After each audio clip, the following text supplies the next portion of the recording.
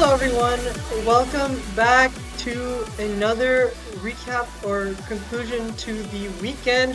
This weekend was the semifinals weekend of Mania 4K World Cup 2024. And of course, it is not a MWC weekend without a showcase, and we're getting a map pool showcase here.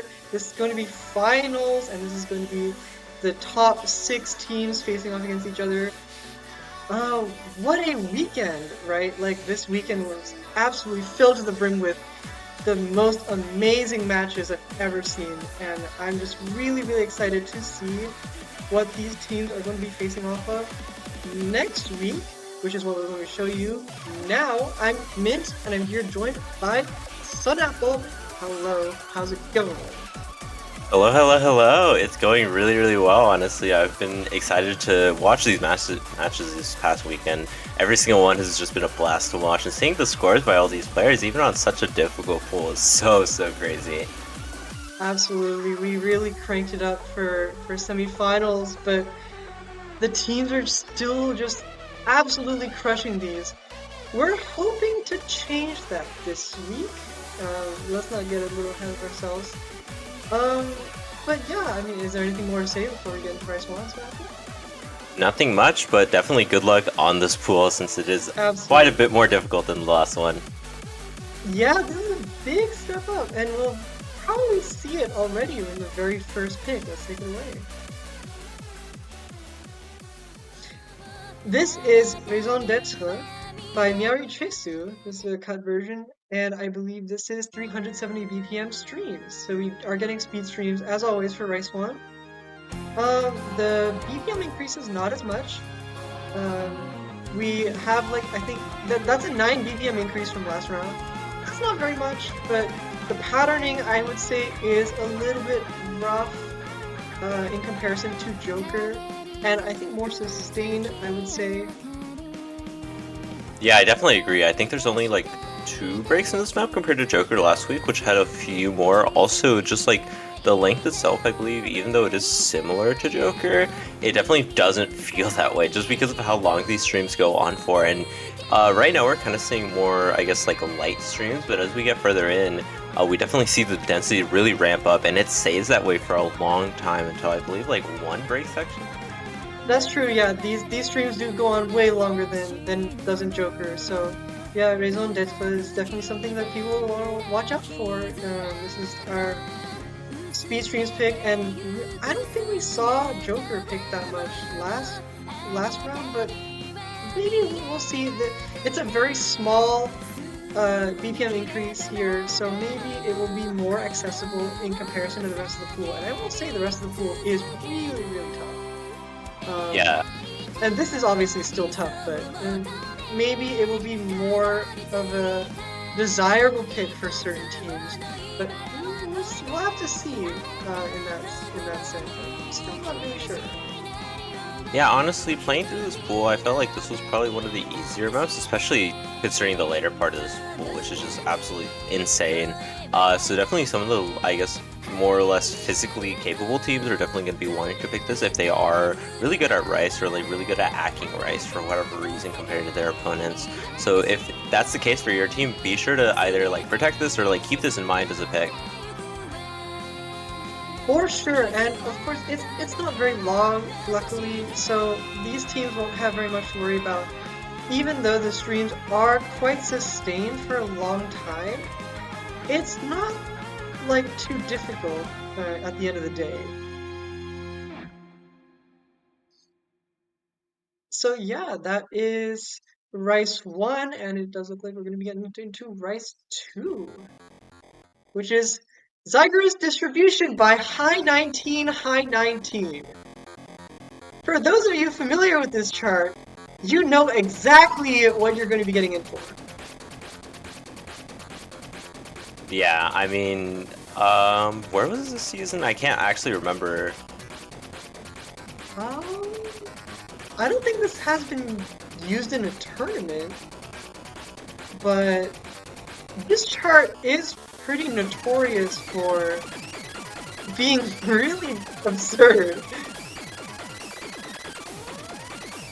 Yeah, I mean, that is definitely true. This map, just like looking through it constantly has been very, very difficult just because of the amount of kind of like trill patterns that are present. We already saw a longer one there, but they're kind of just like you have these streams and then you have to play a trill like immediately after it. And that can be really, really draining, especially on this map. Yeah, for sure. And anyway, yeah, this chart is featured on Flash Revolution. It is like really, really difficult. I think it was released in 2020. We did make some changes to it, I believe. A lot of the more intrusive elements that are not really jump stream focused were edited to be a lot easier, as well as I believe some of the 280 BPM mini jacks are gone. So this chart is going to be easier than what people will be familiar with. However, there's still stuff to watch out for as you see, like that trill right there, and as well the really long like sort of stream sections. Like it's just really really difficult. Yeah, honestly, and that was the only break that you kind of see in this map, and even there, it's super, super difficult to be able to play. We see like the trills, we see like the really weird anchors as well, and then we go right back into like this jump stream, and it's just absolutely absurd for 2 minutes. For sure. And yeah, I mean, it's really short too. It goes by really fast, but it is honestly, in my opinion, it's really stamina draining. Like even for how short it is. So that's might be something to watch out for. It is a huge, huge, huge step up from Uchoten Vivace from last round, in my opinion. So yeah, I mean, let's just get into Rice 3 then, which is our stamina pick. Holy Orders by Valdict and Lemon Guy. Um, this one is 8 BPM slower, but it is quite stamina draining, like significantly more so than Zyger's Distribution. It also has a lot of very like intermission sort of patterns, like streams and 1/3s. So this map is definitely something you want to watch out for. It is 4 minutes long as well. We are kind of pushing into that 4 minutes territory, whereas last round had a 3-ish minute standard pick. This one has, I would say, a little bit more break sections than Black Chocolates does, but it's still really, really difficult in terms of stamina. Yeah, I definitely do think this map, especially compared to the last one, is a lot more, I guess, jump stream focused. There aren't as many like trills that are all over the place. It's really about like anchors and being able to like hit the streams. And as well, something to note, we saw it a bit earlier with one of the breaks, but a lot of the breaks contain like 130 BPM chord jack, I believe. It's somewhere around there, 135, I think. So definitely nothing to really scoff at, especially after having to play some of this jump stream at this speed. For sure. I mean, it just keeps going. It's really, I think the main focus, honestly, is these trills in this chart. These trills just go on and on. These anchors as well, but mostly, I would say mostly the trills because of the fact that it switches between one-handed and two-handed trills. It's just really something you have to watch out for constantly. And playing these jump streams, you really, you can't just autopilot through everything. You really have to pay attention to the patterns. And I mean, I would still like imagine a lot of really high accuracy plays on this, just because I think players like stamina is just like way more insane than like than we anticipated, honestly. But I think this chart we'll start to see some people like get a little tired, maybe like chain miss a couple times. I think that might start happening this round, but honestly, it's hard to say. Maybe we get this like Honestly, really really difficult pattern there. yeah, I feel like that pattern especially is going to be kind of brutal for a lot of players since you have been playing for about like 2 minutes there, and it is like not really at that big of a break, so definitely there, a lot of people will be struggling, and especially after it, just having to go from that to just even more of this kind of jump stream patterns for another like 2 minutes is just absolutely insane. I think you get like one little break at the end, but that's about it. Yeah, this is just non-stop. You really do. Like, even when it's not jump stream, it's like some sort of like anchory jacks with polyrhythm or something like that. You just can't catch a break with this chart.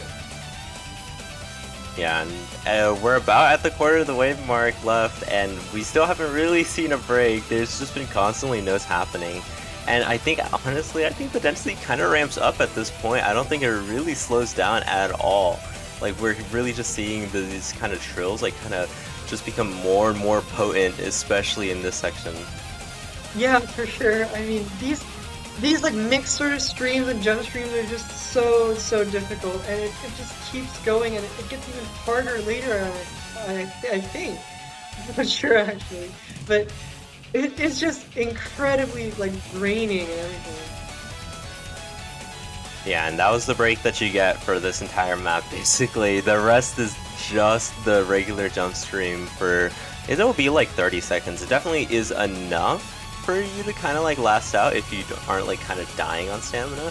So definitely something to keep in mind. Yeah, for sure. I mean, yeah, gotta watch out for these quads at the end, and but that's about it. And yeah, that was Rice 3. That was our stand-up pick. It was 4 minutes long. That's something to watch out for. So let's go into Rice 4, which is our core jack pick, Venus Invader by High Lotto 1.05. This song it is a BMS song. Um, Honestly, it is pretty straightforward chord jack. There's nothing really much to say here. There's a few bursts here and there. But yeah, it is 162 BPM, which is a significant increase from last round, which was 154. That's an 8 BPM increase. The anchors, I would say they're more four-note anchors and a lot more like tricky, sort of like one-handed motions that you have to do in this chart a lot. Um, it is also something to watch out for. A miss could cost you this point, so this is something you need to take into consideration. Yeah, and also this map isn't too difficult, especially in the intro. Like the first half isn't too bad. Eventually we will be seeing like sort of questions, and I think they're here right now.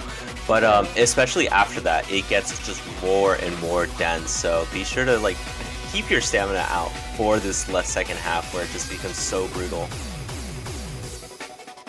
Absolutely. I mean, we're already halfway into the chart, and there's just like we're getting this sort of short like break, and then we're getting straight into these very difficult projects. We're getting these like anchors, like four-note anchors. It's just completely brutal. And these like one-handed sort of motions too, constant in this chart. It really drains your sort of like consistency, in my opinion. Just something to watch out for. Yeah, I will say at like 160 core jack, I feel like this is kind of the point where players aren't too comfortable on every single BPM of core jack. So definitely, I think this will be a much more scary pick, especially for like, I guess not really, kind of just to say like your worst player on core jack is definitely going to struggle a lot. Absolutely. And yeah, that was our race for core jack pick. That was 162 BPM. Let's get into our miscellaneous rice picks, aka our tech picks. This is Fireball by Pizza69. This one is really interesting because essentially what it is you're met with a barrage of sort of like weird and awkward patterning, and then at the very last second, it takes it up a significant notch. So what's going on here? Like, this is a 1 minute and 32-second long pick, and it's just like, it's incredibly short. So it goes by just like that. A single miss could do enormous damage in a match situation. So you really want to watch out for, especially the ending, where it's really easy to chain miss.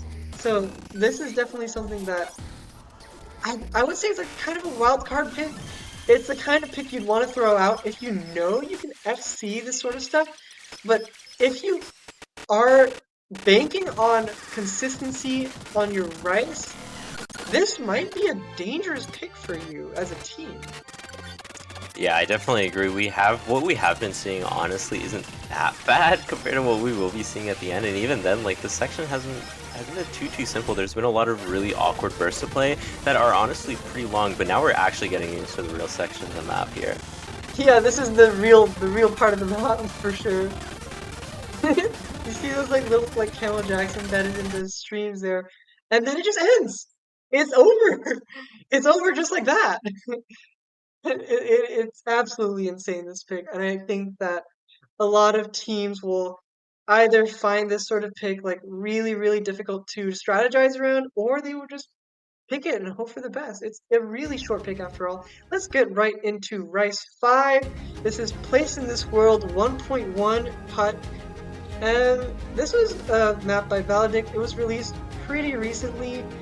And yeah, we're going to be using it on 1.1 as a cut. This is going to be our sort of dumpier missed rice pick. And I think we're already seeing those sorts of dumps kind of embedded within all these sorts of patterns. Like we're also getting a bunch of mini jacks and split trills. But yeah, this is going to be the rice 6 pick. Yeah, and I will say, these mini jacks are really only present in this intro section. I feel like, especially after this, you really just focus on really just the dump stream itself. I think we're getting into this chorus right now, and you're already seeing it. There's such a significantly less amount of mini jacks, and it's really just focusing on how well you can hit these streams, just going from left and right constantly. For sure. I mean, these streams are it's just really, really brutal in this chorus here. It just, those like one-handed trills embedded in those streams are just absolutely brutal, right? I mean, it's just really, really difficult. Yeah, and we do have a break, so it is not too bad in terms of stamina, similarly to all the other kind of dump picks, except for, I guess, Idol in the last pool. But this one isn't very stamina draining, it's really just focused on how fast these patterns really come at you.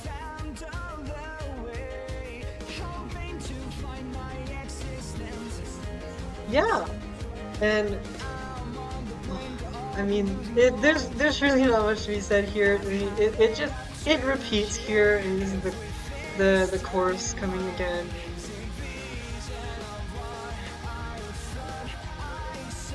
Yeah, and honestly, the streams itself isn't too difficult to, I guess, understand. It really is just being able to like hit them well. I think compared to every other pick, this is probably one of the most simplest, besides maybe like Rice 1.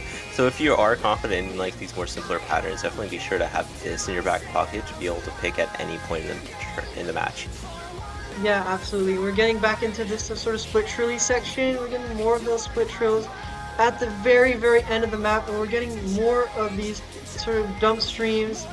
I mean, this part, honestly, those like embedded mini jacks are really, really tricky, so that's definitely something to watch out for. And yeah, that was our Rice 6 pick, and we're going to be moving straight to Rice 7. Uasa no Kaito Shoujo Plasma Prim Hyori Itai Kaito Incho no Nayami.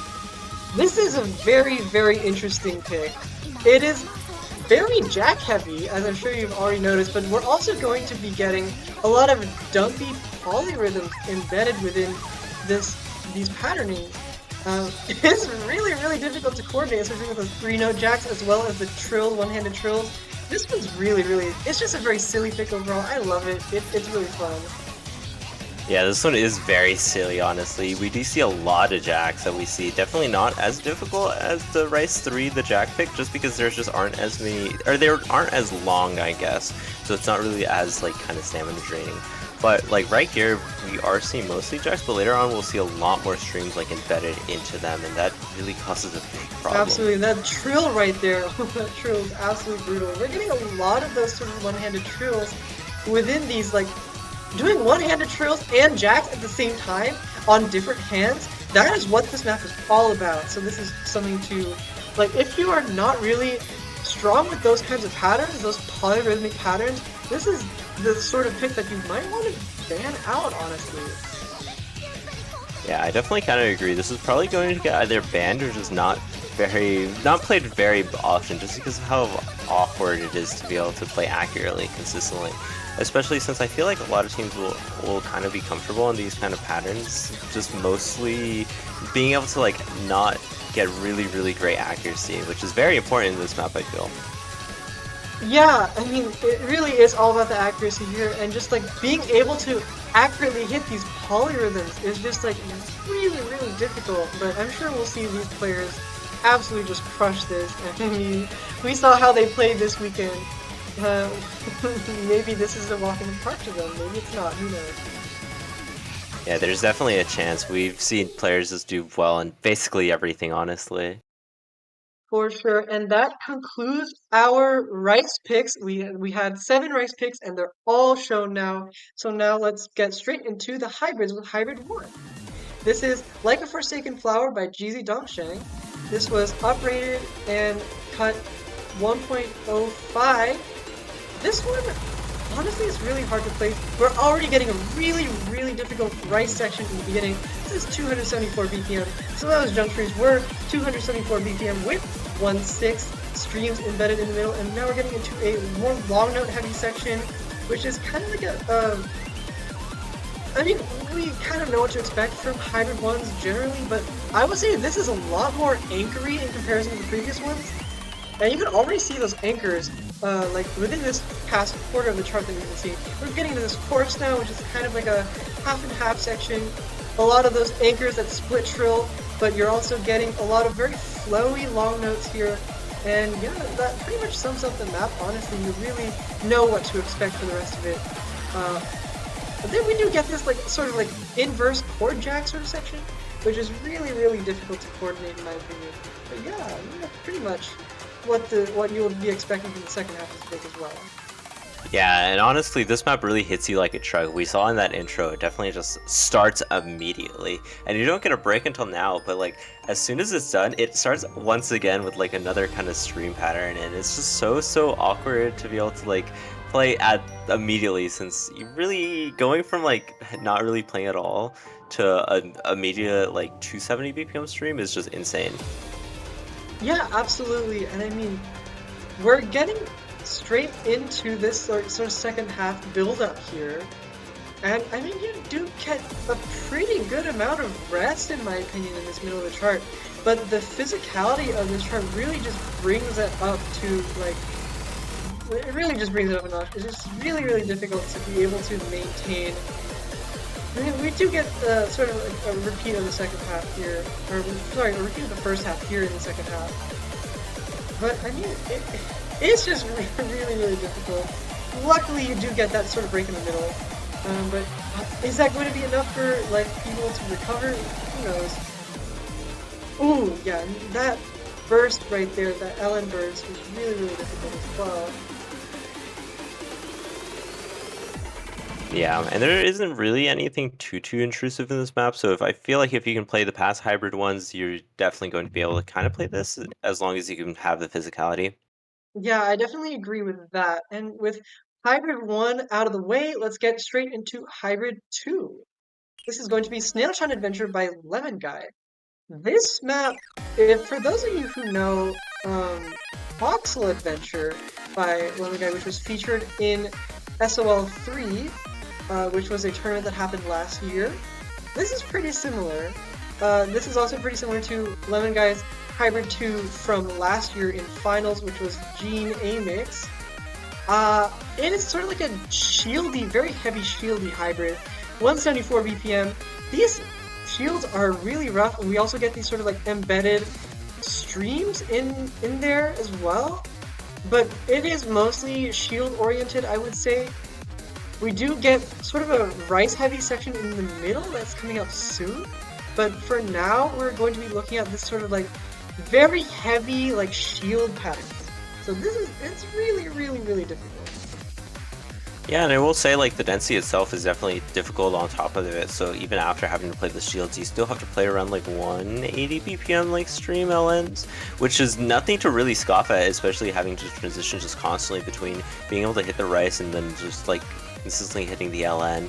And we saw players even struggling last year on that hybrid one, but I don't know how well people are going to be wanting to play this year, honestly, just because of how kind of difficult it is to play consistently.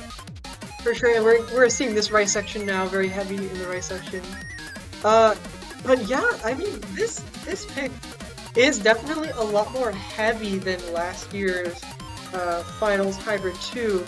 Absolutely is a huge step up from that, but honestly, I feel like it is warranted given the proficiency of the teams on stuff like this, especially considering Jackie picks are often like looked upon as being sort of like the more accessible of the hybrids generally.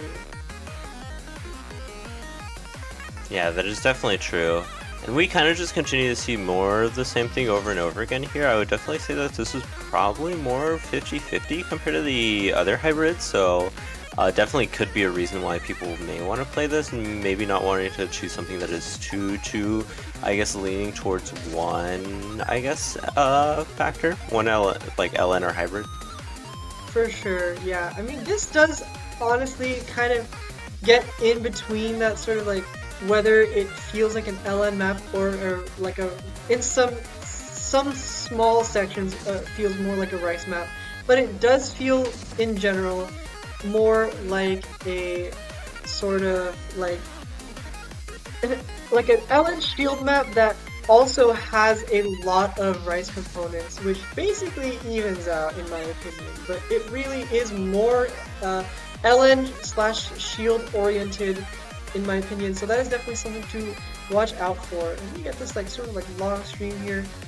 And yeah, I mean that pretty much closes out the map. We get these like streams here. We get these little sort of like mini jack section, and then we're about to close out the map. Yeah, and I mean this map is just so difficult. I feel I'm not sure how well people are actually going to be able to play this. I definitely think compared to the other hybrids that have, I guess, come out, this is definitely quite a big a step up compared to, I guess, even like last map or last pool's hybrid 2. This one is just so difficult. For sure. And as we switch over to the this screen here, just to get some technical difficulties sorted out really quick.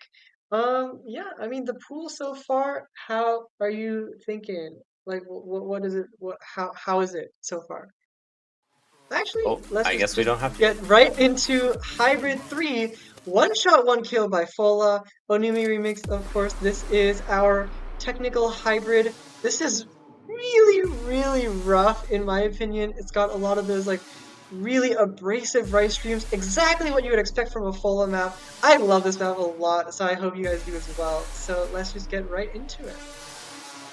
Yeah, it definitely is a step up from the last Hybrid 3. We did see very flammy LNs in the last Hybrid 3, and definitely seeing another one right here. Consistent basically throughout the entire tournament.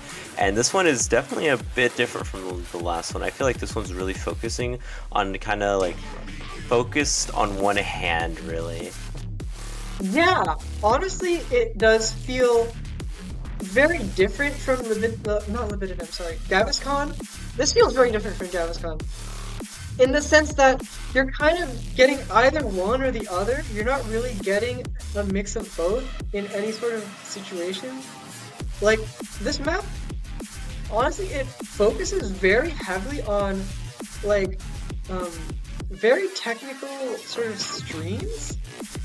Like right there, that is the majority of the difficulty of the map, in my opinion. Like these sorts of like interruptions of the elements. Element honestly not too bad. So I guess the note count, the object count here is going to be quite misleading because there are a lot of LNs in the map, but this does honestly, to me, feel more like a rice-oriented hybrid, like a stream-oriented hybrid specifically. Yeah, I definitely agree. A lot of the streams in this map are just so brutal to be able to play like consistently, especially even just transitioning between like the LNs. The streams just are so difficult, and we're already seeing one that is just going on for so long. Yeah, I mean these extended streams just go on, and it's really all about being able to on demand play one type of like style over the other, and because it just keeps switching constantly, so you really don't really know what to expect unless you can like predict somehow like what's going to happen, and that's really difficult for a map like this. Yeah, and this map is decently long, so you do have quite a bit of room to be able to take a miss or two, though I'm not sure whether people are actually going to be able to consistently FC this, even if like they do have a really good run. Yeah, for sure. This is really difficult to even come close to FCing because of the fact that all of these like sort of one-handed patterns that kind of occur are just so brutal, and it's really easy to mess those up. But in my opinion, it is a bit easier like physically than the rest of the hybrids. So maybe that is something to keep in mind as you're strategizing those picks. And yeah, that was our hybrid 3. Of course, that is our last hybrid, which means we're now done with hybrids. We're getting into LN1, which is our coordination pick. This is Nanahoshi Kangen Gakudan featuring Hatsune Miku, Build and Scrap by Heart Lottery. Yeah, and I feel like this is very, very different from the last coordination pick. This is a lot more focused on kind of like uh, Jackie LNs, I would say. Kind of similar to very like timing hells in the past. And that is definitely kind of what it feels like. For sure, and I absolutely agree with the reference to Timing Hell here because this is absolutely, you can tell just by playing it that this is very heavily inspired, if not directly inspired, by Juan Crystal's Timing Hell maps. And I mean, you can really just feel it in the song choice, in the sort of pattern style, everything, it just feels like one of those. This feels like a throwback to 2019 when we had maps like that. And I mean, you can really just. This map is quite long, 3 minutes 22 seconds. So you have to sustain that like level of full focus and coordination for those really, really tight releases and such. For that long, and it's really, really demanding. It is honestly harder than something like number 39. But yeah, it's just a really tiring pick overall. But it is really, really fun, so I hope you guys enjoyed this. Yeah, it definitely is super tiring, as you were saying. A lot of these, I guess, like kind of LN, not anchors, LN like shields cause a huge difficulty for players, I would say. A lot of places where you can kind of get a lot of 200s as a result. For sure, you can definitely, there's so many spots where you can just easily drop 200s. Getting a low 200 count is what you need to prioritize as a player here when you're playing against like certain teams. It's just really, really like difficult to be able to minimize that 200 count. And not to mention your ratio as well, having to focus so heavily on being able to accurately hit these patterns. You can easily slip up and find a miss or two.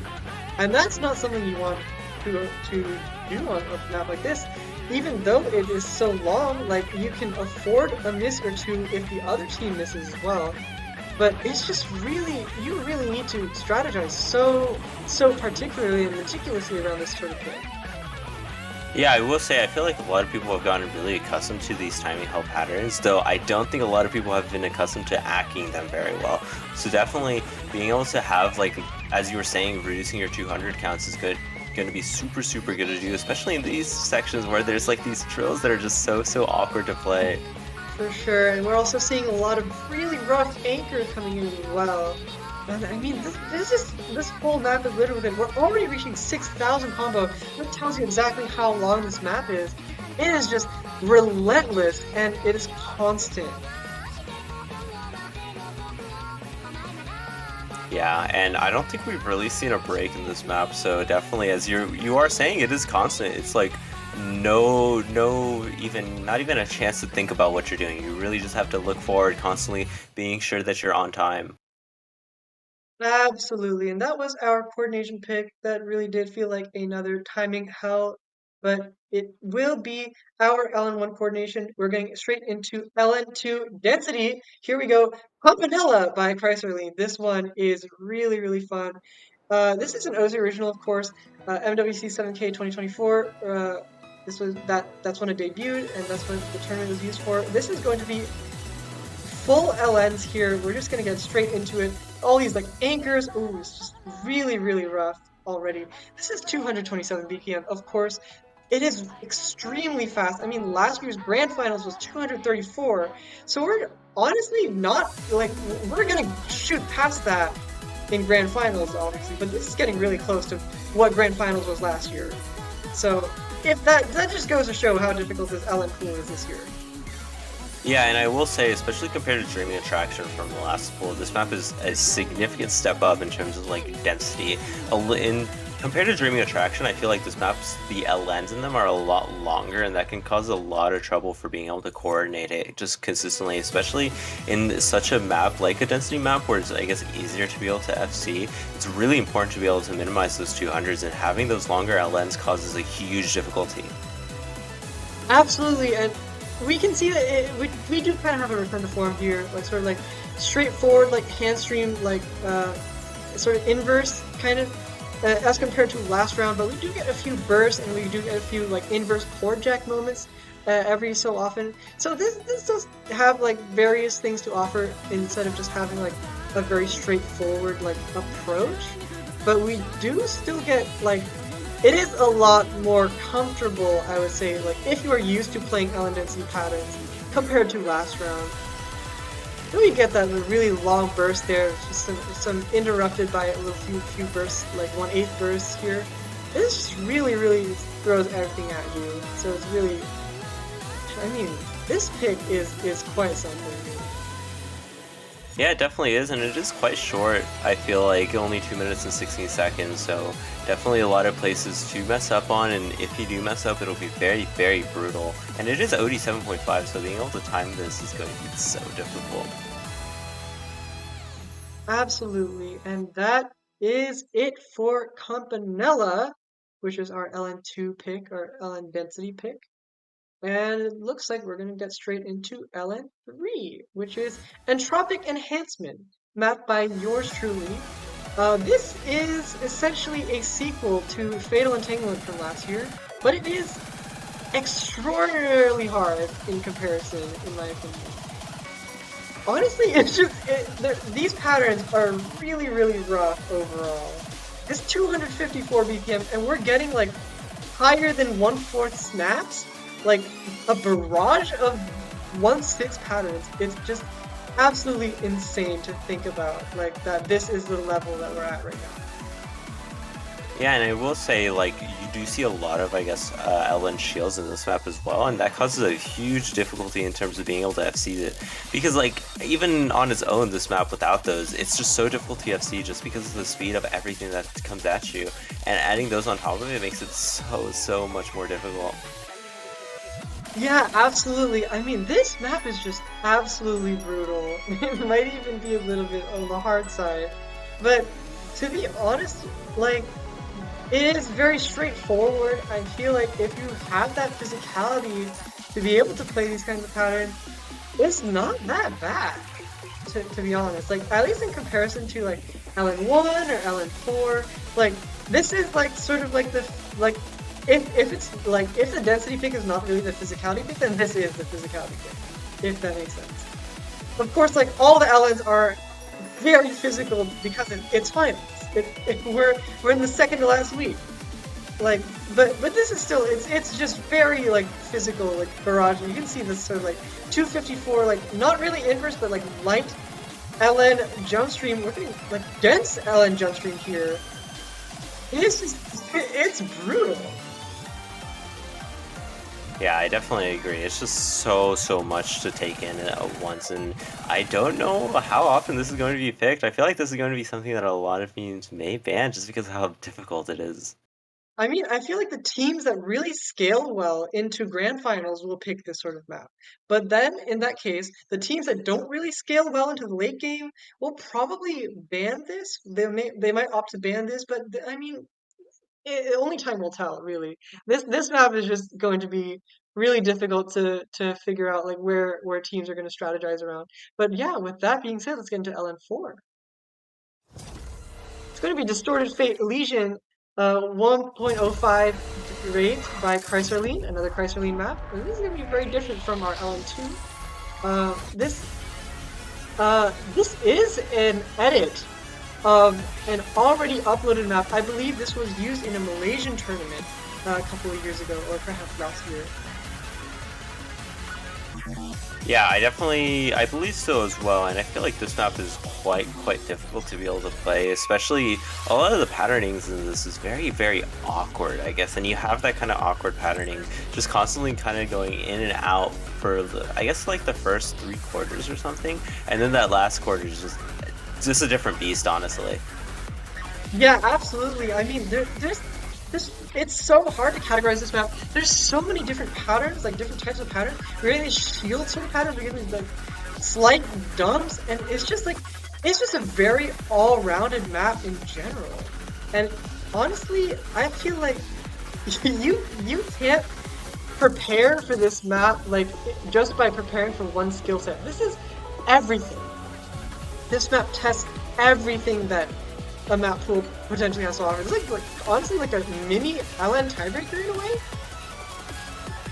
Yeah, I definitely agree with that. This is definitely a good pick if you're comfortable on every kind of patterning of LNs, though I don't know many teams that'll be able to do that. And I mean, we will be seeing, I guess, more density sections coming up right now, so maybe some people will feel more comfortable on that, but even after that, there's just a different kind of pattern, and just that's just, oh, it's just so difficult to be able to play consistently, especially. Absolutely. I mean, these staggered releases and these like jacky, streamy sections, it's just you really can't like accurately like handle a lot of these like in my opinion because it's just a barrage of these sorts of patterns. It's really, really difficult. I mean, our replayer here is handling it just fine, but again, like it is just absolutely brutal. Like some of these shields, like are really, really tight and difficult, and it's just so you really can't like predict where the song goes either. So it's not as straightforward as like LN2 or LN3. Yeah, I definitely agree, and we are getting up to this ending, so you do get, I guess, an easier section to end off on, but does that really mean anything when the first entire map was just so difficult? Yeah, absolutely. I mean, you really can't catch a break for a lot of this map. So, yeah, there's not really much else to say. But aside from, okay, so now we're done with all of our LN picks, which means only one thing. It's SV time. Yay, we love SV. Oh, I mean, this one is absurd. So let's talk about this for a little bit. This is mapped by Hyper, but we are seeing a lot of the patterns and SBs from Pacharaj as well. Pacharaj worked a lot on this map as well, alongside Seal, which we can see here. So this is a three-way sort of collab. Um, it's really really interesting. We're getting these sorts of like teleports and jumps and these zero BPM gimmicks. This chart is just really relentless in that regard. yeah, this first half is pretty memorization heavy, so be sure to check the editor for this especially. It's very important to be able to make For sure that you're sure. hitting on time. Yeah, and those LN releases, some of them will also be kind of misleading. Like that one right there, like you probably just have to like tap and release, but it looks like a really long note. So if you are sight reading this, you might be like, oh, it's a long note. I need to hold. But no, you don't. It's really, really difficult to be able to get these sorts of patterns down.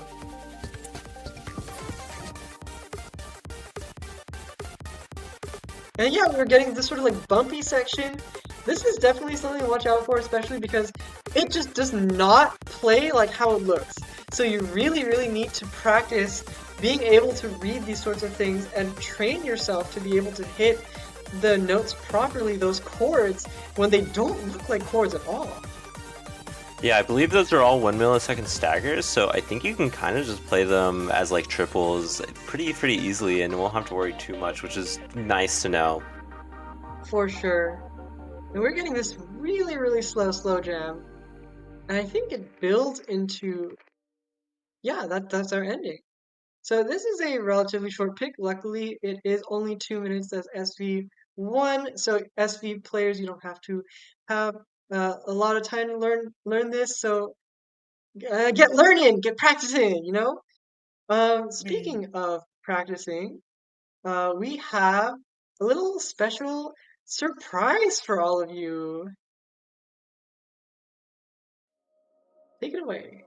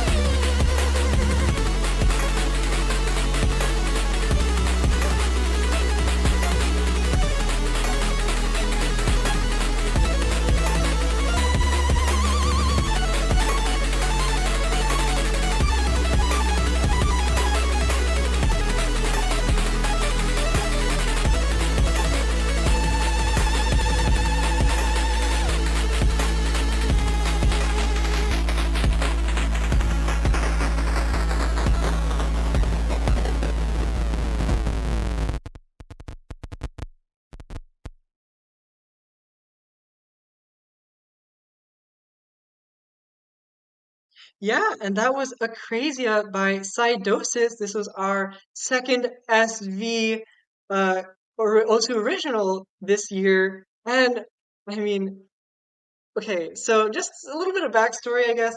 Both of the SV artists this year requested specifically to make a song for SVs, which is why we were very willing and gracious to let them do such. I mean, both of these artists come from Osimania.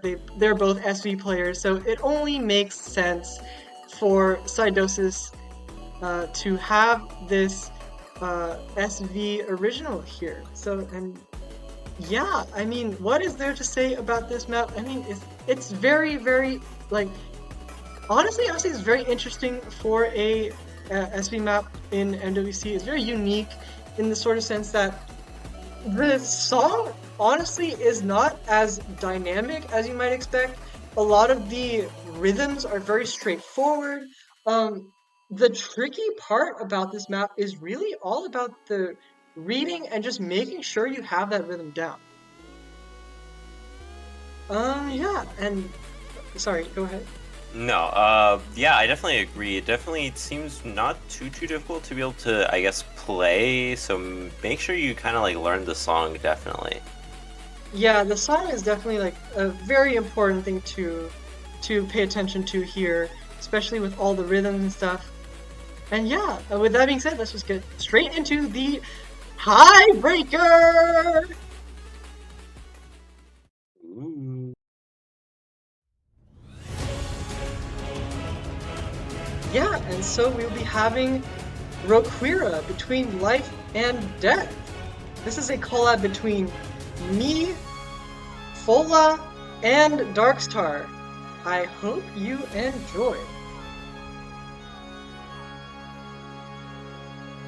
Yeah, and I believe this map is around 7 stars, so be sure to, I guess, keep that in mind. It's not too huge of a deal, but I think it is, like, doesn't really show its difficulty in its fullest, honestly. This map is so difficult. Yeah, this map is really, really difficult, honestly. Like, there's just, I mean, Fola and Darkstar have been sort of a staple in the past couple years of MWC mapping. So we kind of know what to expect with their patterning. We're getting straight into a Fola section right here. I mean, you're already seeing this sort of like staggered, very like rolly sort of LN patterns. This is really, really rough.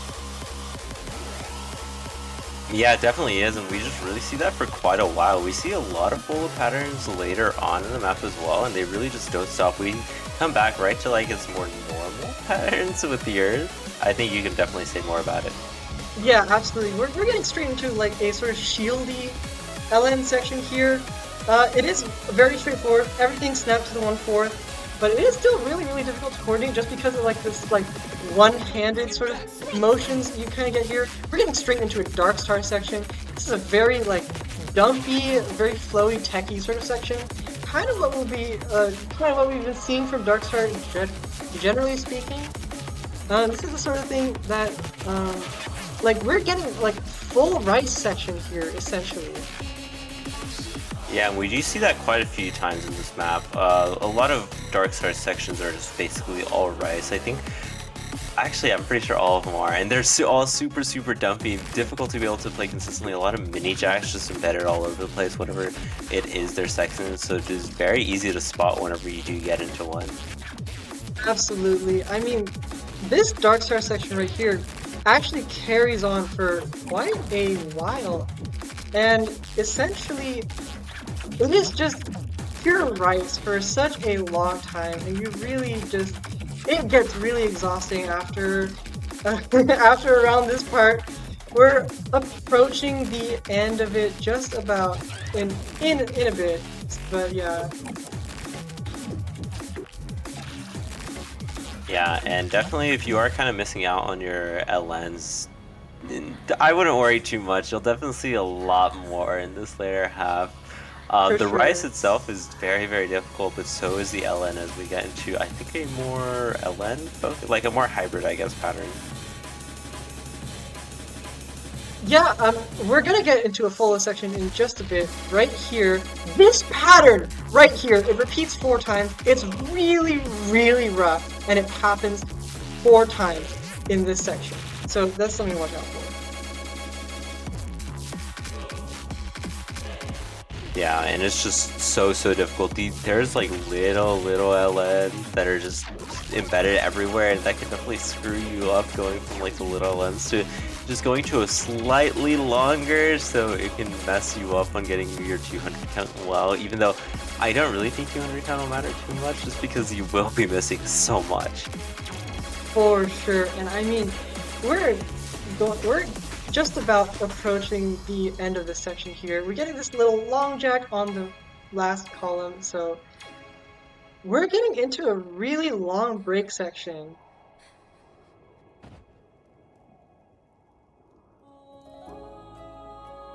And so, we would like to take the time to thank our design department again for both SV2 and the tiebreaker. As this break section is panning out, let's take a quick moment to thank Zeth for the graphic design for Acrasia, as well as video design coordinator Sakura06, as well as the mapper, the Funk, and replay Yapayugan. And for this map as well, Sakura06 with the background and as well as the storyboard, I believe. Okay, I'd have to double check that. I'm so sorry. But yeah, we're getting right into the LN drop here. This part is really, really difficult. It's a lot of like flowy, but also jacky sort of motions here. This part is really, really difficult, in my opinion. Yeah, and I mean, we do see, I guess, a step up in difficulty in this last quarter. I feel we've been really seeing not too difficult LNs, but definitely right here, the density ramps up just so much. And there's just so many places where you can take just a random miss or random 200, and that can definitely just screw over your whole run. And keep in mind, this is finals, and most likely when you're going to be playing, this is going to be super high stakes. So be sure to not get too Absolutely. tired. Yeah, this is just really, really rough as a map, honestly. Like, the pattern, there's nothing, like, non-technical about any of these patterns. We're getting into a full section here. Everything about this map is just relentless.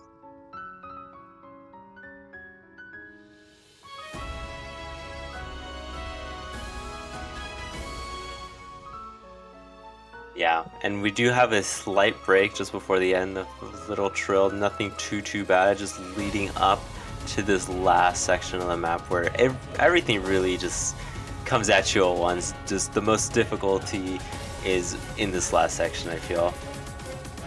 For sure. I mean, this part, we're getting into, like, this mini Jackie section, and then straight into I think the last Fola section, we get these like really weird flams and trills. It's just everything is thrown at you here in this ending part. Yeah, I think especially those trills are just somewhere where a lot of people can choke on just because of the speed itself. And now we're getting right back into Rice with the Dark Star section. We're just seeing another step up from the earlier one that we saw a while ago. And it's just so many places for you to just tire yourself out, because keep in mind you have been playing for basically the whole map at this point. For sure. I mean, this map is just absolutely brutal the whole way through. And I mean, I'm really looking forward to seeing some teams potentially play on this. I mean, you never know.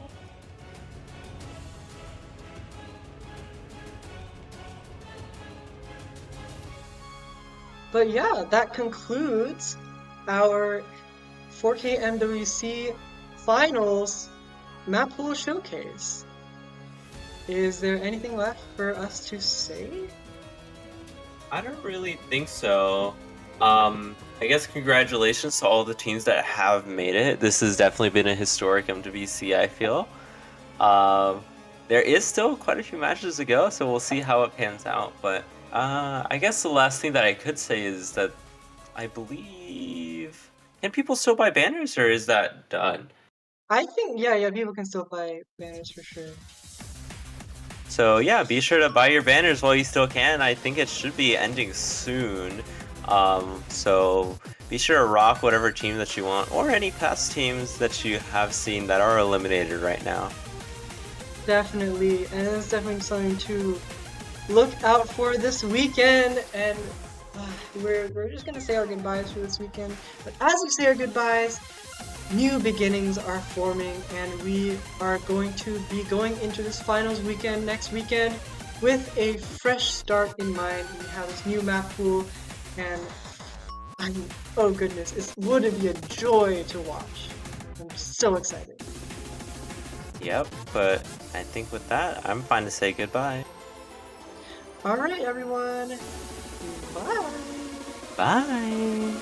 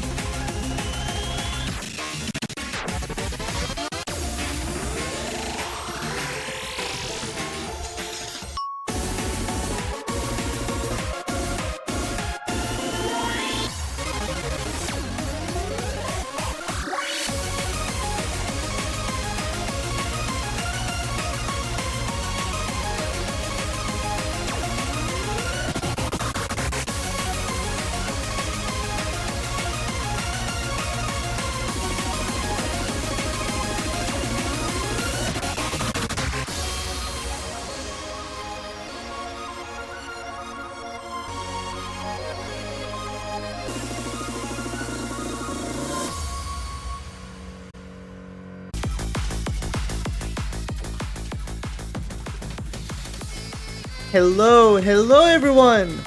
Welcome to this match between Chile and China. We are right now here in the Oceania 4K World Cup 2024 in the finals weekend. I'm Siloes Kaels, one of your commentators for today, and man, this match is going to be very interesting. Like, both teams have amazing players that are there, and I can't wait to see how they're both going to be performed. Honestly, it's going to be very hard to guess this match because both of these teams are capable in every skill sets. I think to put it in perspective, let's look at their semifinal statistics real quick. Okay, so we can see that in the semifinals round, there we go. So before I continue what I was about to say, commentating with me in this match is going to be none other than Sunapple. Hello there, how are you doing today? Hello. I'm a bit late. I was in the shower and then mistimed it. But I am so excited to be here to watch this match, Chile versus China. Honestly, this is going to be such an interesting match. China is just such a good team and has been on the up and up every single year. Same thing with Chile, honestly.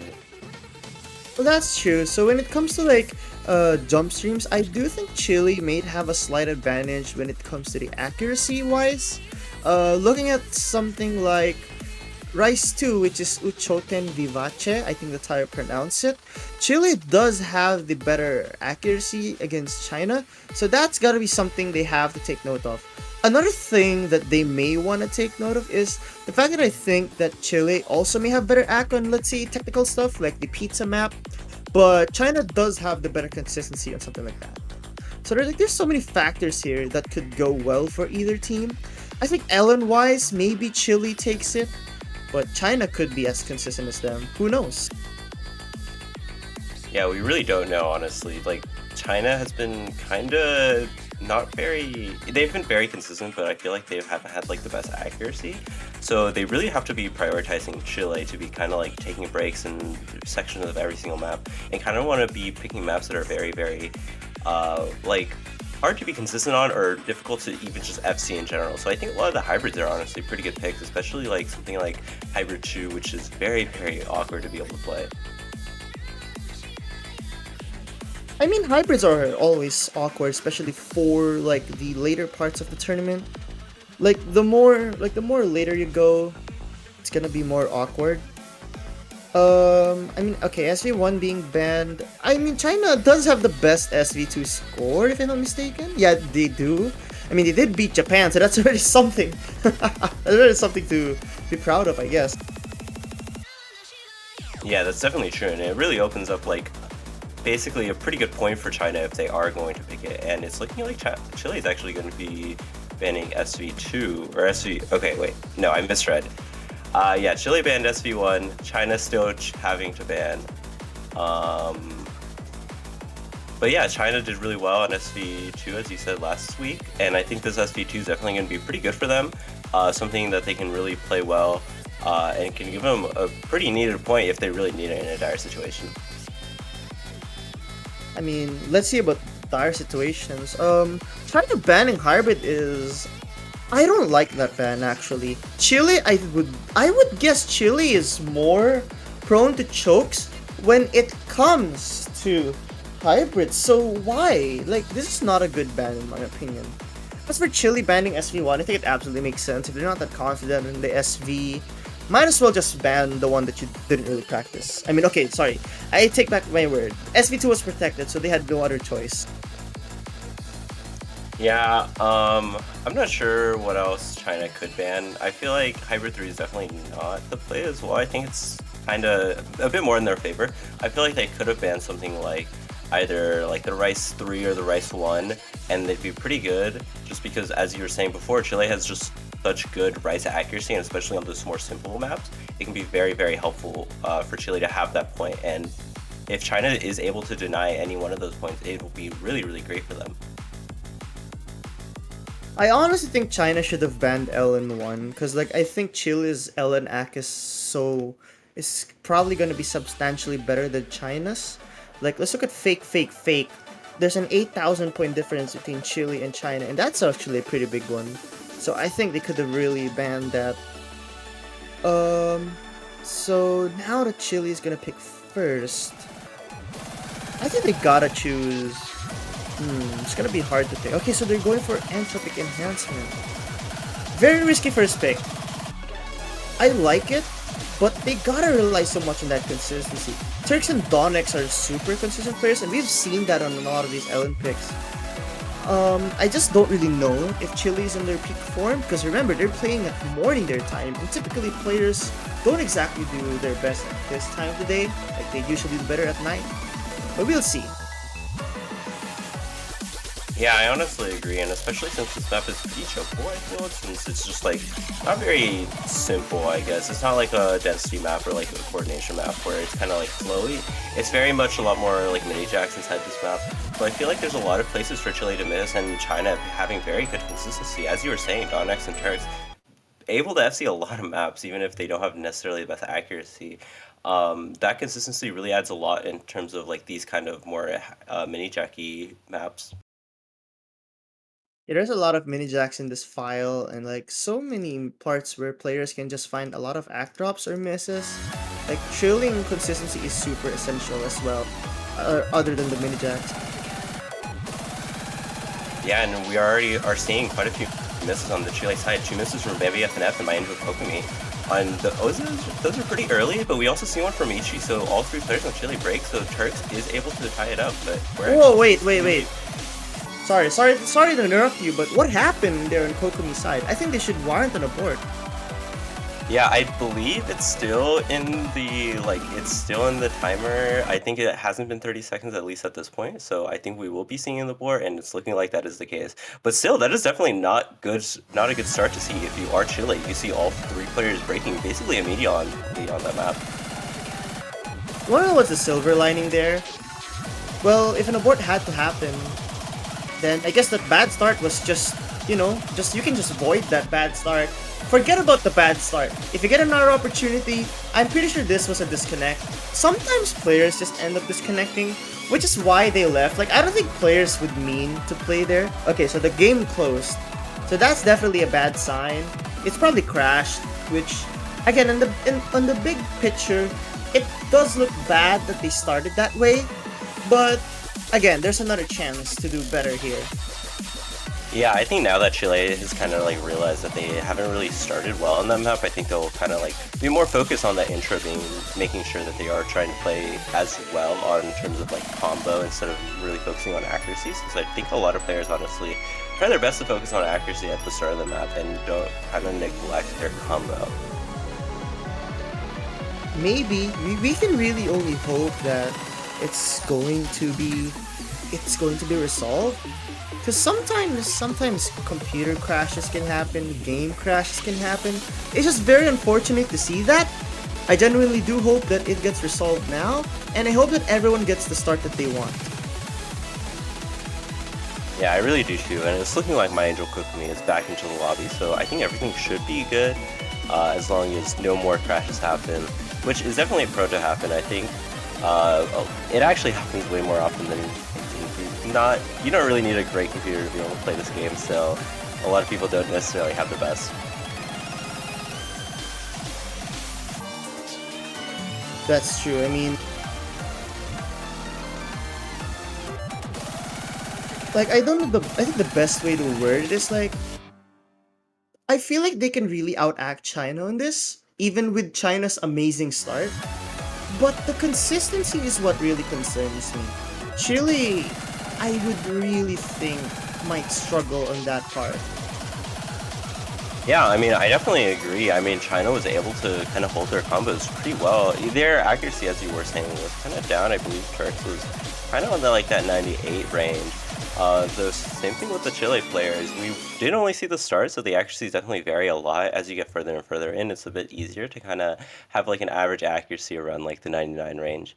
But still, this map is decently short. It is only 2 minutes, so even beginning breaks is kind of bad. But we will be seeing the map starting once again. Definitely, short drain time definitely is gonna hurt a lot when you miss. Oh, as I say that, Bambi finds a very dirty drop, which is not a good sign. But Muchi sorry, not trades. I'm so sorry. Like 2 misses on the Chile side has happened, and now this really concerns me because China's Zac is starting to be more stable now.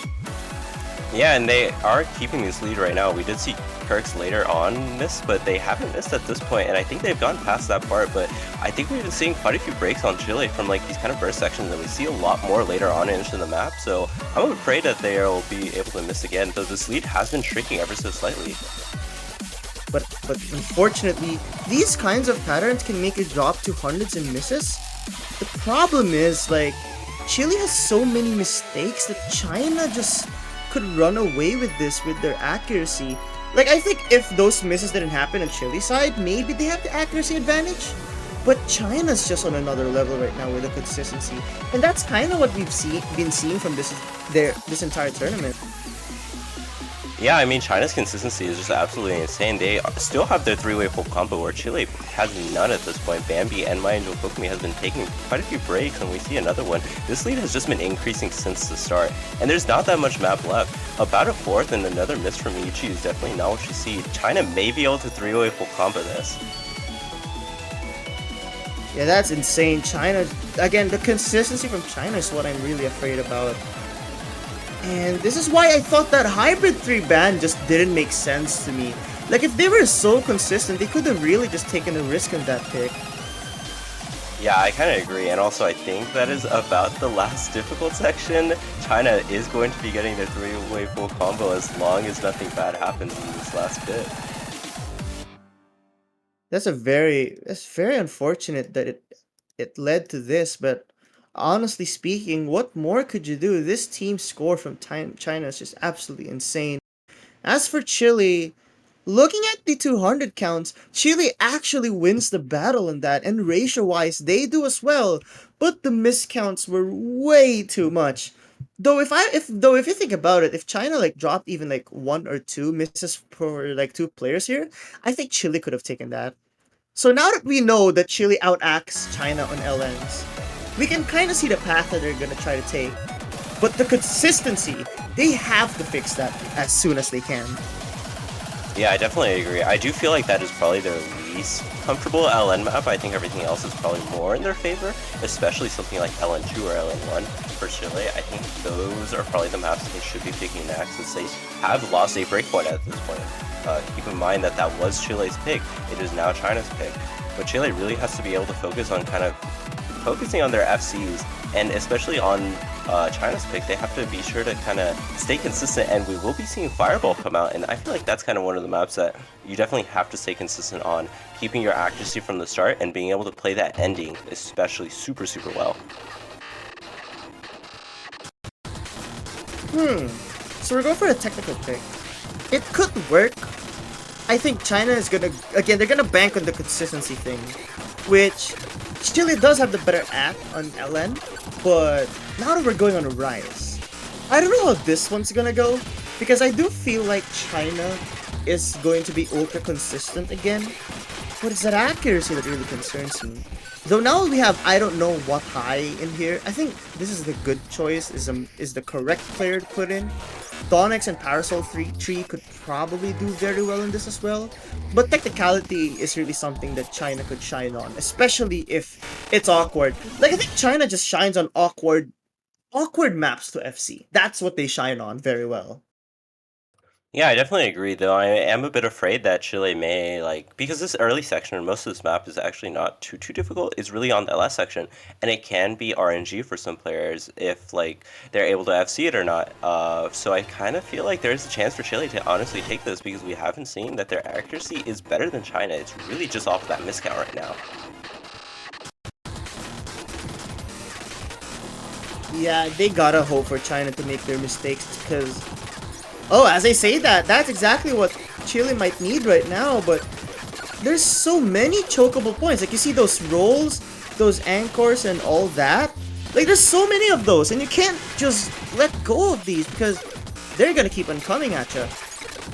Yeah, you definitely can't, and this map is pretty short, so that miss from I don't know Wati is actually pretty big, even though it was from the start.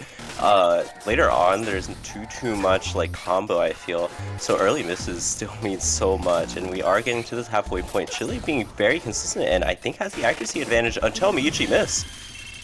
But that's not gonna matter as much, because I don't know what High's accuracy... I don't know what High's accuracy is worse.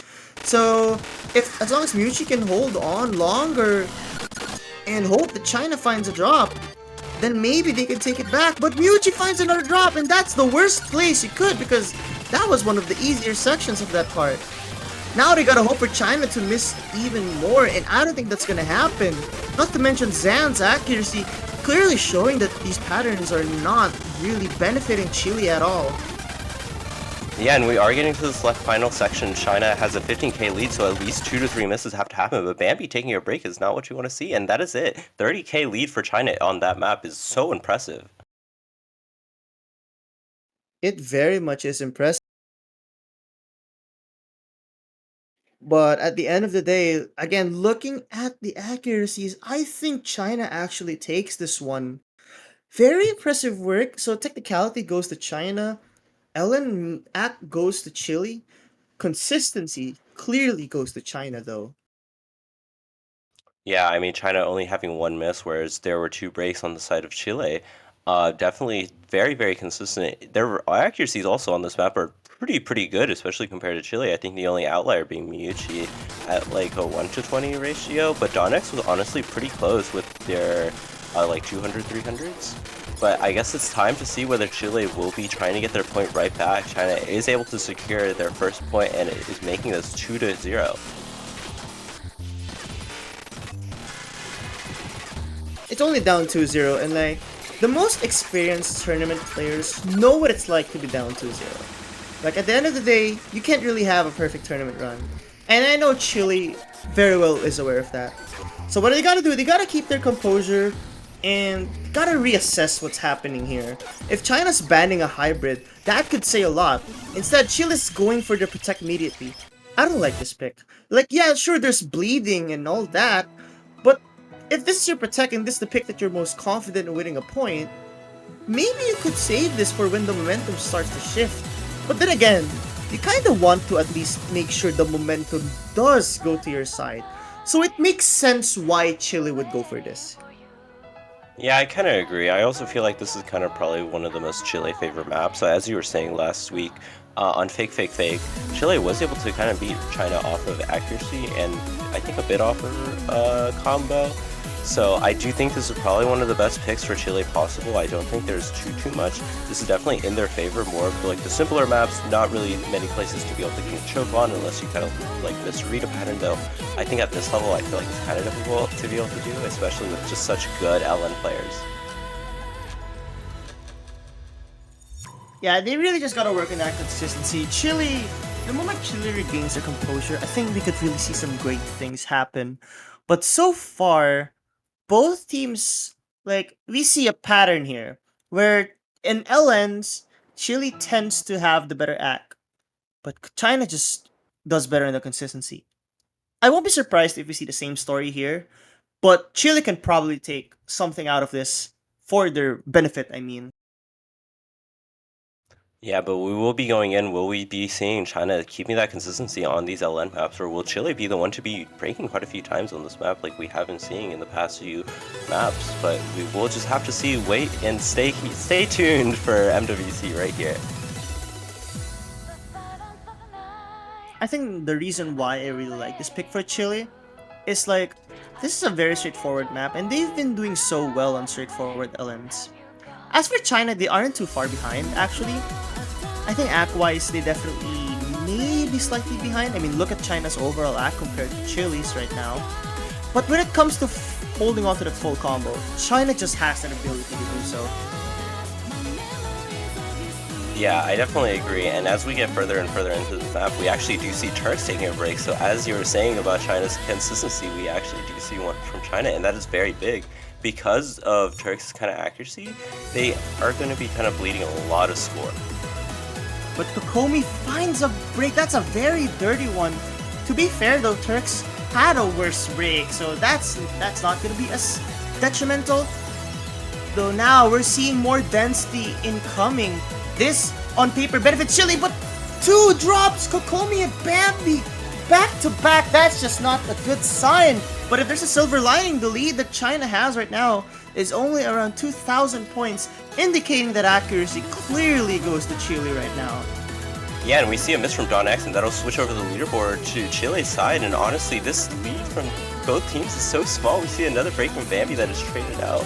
But 1k lead is almost nothing, especially in terms of this kind of map. A single miss can mess you up. A few 200s from any of the Chinese team can definitely swing it over. It's slowly shrinking and shrinking as we get further into the map. Who is actually going to be winning? It is flickering.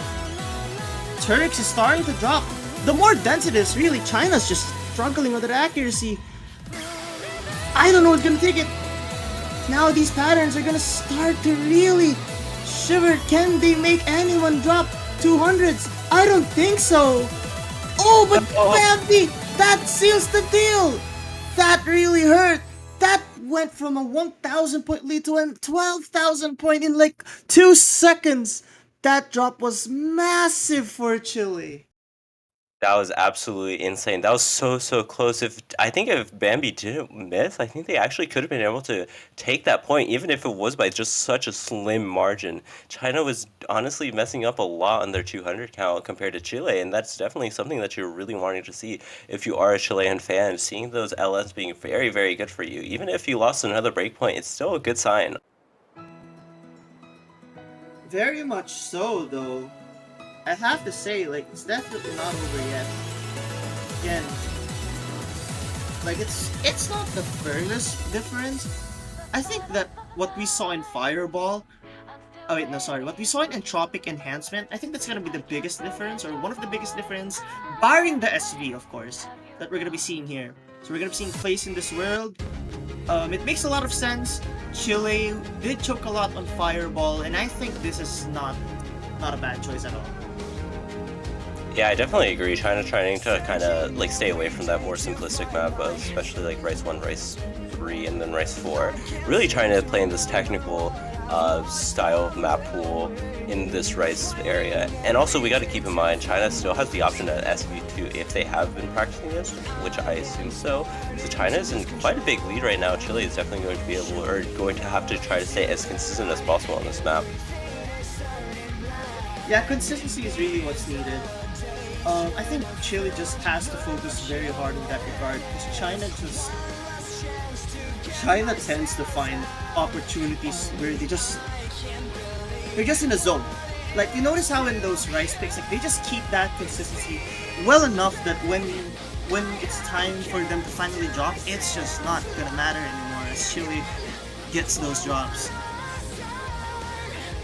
Yeah, and I think this will be the same lineup as in Rice or as in Fireball. So this is probably going to be the Rice lineup for both teams, and we will be starting this map. I think it's pretty important for Chile to be able to consistently FC if Miuchi is able to hold their combo because I think they've been missing quite a lot on a lot of the maps that they've been playing. If they are able to hold that combo, it'll be super, super good for this Chile team, and they may be able to honestly take a breakpoint on this as well. It really is indeed that. I don't know, like what I'm just fearing is like this map has so many chokeable patterns. Like you see those rolls. There's a lot of them. Like this is like valid kind of mapping where it just really makes you nervous all throughout. And I just think that consistency wise, China just really has been on the driver's seat this entire tournament. Yuji finding a drop early on. Luckily, it's not too late yet. And there's still so many sections where these players can find drop. Yeah, and that consistency, as you were saying, definitely still showing for Chile, kind of taking breaks everywhere. It's not even just one player, it's really all three of their players on Chile that are kind of struggling. But we are a quarter of the way through the map. This China lead is very slim, honestly, considering that Chile did break quite late into the map. I think it was around after the 400 combo map or point. So this China lead is pretty small. One miss will definitely swing it over immediately. But we actually see Bambi taking a break. Yeah, and thankfully though, the accuracy drops weren't too much. But China does have a lead even in the accuracy department because we see like double 99.7, 99.8, just really up there. Bambi finding a break on that break section is definitely not what you'd want to see. Again, like this map has so many technical parts. You do not want to mess up on those easier sections because these are the times where you can really recover from those. Yeah, and we haven't seen this lead honestly been increasing since China has gotten it. These Chinese players have been super, super consistent, even on their accuracy. We do see a miss from Bambi, but it's immediately traded out, so there is basically no difference in terms of the lead. And it was on the lowest accuracy on China, so it doesn't mean that much. Yeah, but that's still gonna cause some dent. Never mind, as Bambi finds more misses. I think this map is this is the anti-Chile map in my opinion. Like exactly what China wants to go for. Maps that feel like forever and are very chokeable. This is exactly what China wants to go for, and they really hit the mark in picking this pick. Yeah, I definitely do think this is probably one of their best picks. I mean, we're seeing this 27k lead, even with China taking a few misses, and we are getting to this end. I believe China will be taking another one of their points, even with a few misses from I don't know what. It doesn't matter just because this lead is just so big. China up 4-0 against Chile. It's not over yet though. You gotta remember, like as long as the team hasn't scored 7 points, nothing's over. Like, you can't just hold on to that mindset where it's over after winning a few picks, because anything can happen. And I really hope that both teams are aware about that. Like, no matter what happens, they gotta keep their heads up. They gotta stay in the match, because nothing is over yet. And I know very well that Chile is preparing to go for everything that they have now. LN1 being picked? I mean, to be fair, what else do they really have? I think this is one of their best chances, really. Yeah, I definitely agree. And also, I do want to say, China, as we get further and further into this match, China does lose out on quite a few more of their more comfort picks. A lot of those technical maps. We only have, I believe, like one more left. So after this, China will kind of be struggling to be able to pick maps. They still have that SV2. They still have that Rice 7, I believe. But if Chile are able to take any one of those, it'll be pretty big for China, or for Chile. That's true. I mean, I really think there's an opportunity for Chile to get this, especially considering that we've observed that LN Act can really go to Chile should they keep that consistency. But that's something that China just can power through. Like they have the consistency that no matter if the other team can do better in accuracy, if they can be consistent enough, they can just win anything really. Yeah, that is definitely true. So we will be having to focus on those players, especially just to be able to make sure that they are staying consistent as possible.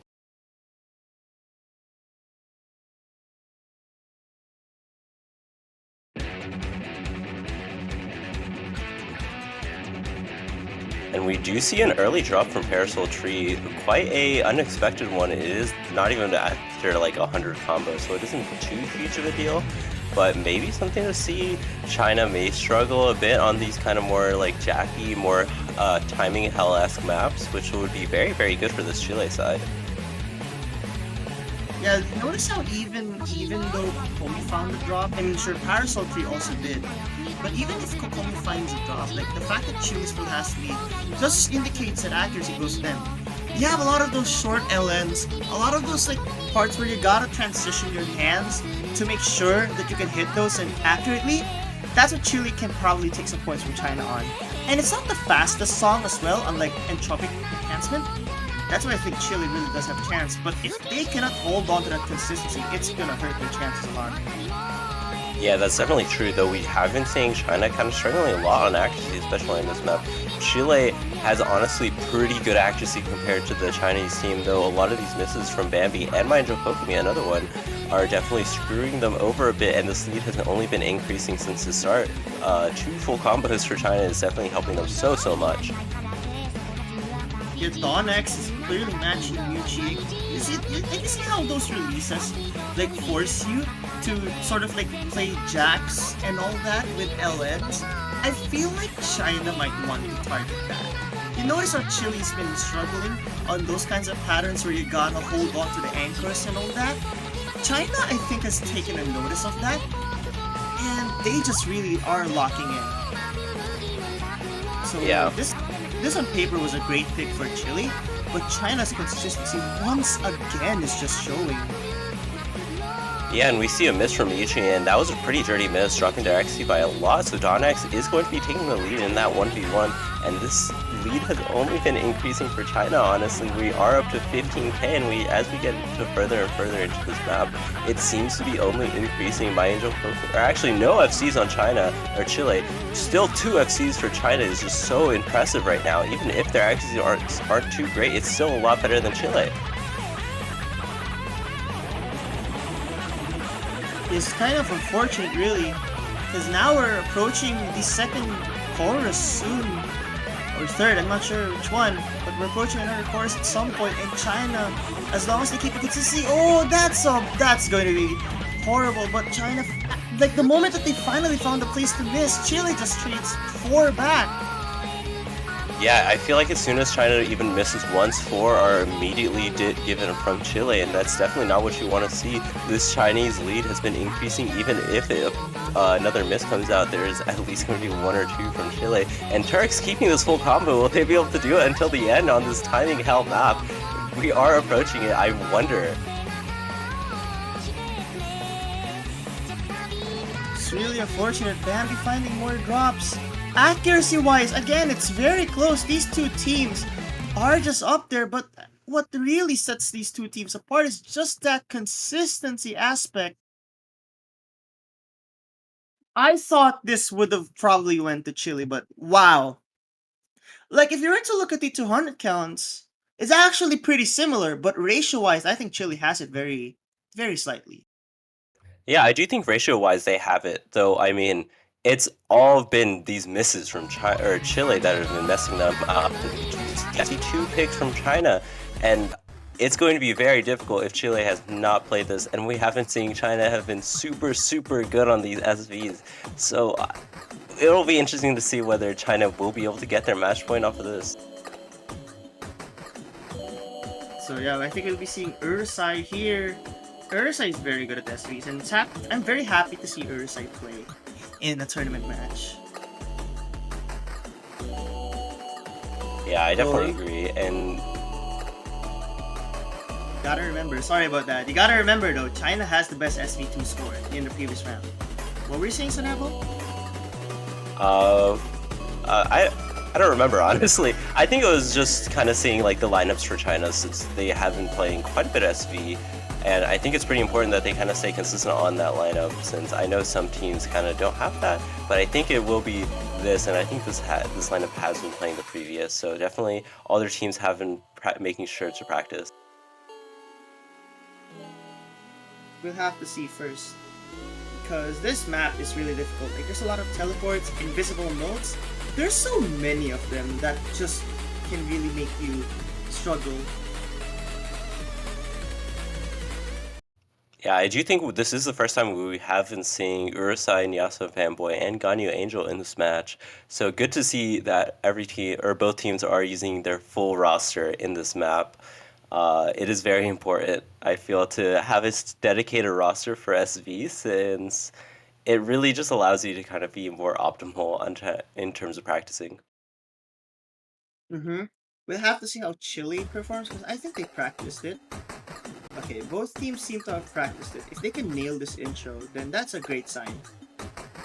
Some pretty rough starts for Nyasan Fanboy, but to be fair, this intro is extremely hard to accurately hit.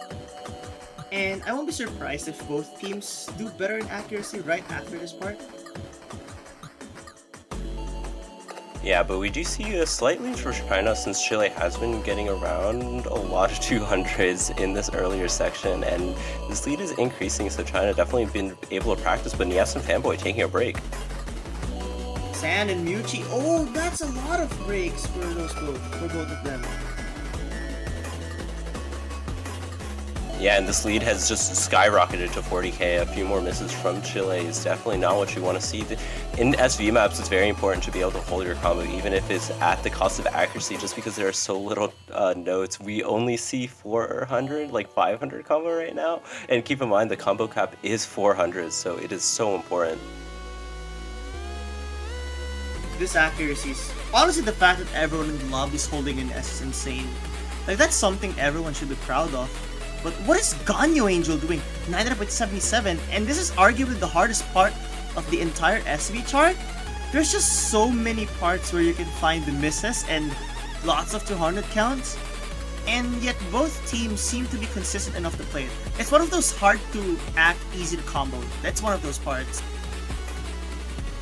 Yeah, though with that being said, Chile have been taking quite a few breaks. They have stabilized since that start, though it's really been kind of hard with Ganyu Angel and Don X around that 99.6 range. Absolutely insane performances from everyone. Again, the fact that they're holding combo just goes to show that everyone definitely prepared for this. China just has the SV advantage, and I think it's clearly showing. Yeah, I definitely agree. 200k lead is kind of hard to come back from, especially with about an eighth of the map, so I believe China should be fine. We are getting to this last SV section. I think unless like gamma rays come out to hit the Chinese team's computers, I think they should be fine, and we'll go on to match point right here against Chile in the losers bracket finals. So yeah, we'll have to see what Chile has to go next. Maybe LN4. Honestly, I don't think the hybrid... wait, no, actually, I think Hybrid 1 is going to be the pick that Chile has to go for. You've lost all LN picks, and China banned one hybrid. Why not go for a hybrid then? Yeah, I definitely agree. I feel like something like Hybrid 2, as I said at the start, is probably a really, really good pick for this Chinese team. Either that, or maybe they want to go for this Rice 7. Maybe they just want to pick out this final techie map. Though I don't think that's probably going to be the best. It's pretty jacky, so I do think Hybrid 2 is probably a bit more in your favor. Because it's not like... it's like Shield Jax, but we actually will be seeing LN4. Oh wait, this is Chile's pick. Okay, never mind. That is correct. Yeah, exactly. I was thinking. I don't like this pick. I mean, okay. Sure, your best skill set is probably LN, right? But you've lost 3 LN picks. Why not try something different then? Yeah, Especially if your opponent banned a hybrid. Why not go for a hybrid then? Yeah, I honestly definitely agree. I feel like since we have been seeing Chile very much messing up on these kind of LN pick, we should at least see a more simple pick, like a rice pick, or even, as you are saying, a hybrid. I feel like hybrid 1 could be a very good pick for them, just because it is probably the most simplest of the hybrid maps, and could be in their favor, but we will have to see how well Chile plays on this LN4, and it's pretty important that they take this map, or else they will be out of the tournament and will be eliminated in finals. We'll have to see first though, because again, 6-0, right? And there's no more SV picks. So that just means one thing, and that so many opportunities are still up ahead. I wouldn't give up if I were Chile. I know there's always going to be a potential. Regardless of what happens, like if you're down 6-0, down 5-0, as long as the opponent is not at 7 points, a win hasn't been secured yet. That is definitely very true. There is a possibility of Chile making this comeback if they are able to take this map. If they do have to make a comeback, keep in mind, Chile will still have to be picking this map, I feel. There aren't that many picks left for them, so if they are able to win this map, it'll be a super good morale boost for Chile, and definitely will give them an easier path to victory than what they need. But we will just have to see.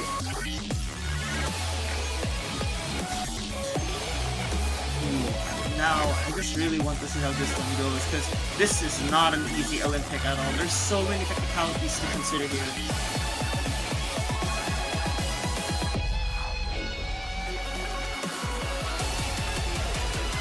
Yeah, but I believe we will be seeing this at the same, yeah, I think the same lineups as we have been seeing in LNs.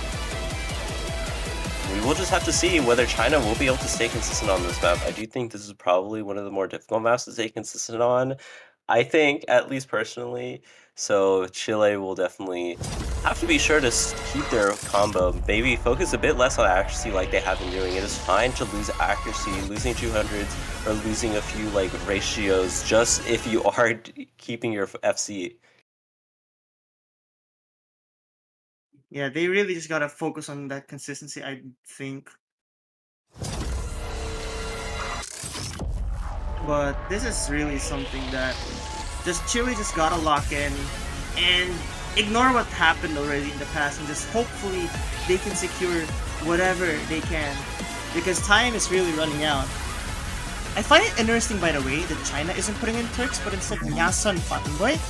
But if they're going for the accuracy route, I think it makes sense. Yeah, I definitely agree, though I do feel like it may be better to put in Turks just for that combo, since Chile has been kind of being inconsistent. But we have been actually seeing right now Chile having this lead as we start off this match. It's not too big, it is a miss prone. A miss is about like 5 to 10k, so 2k doesn't mean too much. We are seeing some client issues, so those misses I don't believe are real, so don't worry about that. There's no way that was actually a 20,000 point drop, unless it actually happened. Oh, okay, wait, what's going on? Yeah, I don't know. I do think Yes and Fanboy did take a break eventually, but There it we go. isn't that big. No, it wasn't a break. It was just a 200 counts. Unfortunately, Bambi does find a drop. That's going to be very painful for Chile right now. Yeah, though we haven't seen this lead honestly shrink that much. It is back to this 2k as Bambi gets up to that 400 combo amount. It'll stabilize a bit more. And China kind of struggling a bit on this accuracy. Will we be able to see Chile kind of being able to stay consistent on this map? 3k lead and growing as we get halfway and into the hardest part of this map. Definitely, it's starting to get closer. But like, China just cannot rely mostly on consistency, because if they're consistent and Chile is also consistent, Chile can take this. But here's the problem, there's so many patterns here that's gonna make it drop. Well, that's not a real drop. I don't think so, at least. If it was, though, it does benefit Chile a lot, because accuracy-wise, China is just lacking. Okay, so wait. Okay, that's a real miss, right? Yeah, I believe Yes and Fanboy and Bambi FNF both took a break, so I think it's in favor of Chile right now. I actually do think a lot of these misses are real for China, but Bambi is able to trade it, and Chile is in this lead right now. We actually see Yes and Fanboy. Wait a second. I actually don't know what's happening. I don't know what's happening, but this ending section, this is not safe. Can Chile take a point? I think they did. They did. It has to be a I point think for so. Chile. I believe so. I believe Chile taking this They did. LN4. They did take a point. Very impressive work. Relying mostly on that accuracy paid off very well.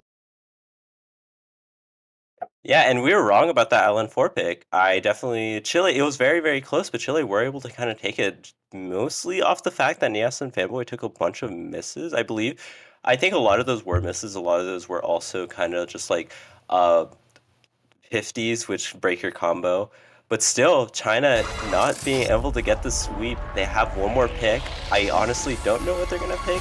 Maybe Rice 7, Rice or Hyper 2, like I was saying before, but not too sure. Well, I think China has to pick.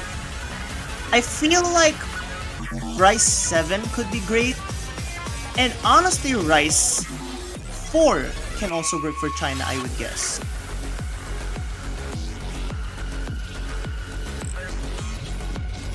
Yeah, I think either one of those two can, though I do think China probably shouldn't really be staying in this more like comfort area. We will be seeing Rice 2 actually, so you were right. Okay, I don't know what to feel about Zygorus because I feel like this is one of the picks that Chile can keep up with China on. Because this is one of the more straightforward picks. And you know how well Muchi is when it comes to these kinds of maps, right? I like the idea, but if it's not executed well, China could be in trouble.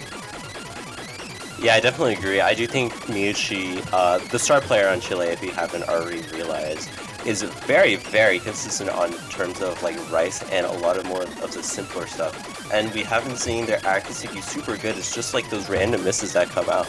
And I think on something like this, it's most likely going to be more FCs on the board than we haven't seen previously, which will most likely be in favor of Chile since they do have that accuracy advantage. So we will have to see how well Bambi FNF is able to hold on up in this more difficult maps.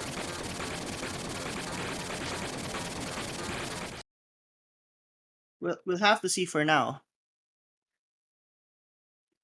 But for the meantime, we can only really speculate how this goes. If this is comfortable for Chile to full combo, I think they can take it. But overall, I think China has the advantage on consistency wise. Yeah, we really will have to see whether Chile is able to go against the odds, do what they did on LN4, stay consistent, keep their full combos, or keep as high of combos compared to the Chinese teams.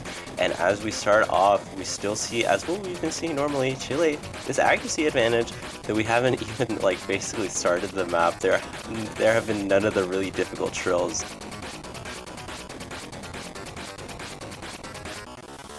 We'll have to see first. Because this is when the map really starts to pick up. This is what I'm talking about. Chile has the act lead. Like, I'm just saying, there really is an opportunity, but Bambi getting a little bit thrown away by those trills. Those trills are really difficult to hit, by the way. Can't really blame them for that, but now China is on the driver's seat, but it's not over yet. So many opportunities to find drops. And we're still not in the hardest part of the chart, I would believe. Yeah, we definitely are, and we are seeing China having this lead off of accuracy alone. A difference from what we've been seeing a lot on the LNs, mostly off of Bambi FNF, struggling a bit more compared to the Chinese roster. Everybody on China being above this 99.7, where two players on Chile being quite a bit below, and China is doing super, super well. Zan taking a break is not what you want to see. Just very unfortunate miss from Zan. Another one in the speed section. Yeah, that speed section can be brutal. And now we're in the final jump stream section. That's after this sort of grace notes and all that. Right after this, we're going to be seeing more jump streams. And I can't wait to see how everyone's going to do. Bambi, I think that's the nail in the coffin. I think that does it. Yeah, I think Bambi's stamina is kind of ran out at this point after having to play so many maps. They are struggling quite a bit, and this map just is so relentless. I think this will be it. A 71k lead for China, the most dominant map in this entire pool that we have played. Taking this and going on to the next round of winners or losers finals. What is the team score from China, by the way? 2982? And like 3 200s dropped only. Honestly, Chile did a great job. Like, their scores weren't so bad, and they were really keeping up on a lot of the picks. But at the end of the day, only one team could be the winner, and that's going to be China. Congratulations to them. I believe it's been 6 years since they last made it to this stage. Like, they made it to top 4 in 2018. Someone can correct me if I'm wrong, but congratulations to them for making it this far. And congratulations as well to Chile for the finals appearance. I think this is the first time they've made finals in MWC 4K. Yeah, I believe so. They have been really, really rising through the ranks, especially these past few years, getting quite a few new good players. But so has China. China has really struggled a lot. I think they haven't been able to get past like even just semifinals, and being able to go into finals and into the second round is just so impressive in terms of losers bracket. Again, great job to China. Like, I think they lost in round of 16 to Malaysia, and the fact that they made it all the way to top 4 just shows how like tenacious and the grit that this team has. Yeah, Very and impressive work. Yeah, go ahead, Sun Apple. I believe China will be playing Chile, or not Chile, will be Oh, playing Korea. China will be playing Korea tomorrow, so be sure to stay up for that, or be sure to be there for that. It is going to be such a good match, I feel. It definitely will be. But for now, this is the first block of matches that we're gonna have. Don't forget to stay tuned for the next match, 12 hours from now. United States of America versus Thailand. I can't wait to see how both of these teams will perform. You have anything else to say, Sun Apple? Actually, wait, I do have something to say before I let you speak. Like, don't forget to, show your support for this tournament by buying any of the banners. I mean, there's still time. Like, better late than never, right? Better late than never. I couldn't have said it better myself. Keep in mind, these banners are only $250 each. You can buy as many of them as you want. You can fill up your profile with your banners. You can choose any of these top teams, any of these top 4 teams, I believe, to be able to show on your profile. If you think they will be winning the tournament, then if they do, you'll keep them there until the next World Cup, I believe. It'll be a while, so everybody will be able to see. By the way, just for clarification, when Sun Apple said 250, that's $2.50, not 250 US dollars, okay? I just wanted to say that out loud. Thank you, thank you. Maybe someone's just like, oh no, it's $250, okay. But on a more serious note, man, the competitive scene has really increased in their skill set, and I'm just really happy to see some insane scores from everyone. I hope that everyone has had fun on this tournament, and I can't wait to see what's up ahead. For now, though, this is me and Sun Apple commentating this match. Thank you so much for having us in this commentary booth, as we're now signing off. Bye.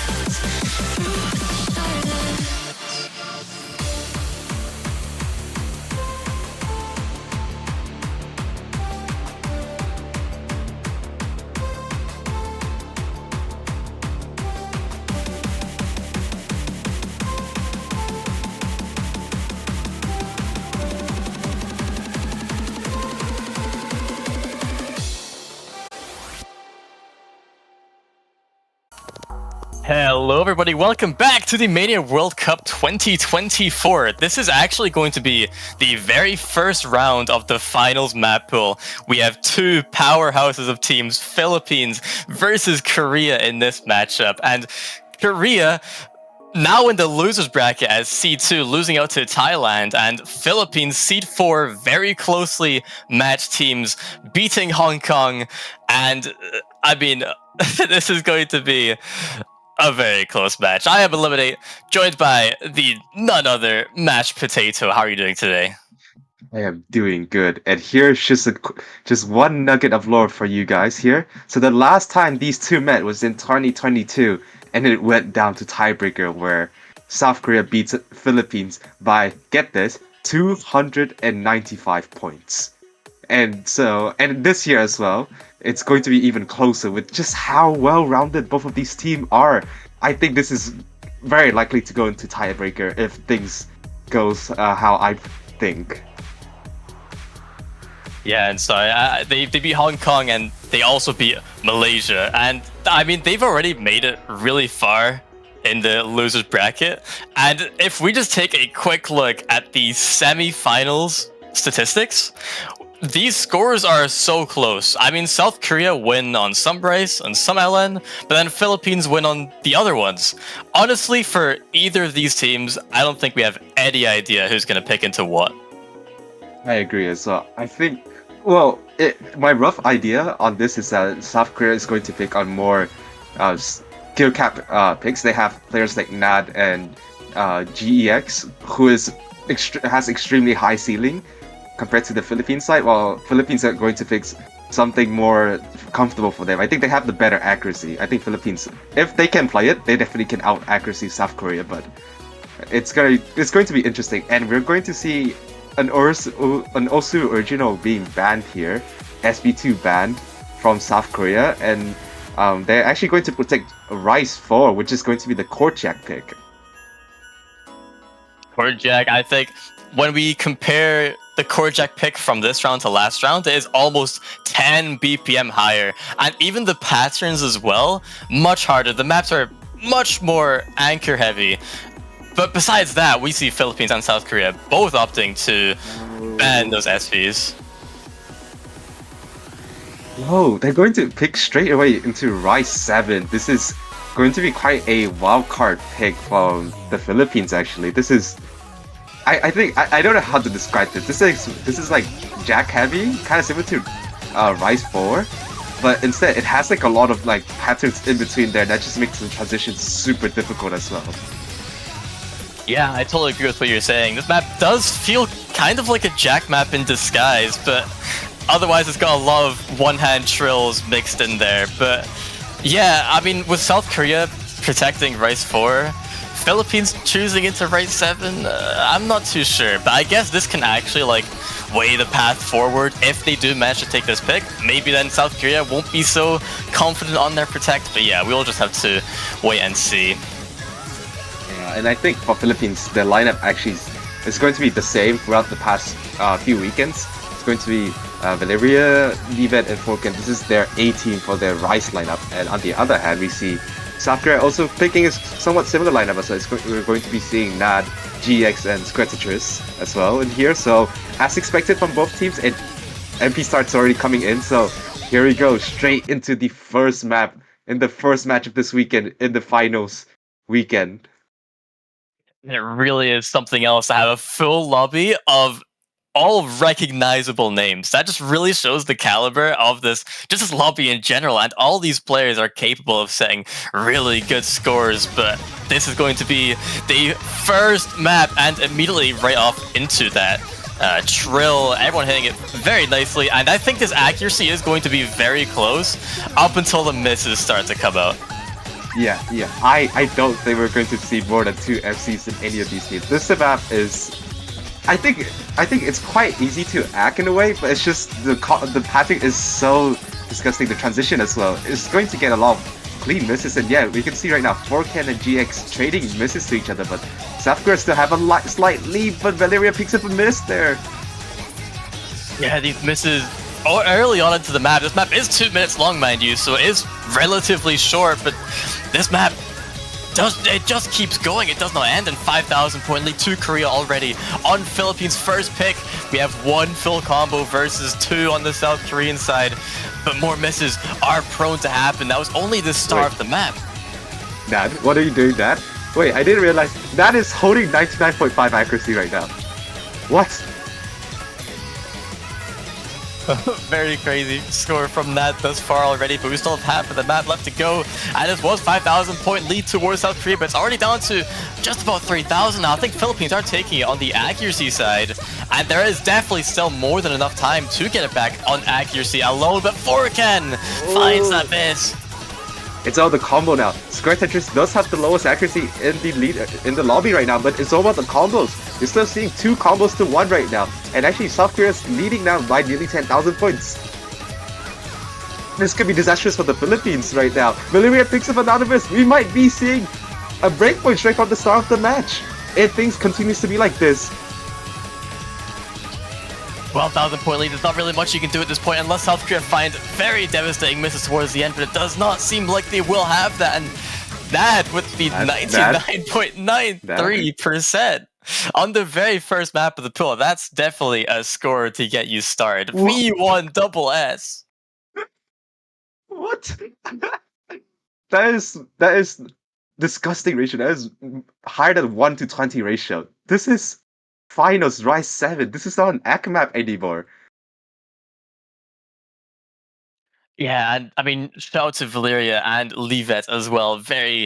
Also very close to that V1 double S, but just shy of the mark. And South Korea already using their timeout, so maybe need to take some time to talk things over. But I mean, like we were saying, I do think this map is a Jack map in disguise. So it's not really surprising to me, I would say, that South Korea are managing to take that pick, especially when they've chose to protect Rice 4.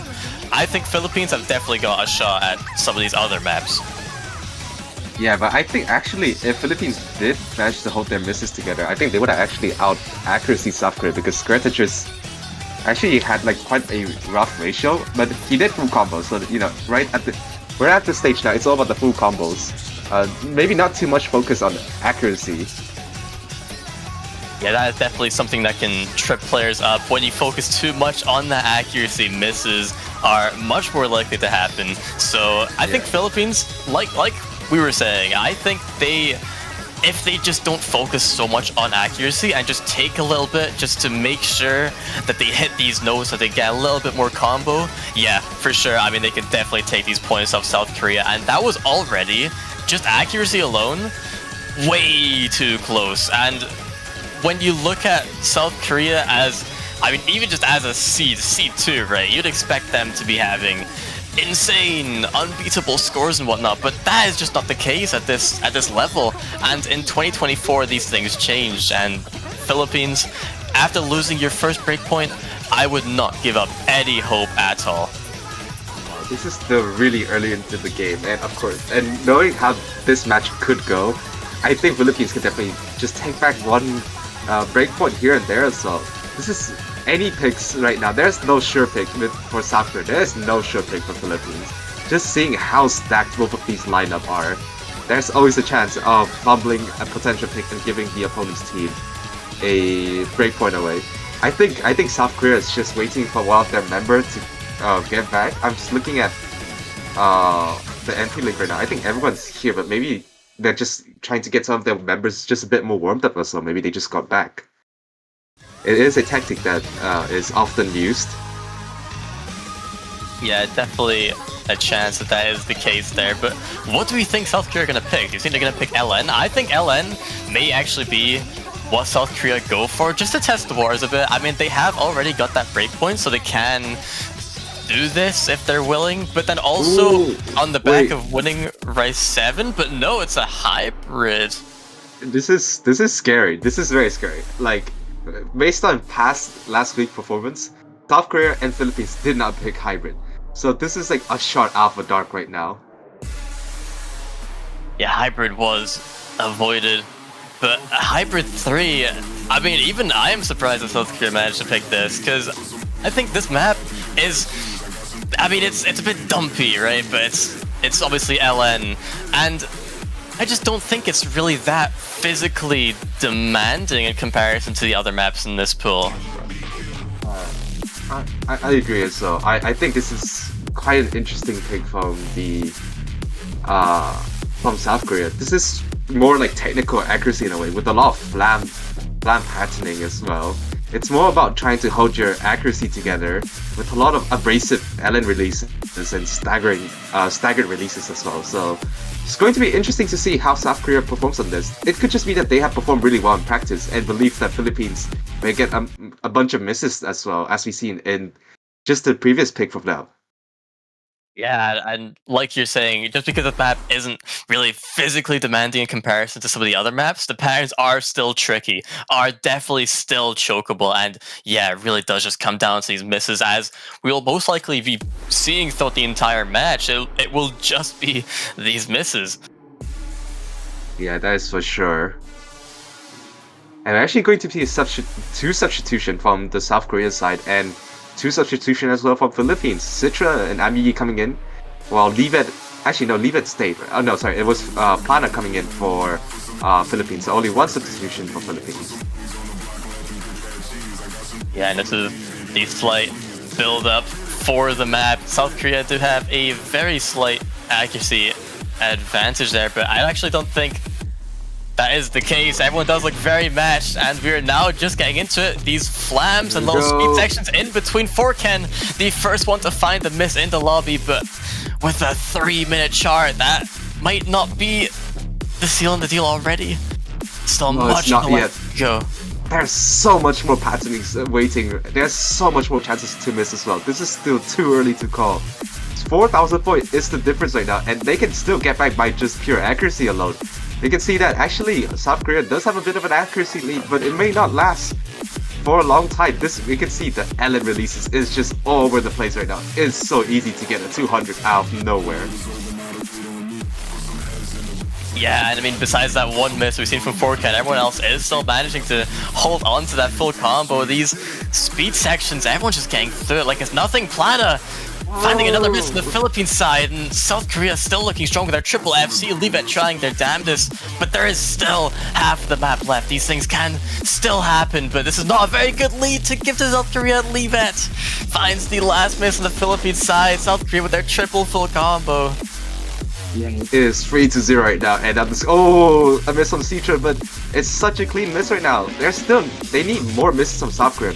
South Korea just needs to continue miss and miss and miss if Philippines want to get this back. But Forken with another miss. It's still really clean right now, so they still have some sort of chance to win this back, but they need it now. The destiny is in South Korea's hand. Citra does have a miss, traded by Forken.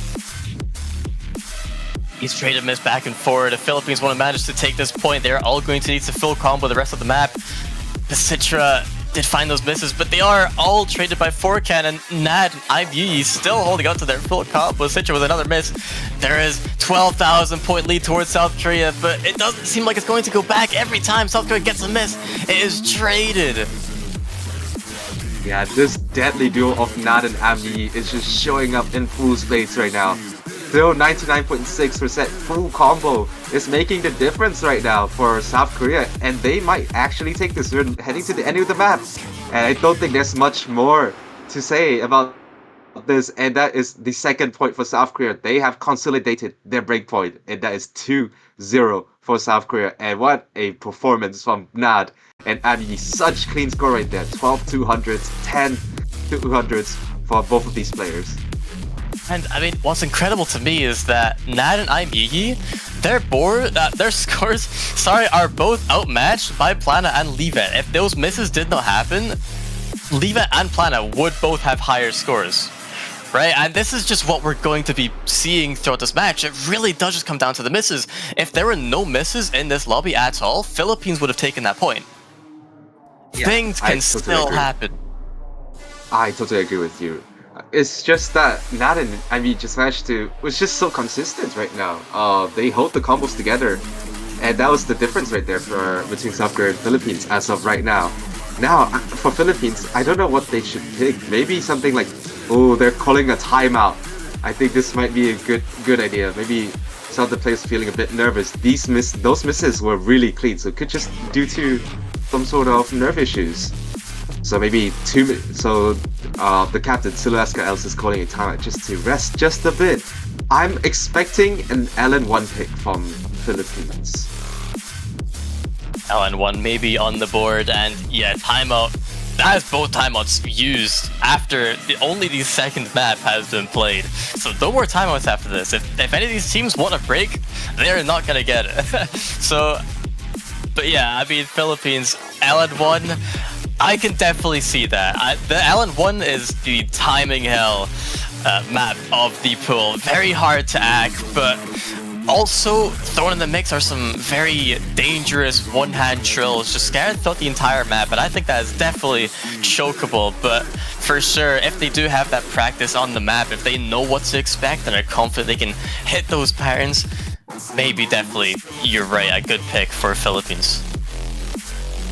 I don't know what else is there to pick. Rice is just a bit too risky right now, seeing how South Korea performed, but yeah, seeing Philippines live, they do have the better accuracy. Maybe they can pick something more straightforward, like Rice 2, which could be a potential pathway for Philippines.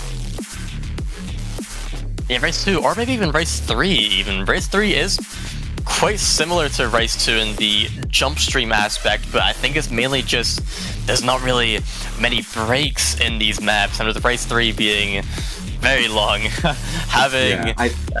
having no breaks can definitely be a decider there.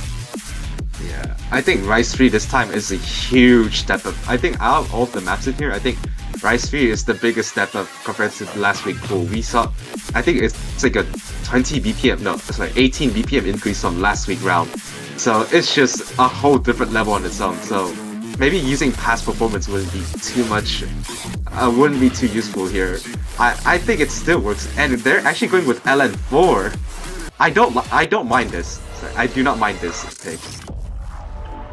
Yeah, this pick is just another one of those high density picks, but it has got a lot of releases as well, and it's also very streamy in that fact as well. So yeah, I mean, Philippines, LN1, LN4, I mean, to be honest, we've not seen any of these LNs come out yet. This is actually the first LN pick that has been picked in this lobby, so they really could just pick any of these and kind of see how it's going to work.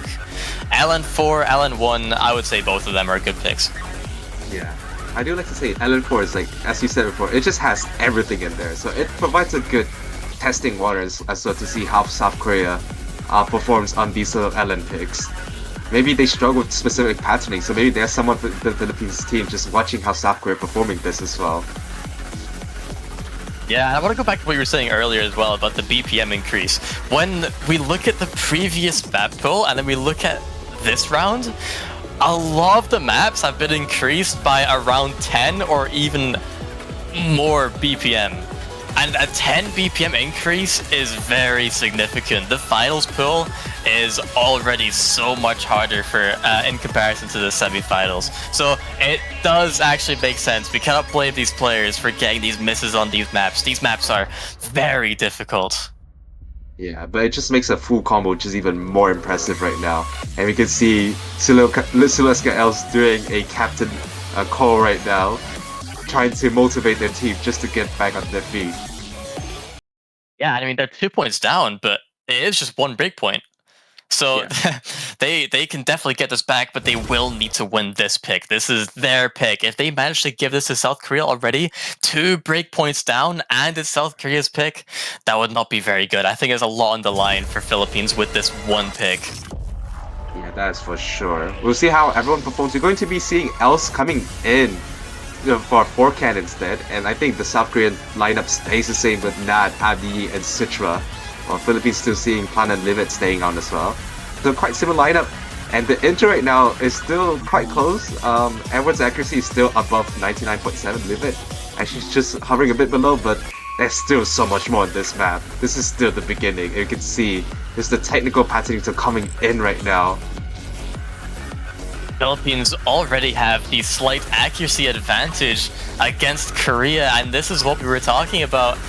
Philippines do have an accuracy lead, and Im actually finds the first miss of the lobby. This is, I think, the first time we've seen this in this match. South Korea finding that first miss, giving a really large lead to Philippines already in this 2.5 minute long map.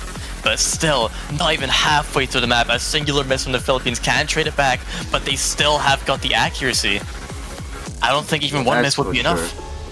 Yeah, no, I don't think so. Everyone's on Philippines actually above 99.6, while on the other hand, Ami and Nat is just struggling just a bit below 99.5. Citra is having an accuracy, the highest accuracy in the lobby right now, so they're holding South Korea together just a bit.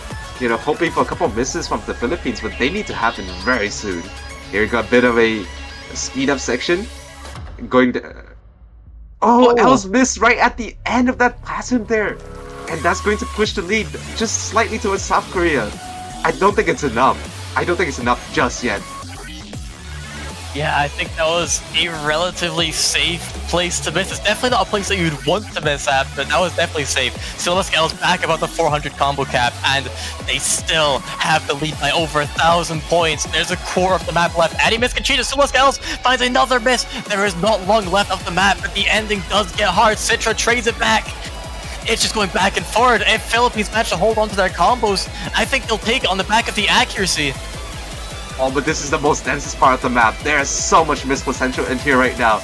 There's quite a lot of accuracy drop, but no one's dropping the combo. The score is flickering. Silvascale has missed. Plata misses. This is a huge team collapse from Philippines. Oh no.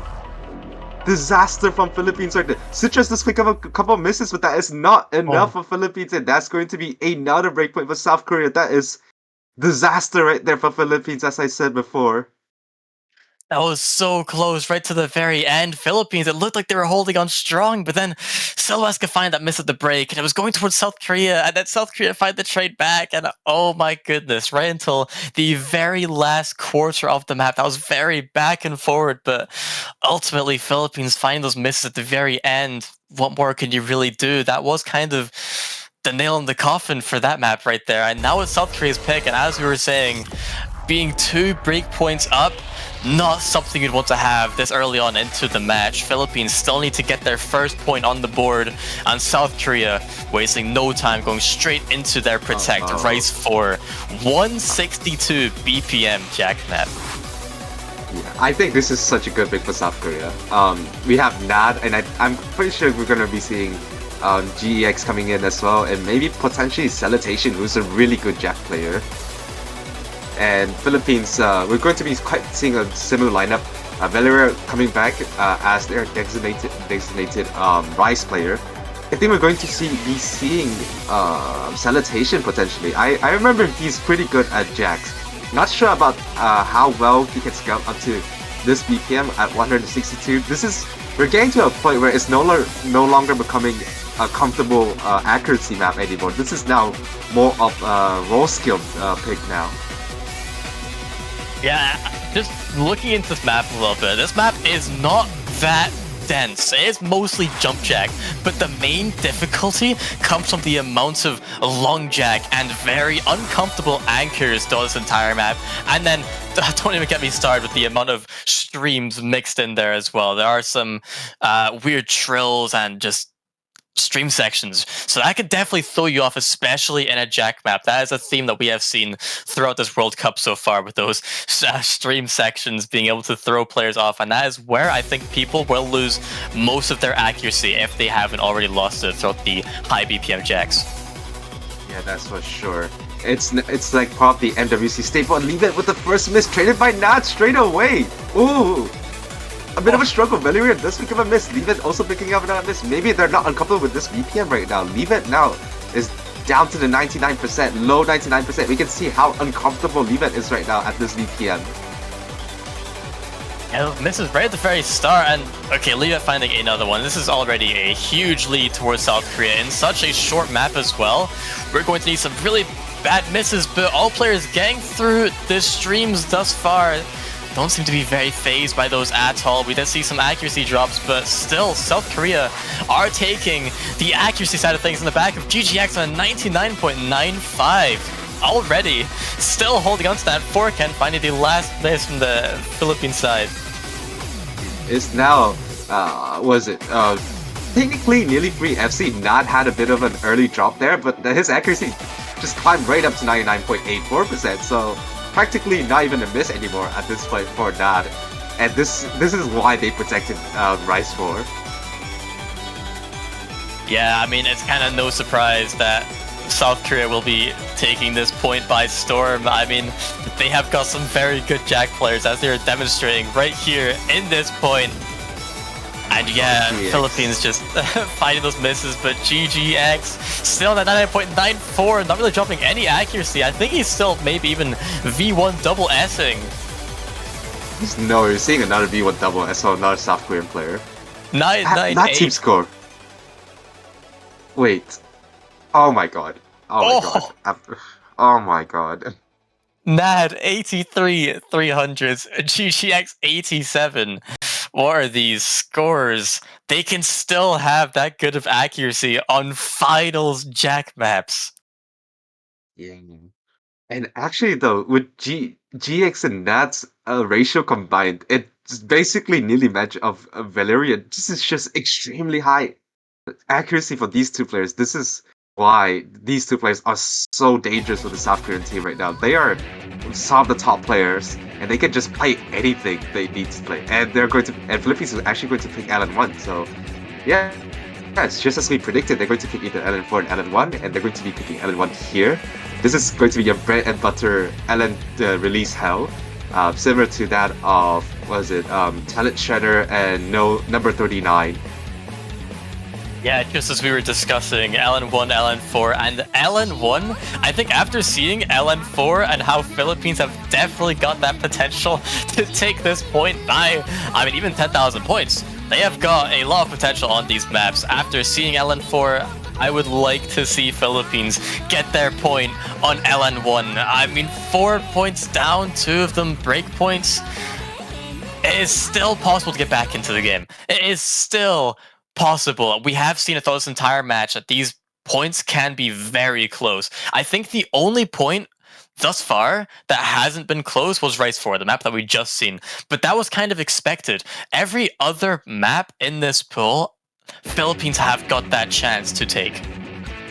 Yeah, but they need to start right now. This is kind of one of the picks that I think is more favored towards Philippines, considering how well their LN accuracy is compared to South Korea. We can see right now, Yi and Nad struggling just a bit with below 99.4 accuracy. On the other hand, we see Philippines, everyone's holding above 99.5, 0.6 accuracy even. Already very good start. As I was saying, that Liva and Silver Scales both finding misses, giving an early lead towards South Korea. But this map is 3 minutes, 22 seconds long. Very long in comparison to the rest of the maps in the pool. So maybe it's not going to be point defining too much, especially since Philippines can build up that accuracy and really just take the lead back. Yeah. I would say this map has around 6,000 nodes in here? Oh, sorry, combo in here. So yeah, a miss wouldn't make too much, but they need to stop the bleeding right now. For the Philippines side, Els is struggling just a bit more compared to the rest of the players in here. Now her accuracy is down to 99.3%, way below compared to anyone else within the side of South Korea. South Korea has not dropped a single miss yet. Yeah, I mean, we've seen multiple misses from Silver Scales, was finally traded by Citra, but we've seen multiple misses from the Philippine side, but the score doesn't seem to be increasing all that much from the towards the South Korean side, and that really goes to show how good Philippines' accuracy is. When we have misses from their side, and I mean, Livet, for example, still above the 99.6, they're still in the game, right? 10,000 points, it was 12. We need to see a few more misses from South Korea, but we're only just now halfway through the map. Well, yeah, no, this map is just never-ending LN release patterning right now. There's no breaks in here, so there's gonna be some stamina problem coming in right now. Yi with another miss. Now they're down to 1 FC only. A comeback is potentially on the cards right now for Philippines. The score is down to 7,000 points. Here's the guitar solo. I think there's gonna be quite a lot of misses here. There's such trilly patterns here. Citra with another miss. Yeah, those one-hand trills, as I was saying, this is the one-hand trills can throw people off, and we did see it from Citra there. Now the score is only 3,000 points. If everyone in this lobby full combos, I think Philippines can take it back. There is still more than enough time to take points based on accuracy alone, but it does seem to be very matched. Yi also finding that miss. It is Plata versus Mad right now with the double full combo. I think it is very even. Less than a quarter of the map left. This could be anyone. Oh, what used to be a 10,000 point lead now shrinks down just to 1,000 points. It is so close right now, but they just need a bit more. Some more accuracy drop from South Korea could be enough for Philippines, but they need to happen as soon as possible. We're reaching at the end of the map. Less than 10% of the map is remaining for this L1 pick. Not with a miss! Wait, the score is going right back to the Philippines right now. They need to hold together. Everyone's still holding, but Plata misses! Oh, Phil combo's down in the lobby. Now it's only 1,000 points. There's only a few seconds of the map left. We're going to need to see a singular miss from South Korea, but it does not seem like that's going to happen. Oh. Okay. South Korea did take that point. That did not go back to Philippines right at the very end. But oh my god, Philippines, they were so close to being able to get that Plana with those 3 very devastating misses towards the end. I think if that was a 1-to-1 trade, Nad and Plana, I think Philippines would have taken that. That was right until the very end. That did seem like Philippines were holding on strong and were definitely able to get that. But unfortunately, just barely, just out of reach. It's just really hard to watch right now. Philippines, they were taking the lead. The comeback was so possible. We thought it might have been over at one point where South Korea was holding free combo to none against free combos to 1 at some point, but Philippines slowly gained their lead back. But it was just so unlucky that the misses just happened at the end for Plana.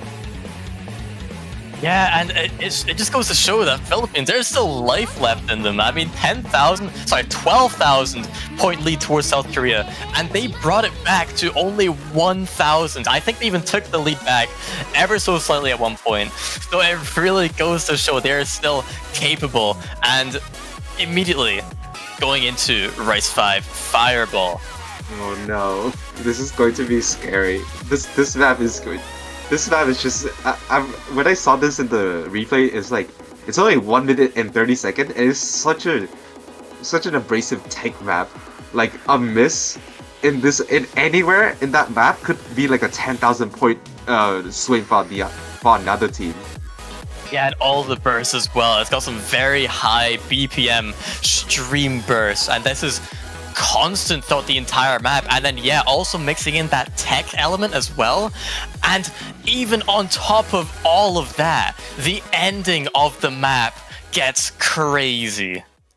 I would be very surprised if we see anyone even full comboing the ending, especially under like these stakes and everyone having nerves. I would be really surprised.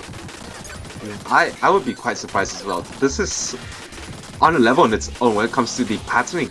There's no other Rice map in this school that is in a similar patterning that is Rice 5 here. Yeah, and I mean, just look at the map, like 1 minute 32 seconds. This is a very, very short map. I think it's just this map's gonna be over before we know it. Yeah. I think it's all about I think it's all about the mismanagement right here. Trying to get the miss count as low as possible. Trying to get as clean of a miss as much as possible, because with these sort of patterning, it's so easy to rush it and get a lot of bad judgment straight away. Oh, for sure. Especially on a map like this. And already we can start to see what's ahead of us, and this is only the start. These rolls, these streamy patterns, this is consistent throughout the entire map, and South Korea do have that early accuracy. Never mind. Ooh. Oh, wait, what? Oh, Citra down to 99%. Yeah, that was a huge accuracy drop. I mean, 4,000 points towards Philippines already in such a short map, and also finding that miss at a somewhat slower section. I mean, I think this score lead towards Philippines, it really does not show anything, because you think 11,000 points, that's a lot. It's not. When this map is only a minute long, 12,000 points, it could even just be one miss. Yeah, for sure. Could just be one dirty miss away from the score going right back, and the ending's not even here yet. 4K missing on the ending of that tank section there. There's still a bit more. The ending's approaching. I think that's the hardest part of the map. Everyone needs to hold together. The score is just still on Philippines side just a bit. If Philippines can hold on to all of their combos, I think they can take it. It's only a few seconds left. 2,000 points in the Philippines side, but Valerian not finds that again! miss. It's going to flip back to South Korea, and South Korea did not find any misses to trade it back. It is at the very end of the map again. No, no, Nat, no, you did not just do that.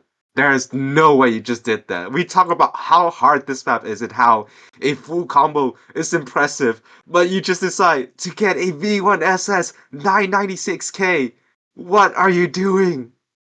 And not even that. There are 3 full combos in this lobby, and we were talking about just how hard this map can be. In such a short map, it is so much difficulty cramped into one, and 3 players full combo it, 2 from the South Korean side. And Philippines, that did look like they could have actually got their first point on a breakpoint as well. That would have been the start of a potential comeback there, but just as we keep seeing, it's always at the very end of these maps. And I mean, now Philippines do have their next pick, but if they won't even get to tiebreaker, they're going to need to do a reverse sweep. And I think this is just so unfortunate. The score right now is not representing how this match has gone so far. This could have been 3-3 if it had gone to Philippines side. We saw, like, the last pick, Philippines could have won it, and then Philippines also could have won it. They had the lead right at the end, so it did happen for LN4 as well. Philippines could have won all 3 of those picks, but it's just a miss where it happened. That was just the undoing for Philippines. Just a miss at the end, the team collapses, and now they're going to pick with their LN3, a Hail Mary pick, preventing a sweep potentially. I'm not liking this pick for Philippines right now. This is an extremely high skill cap map. I definitely do agree. I'm not too sure if maybe this is the best pick for Philippines, but I also don't think it's a bad pick. This pick is... I would like to say that most of the LNs are very short. It kind of plays like a rice map until the very end. That's when it starts to get more dense and the LNs become longer. And with a map only being 2 minutes long, I think this is kind of like the average of the map length we've seen so far in this tournament. I mean, there is still definitely so much room for teams to find these misses. Yeah. It's not over until it's over, and Philippines could be potentially starting a comeback right now, but it needs to start here. It's now do or die for the Philippines side. We're going to be seeing Forken actually going to be playing an LN map. I feel like this is the first time we've seen Philippines playing an LN map. I've casted like 4 Philippines matches already so far, and this is the first time I've seen Forken in the LN lineup, and we need to see Forken performing on their A game right now if they want to get a point on this match. Yeah, as I was saying, the map does just kind of play like a rice map until the very end. There's just some slightly longer LNs chucked into the mix, but overall it's kind of just like a jump stream long note map, and South Korea do have that early accuracy advantage. No misses are found, but just on the back of Forken's AC drop down to 99.3 is giving the lead towards South Korea there, but ultimately they can still bring it back. This score lead is so insignificant, especially when IB finds that miss as well. Not even halfway through the chart. It's still very early. I'm getting so scared for Philippines. This feels like the exact script for the past couple of picks for Philippines right now. Philippines has the lead, but they need to hold it together until the end. They cannot let go of their lead at all. You can see, right, South Korea is just breathing down there next to now with less than a 1,000 points difference. Everyone hits that index trill. I was expecting at least someone to miss on that, but we do see all full combos, and it is suddenly going back towards South Korea just on accuracy alone. And this is the ending of the map where it gets more dense, and Livet finding the first miss in this section. There's still a core left of the map to go. 9,000 points. It is kind of getting significant. We're going to need to see some misses traded back, but do we see it? Oh, it's still getting denser and denser. This is the last part of the map, but leave it. Drops down the accuracy. There's such a dirty miss right now. It's now a near 20,000 point lead for South Korea. Someone needs to break completely in this section for Philippines to take this back. Nat does have a miss. Another miss from Nat, but I don't think that is enough. We're approaching the end. I think this is the end for Philippines. There's still a bit more of the map left. Nat breaks again. But yeah, that That will be it. We did see some misses towards the end from that. If we didn't see those misses from Levet towards the ending of the map, those 5 misses from Nad could have really been it, ultimately. But you look at South Korea, their accuracy, their 200 count, they're really sending a message with this pick. And that will be the game. South Korea winning against Philippines 7-0 in this losers bracket match, ultimately being Philippines are of the tournament, and it's really sad to see them go because both of these teams are very good, very talented players on each team. And 7-0, this match did not feel like 7-0. If I had not seen the results from any of these scores, I would have said that the score right now is 4-3. It was that close. I do agree as well. There are so many chances there that Philippines could have won on any of those maps. Unfortunately, just South Korea just being so much more consistent right here. You can see right there, NAD and GGX they're just so consistent on so many of the picks. We saw, was it 3v1 SS from these two players alone in this pool. So they're definitely sending a message. Potentially going to the podium. They're 1 win away from the podium. They're waiting for the winner of, if I remember correctly, China versus Chile. That is happening in a couple of hours. But with that, do you have anything else to say, Eliminate? I mean, congratulations to Korea for winning that match. I was not expecting it to be 7-0 in the slightest. When we look at the semifinal scores, it seemed so balanced, and like I said, it is very sad to see Philippines go. But yeah, Chile versus China, 2 hours from now, so make sure you guys show up to that, and I guess that'll be it from us. Thank you, and bye-bye.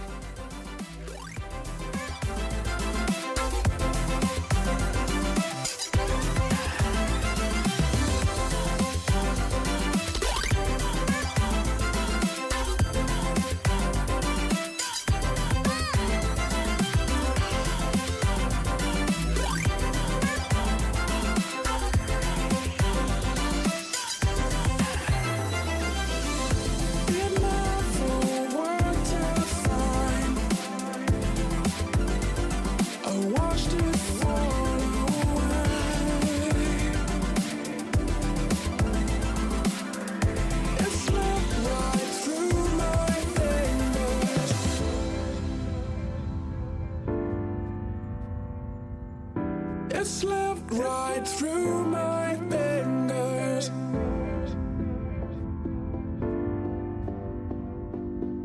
It slipped right through my fingers.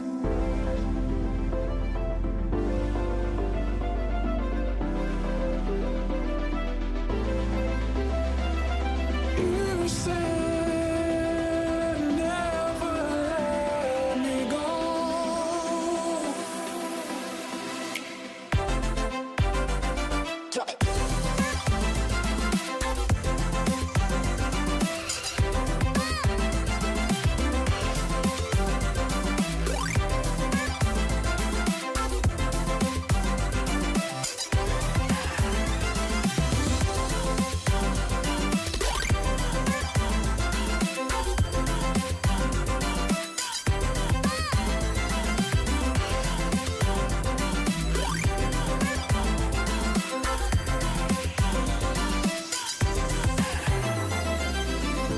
It never worked out fine. I watched it fall away.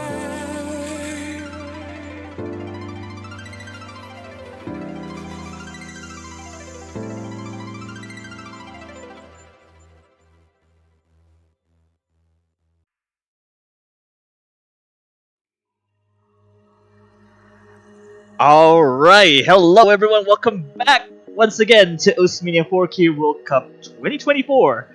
We're at the final match of this finals week. The one that you might have been most anticipating, and it's going to be South Korea versus China to decide on whoever's going to take the podium for the last slot in the for the grand finals week. I'm your commentator, Mifa, and I'll be commentating alongside Eliminate here. How are you doing? I'm doing good. Looking really forward to this match. I mean, we have Seed 2 versus Seed 8. I mean, Seed 8 in top 4 already kind of sounds pretty crazy. And I mean, ultimately, China have put on a really good performance. I mean, even just to get this far. So yeah, I think we are in for a good one. Looking at the results from yesterday's matches from both of these teams, we can see that this will be very close. Hopefully, we don't get a 7-0, 7-1 like we have seen already. Absolutely, and just by looking at close scores for China and South Korea, given their tendency to be able to play like most of these maps, China apparently has a much better consistency on keeping just combo gaming all around. South Korea might have the ACK advantage, but if misses do occur, and they might have been a little bit of a disadvantage. But that is to say, it's not very indicative because of the previous matches, so maybe this will change. This will change probably for South Korea and China here. Yeah, I mean, South Korea already protecting Race 4, which I'm pretty sure... Oh no, sorry, this is a normal ban for Korea, that is right. And China opting for SV2 as well. I don't think we have really seen any SVs from Korea, so I guess we will be in for something to see how well they have practiced. I mean, even with that, I wouldn't be surprised if they opt to ban SV1 as well. Yeah, this would be interesting because South Korea also plays quite a bit of a hefty effort for SVs. And no, I mean, absolutely. Like, I guess the difference is that whether or not it's a chicken game between the two teams, if they want to ban SV, but it seems like South Korea is gonna ban Campanella or Longdo too, and China banning like Forsaken Flower, the hybrid one. No SV bans this time. Yeah, I really wouldn't be surprised if we see both teams picking into Rice. I know both of these teams are very capable of getting good scores on these maps, and I would like to say that in both of these matches previously from these teams, that it really did just come down to the miscount. So in this match, we might see the same story where misses kind of be the determining factor. But ultimately, when we're at this caliber of players, if miraculously we get a full lobby, full combo, then it will just be an accuracy game like we've been saying. And I think South Korea do have the slight edge there, but China, I think, do just have that consistency. Yeah, absolutely. Now, this time around, this match is going to be a lot more interesting because of the SB being left out in the open. But South Korea is going to go with their protect immediately with the core jack pick. I think it's a good pick for South Korea. I mean, their accuracy showed to be really good the last time they played this, so I would like to see them get their first point on the board here. Yeah, China hasn't played this either, so we only seen South Korea pick this against the Philippines, I believe. So I don't know. I'm not quite sure on China how they're gonna perform because core jack scores in particular are just core jack scores. So no funny business in the terms of struggling in terms of accuracy. It's more of a bad chaining, getting 50s or misses. It's just there's no in between. Yeah, and a bit unrelated, but I was told yesterday that apparently the player in the top left spot is not actually pronounced GGX or GX or any of that. It's actually Gex. So I apologize for yesterday's match. I'm probably still going to end up saying GGX regardless because that just sounds more natural to me. Yeah, I guess that also happens. And all players ready getting into the map, and honestly I think there will be a lot of determining factors based on the intro alone. We can kind of see who's got that more comfortable ratio, and that really applies throughout the entire map. And I guess all we can do is really hope that none of these players trip up on those streamy sections. I know it can be very uncomfortable to transition from wrist jack into these streamy motions, but yeah, I guess we'll have to wait and see. Starting up with the core jack pick right out of the gate, and doesn't seem to be too much of an issue for most of these players, I reckon. Yeah, everyone off to a relatively good start. Everyone's still managing to hold above that 99.8, although we do have 2 players on South Korea still at that 99.98% mark. Very early accuracy advantage there, and ultimately China, all 3 players down to 99.8. You cannot win on ratio alone. They're going to need to step up their game or really hope South Korea drops some accuracy, as we do see from Score to Trees. Yeah, that's a bit of an accuracy drop as well. Like I mentioned before, China is basically they really don't want to miss because of combo consistency, but no, never mind, I don't know, with the first miss already. Yeah, that very bad miss towards the middle section of the map, and there's another one from Yasan Fanboy, and it does not seem likely that South Korea are going to find these misses. I think in their last match as well, they all seemed very consistent. This is kind of their pick. This is their main skill set, I would like to say. They seem very consistent on these core jack picks, and it's really showing in this match. There's a degradation by Squatter Strike's accuracy, but there's also a miss by GX, I believe. So the lead's gonna shrink a fair bit, but this already nearing the end of the chart here. I don't think there's much left. Yeah, that miss from GGX, and yes, on Fanboy is traded back, but ultimately the score lead is way too much, and there's not really much that China can do at this point. Nad with the miss towards the end, and Score to Trace with the only FC on the Korean side. This time around, Squatter Trace is the only one who actually keeping up the full combo here. And interestingly enough, with Lobby.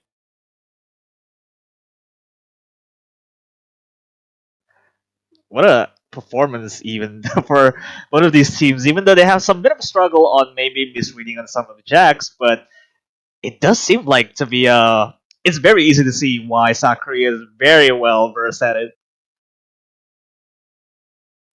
Yeah, very low miscounts from all players there. I mean, even just a few less misses from either side could make it go either way. That could have been a bit sketchy, but yeah, with a score lead of over 10,000 points, it probably would have needed to been more than just a miss. And China also just going straight into SV2.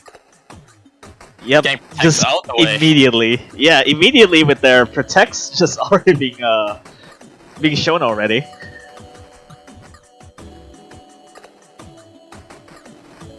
Though this time around, South Korea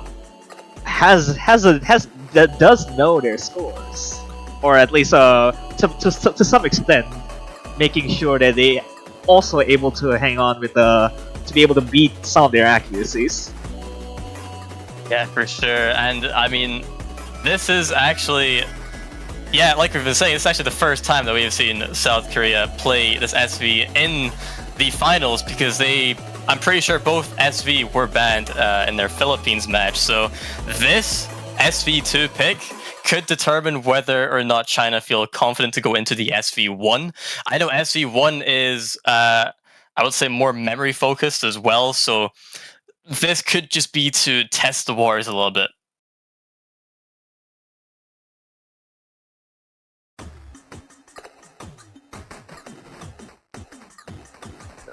A bit of a rocky start there for the salutation, a little bit. Also, I'm EU as well. Yeah, slight accuracy lead towards China here. There was an accuracy drop from IE, but I think it is too early to call. I mean, overall, with just the intro alone, we can kind of see that China have been putting in the work, and never mind, Can You Angel find the miss early on. This miss is a bit weird because of the long note of my mute letting go of some of it, but even then, that's not gonna do that much to dent the lead over because of IME is struggling at 97 now. Salutation with the Mr. traded back up. Yeah, with such a big score lead already towards China, it does seem like they kind of have the upper hand here, with IME finding that extra miss along with Salutation. Does not seem likely that they can get back this 35,000 point deficit, but there's always room for that choke.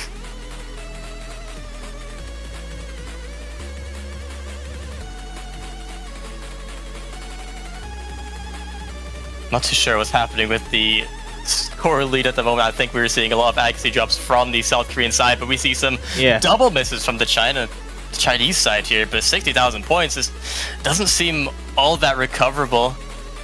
Still 30 left. I mean, he's like below the 96 range now. It's already very hard to recover because the ending is arguably much easier to read. So it's just I guess at this point the lead is already pretty much unrecoverable now. Yeah, less than the core of the map left to go. 100,000 point lead. China, I mean, they must feel really confident going into SV1 after this, right? With such a dominance performance, it does seem like it's kind of guaranteed in the bag, especially if they've practiced SV1 as much as they have SV2. But I mean, South Korea could have maybe put more work into SV1 than SV2, so I guess it's not all that safe, but it does look like it. Ganyu Angel, I think, leaving the lobby too early there, so... Yeah, let me just check real quick. Yeah, there you go. Ganyu Angel did submit the score, so ultimately, China's win there, 1-1. But I'm not even sure, because if South Korea leaving out SV1 in the open, then they must have a few tricks up their sleeve. So I don't really count on China having that much of an advantage to SBs. Yeah, and I just want to give a little mention for .x there. 3 200s. Unfortunate one miss there, but very, very good score. And hopefully, like I said, it can apply to SV1 as well. In South Korea, I would not be surprised if they just keep picking into the right, maybe the more physical side of things. And honestly, because we're in the finals, everything is a lot more physical. They really can just pick any race map, I feel, but I wouldn't be surprised to see maybe a map like Fireball. But no one said they do go for Race 1, the speed map. Yeah, I believe this is also the first time we've seen so far throughout this entire round. We haven't seen speed picks in general.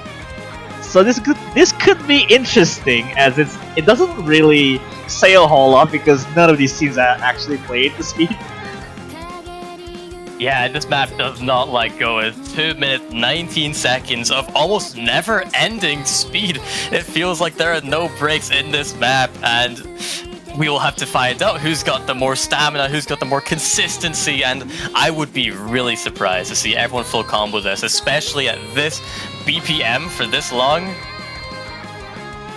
Yeah, it's like 370 BPM, and then star rating is I don't know, man. Yeah, it just feels like the star rating keeps going lower and lower for every speed fix. Yeah, speed definitely, I think, an underrated skill set with regards to the star rating there. All players ready, and like I say, at this BPM, I think especially with the nerves that some of these players might have, I mean, it's already 1-1. If you're South Korea, you cannot just look at seeding and just think, oh, we've got the upper hand because we're seed 2, they're seed 8. You cannot do that. China actually able to beat out Chile of all teams, and I think they're especially a more late game heavy team as well, which may be the reason why their qualifiers seeding is a lot lower in comparison to their performance here. When we say that this is a speed pick, reminder that this is 185 30-second streams or 370 BPM equivalent, so it's just keeping up with the speed and keeping up with the consistency, not to miss. It's really what they needed here. Yeah, as you say that, .x finding the first miss of the lobby right towards the start there hopefully does not impact their team performance so much, as it is only at the start. But there's so much of the map left to go. It is over 2 minutes and we're just passing the first quarter now, and like I say, this map does not let go. Everyone's still somehow holding on. We see GGX just dropping a little bit of accuracy there, but overall these full combos are what's most important. Oh, that's a second miss already for China there. I don't know, taking a bit of a damage in those streams. So it's already like a 5-digit lead so far. So looking good for South Korea here. Looking very good indeed. The triple full combo versus only China's 1. And I mean, everyone in South Korea still up at 99.7. So is everyone from China, but with those misses, it's going to really impact their score, and it's already at 13,000 point deficit halfway through the map. We're going to see some misses from South Korea, but does not seem that likely with how confident they appear to be. But as I say that, GX fighting the first miss. That's the first miss, but there's only like 2 miss to 1, so it's essentially still in the lead for South Korea. The other 2 players are nailing this very well. Same for Parasol picked up the China side. The lead is still cut down to like about 6,000-ish or 7,000, but doesn't seem anyone would really want to drop the ball. And Nat, the only one above that 99.8%. Incredible accuracy there. We're in the final section of the map. It's now 5,000. I'm concerned about GGX's accuracy there, so I keep going lower and lower. There's only this one section remaining. It could define the point for South Korea or China here. Look at will full combo the rest of the map, and that was a 6,000 point lead down from a 10,000 point lead towards South Korea there on the back of that one miss from GGX. And ultimately, if we didn't see those misses from China towards the start, then that could have went either way. Parasol Tree and Squatter Tries 300 count is essentially one-off. Basically a tying score there. The difference between NAD in comparison to every scores in the lobby is just astonishingly good. Yeah, Nad's ratio, very crazy there. But we look at Dawn X, Parasol Tree, and Scorsa Trees, all their 200 counts, very, very low. And these are the kind of scores that you really want to be getting, especially at this level of difficulty. And China, I would like to say that they actually had a really good chance of taking that point had they not missed towards the start there. But South Korea, with their combos, kind of won them that. And combo, like I said at the start, is probably the most important thing at this level, because we're going to expect misses in all of these maps. Question would be if China wants to roll with SV, but no, they're going for Distorted Fate. LN4 it is. I think this is actually not a bad pick when you take into consideration that South Korea did in fact ban LN2, and also China, I'm pretty sure it did actually beat South Korea on this map when we look at last scores. 5,000 point of a difference in between these two teams playing this same pick. But again, what happens now is what it is now. So essentially, if you win, then you win. But you can kind of tell where the difference between like 6 players in the lobby with how they would similarly perform. But hopefully they can do much better than they did previously. Yeah, and you know, nerves do play a factor there. Maybe that was more impactful yesterday than today. If these players can get their heads in the game more, then yeah, we could see totally different scores from all of these players. But 5,000 point of a difference from the last round's scores from both of these teams. I mean, 5,000 is one miss, right? So one less miss and it can go either way. But China ultimately do have that slight advantage, and getting right into the map, we can see that China have already got that accuracy over South Korea here. It can go haywire so quickly because there's so much going on with this pick in particular, and a lot of shields, much of a flams in there, and some of the inverses are very unforgiving. Yeah, this map is very streamy, long no, and especially towards the end, there's a very big difficulty spike as well, where some of these players can find those misses, and we have seen it before. And oh my god, South Korea! Double miss at the same time. That's going to give a huge lead to China. Already, we're not even in the bulk of the map yet. Yeah, this is what I'm concerned about because of there's so much going on. There's already 2 misses down the line. I'm just worried about what comes next after this. There's still like about 5,000 point lead though, so they're still not out of the woods yet. Yeah, it's still the triple full combo from China versus South Korea's only one from Nad. Nami finding yet another miss on a seemingly easier section, although this is kind of jacky LNs, can be very hard to hit, but everyone else manages to get through it, and that miss already is giving another 3,000 point lead towards China, making it up to 8,000 in total. We're now at the break section, building up for the ending. And can all of China hold on to their combos? There's still quite a bit, like a last third of the chart left. These are getting a little bit crazier with the flams and some of the dumpy-ish stray patterns here. Looks like everyone's able to hang on the fair bit. No one breaking, and then there we go. Yeah, and here we go into the more speedy section of the map, the ending of the map. 7,000 point lead. South Korea are trying to bring it back, but everyone's still managing to hold on to their combos somehow, some way. 8,000 point lead into the There's final still few about seconds of the map. 99.5. Everyone's at 99.5 with Citra with the second drop on their side. China though, look at that! Look at those! Those scores are insanely quick. Those are three-way FC. Excuse me, how did you play AFC like this? There's no way that this happened. The triple FC from China there, and I mean, even just the 200 counts as well, very consistent across all the players. I mean, with only 9, but those misses will cost a lot of score, as we can see here. And combo is king, especially in a map like this. And China tying the score up 2-2. If we keep seeing this back and forward, we may actually have a tiebreaker in this game. 2-2 is the scoreline, and you know, at some point China will have a little bit of a relief because the other LN picks might be favorable.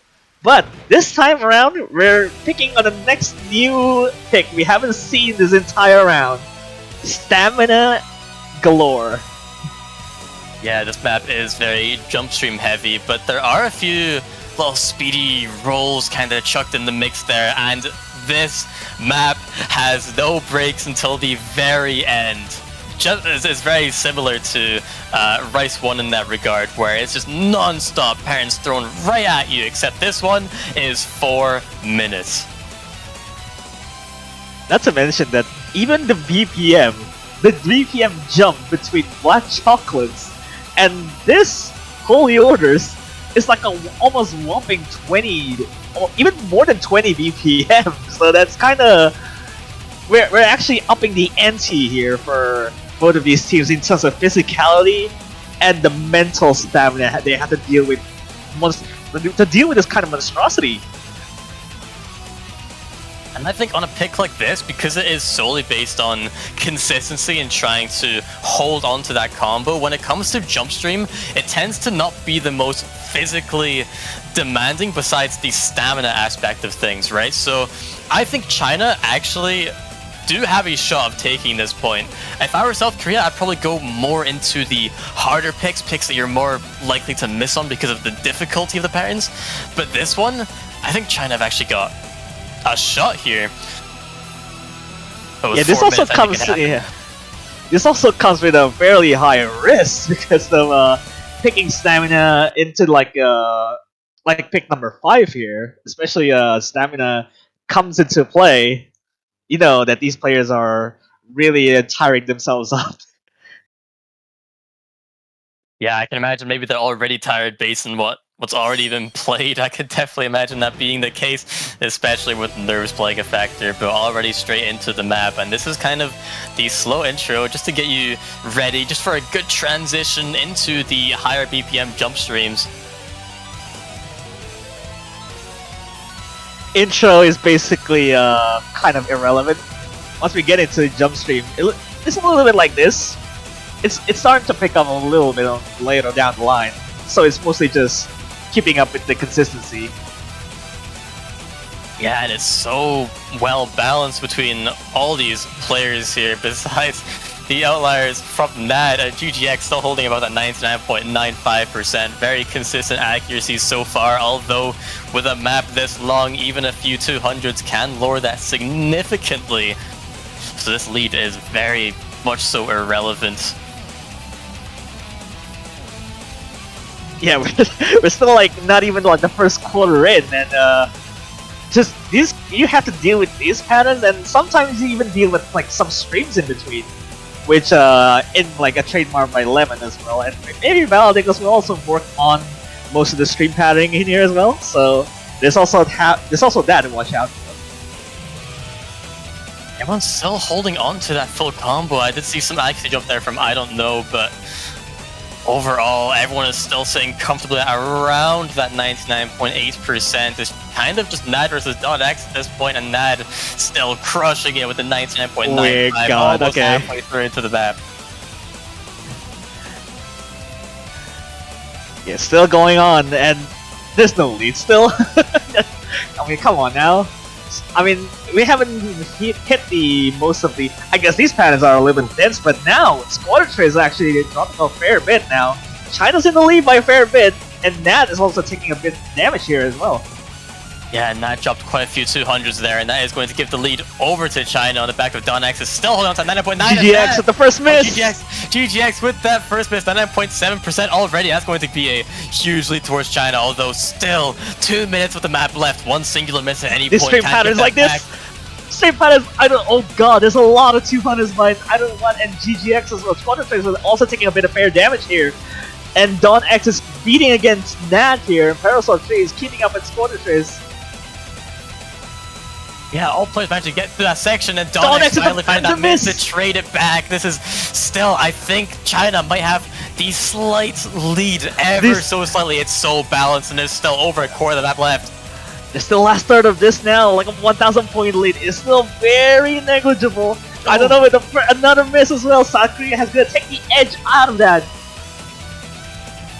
Yeah, I don't know what finding that miss towards the final quarter of the map God, as well. These patterns are getting much denser. Yeah, these stream patterns. Almost no break in this map. The 2,000 point lead is ever so slightly increasing towards Korea. We're going to need to see another miss come out, and we do from GGX. It's traded back towards China. Now they have the lead. Can they hold on for the rest of the map? There's still last quarter here. Last quarter is not getting any easier. GGX is also not getting any fair bit of breather here. 4,000 points of lead towards China here. Squadron takes another miss. I guess the first miss on their side. Nat is the only one to be able to hang on to get with Parasol Tree.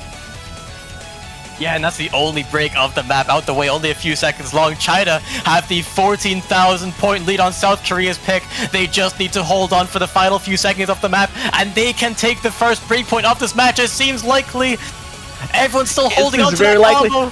15,000 point lead. There's not much left in the chart. There's only these streams remaining, but they are able to triumph against this pick. That's a breakpoint for China right there. 3-2. China taking the first breakpoint of this match against South Korea. Come on! Don X choking the V1SS on a map like this. How did you do that? Oh my god. Oh my goodness, still beaten up by Nad with his full combo, 6 200s, but if Dodex hadn't fired that miss, that would have been a crazy score to have this late into the tournament, but ultimately did not matter. They still took the point regardless of that miss. China's looking very, very good right now, especially if you take a point on the stamina pick, but no, they're sticking with the Ellens right now. This is the one that both of these teams also did play. So, be on the lookout. Yeah, and as I was saying, that map did seem like a very big risk for South Korea to take, and ultimately did not pay off. But going straight into LN1, China wasting no time. And speaking of time, this map is a timing hell. Very hard to hack, and there are also some one-hand trills kind of mixed in there towards the middle of the map, and that could easily throw people off. This is a bit of a fun fact that China won this pick by like 1,000 points. China just purely on previous scores, they won by like 1,000 points. Yeah, I'm hoping for a really close one, and 1,000 points is almost nothing. South Korea do have that chance to take that point back that they lost on Rice 3 just there. But if they're gonna do it, I think this is the one map to do it on. And this map does kind of compare with regards to the length. It is saying at 3 minutes 22 seconds. So we can't see go back and forward at any point. Yeah, of course, Turks will be able to come back in as the highest score on China is by Turks, and it's also with a full combo. So you would notice that he go immediately be able to shred this and keeping up with the rest of the team.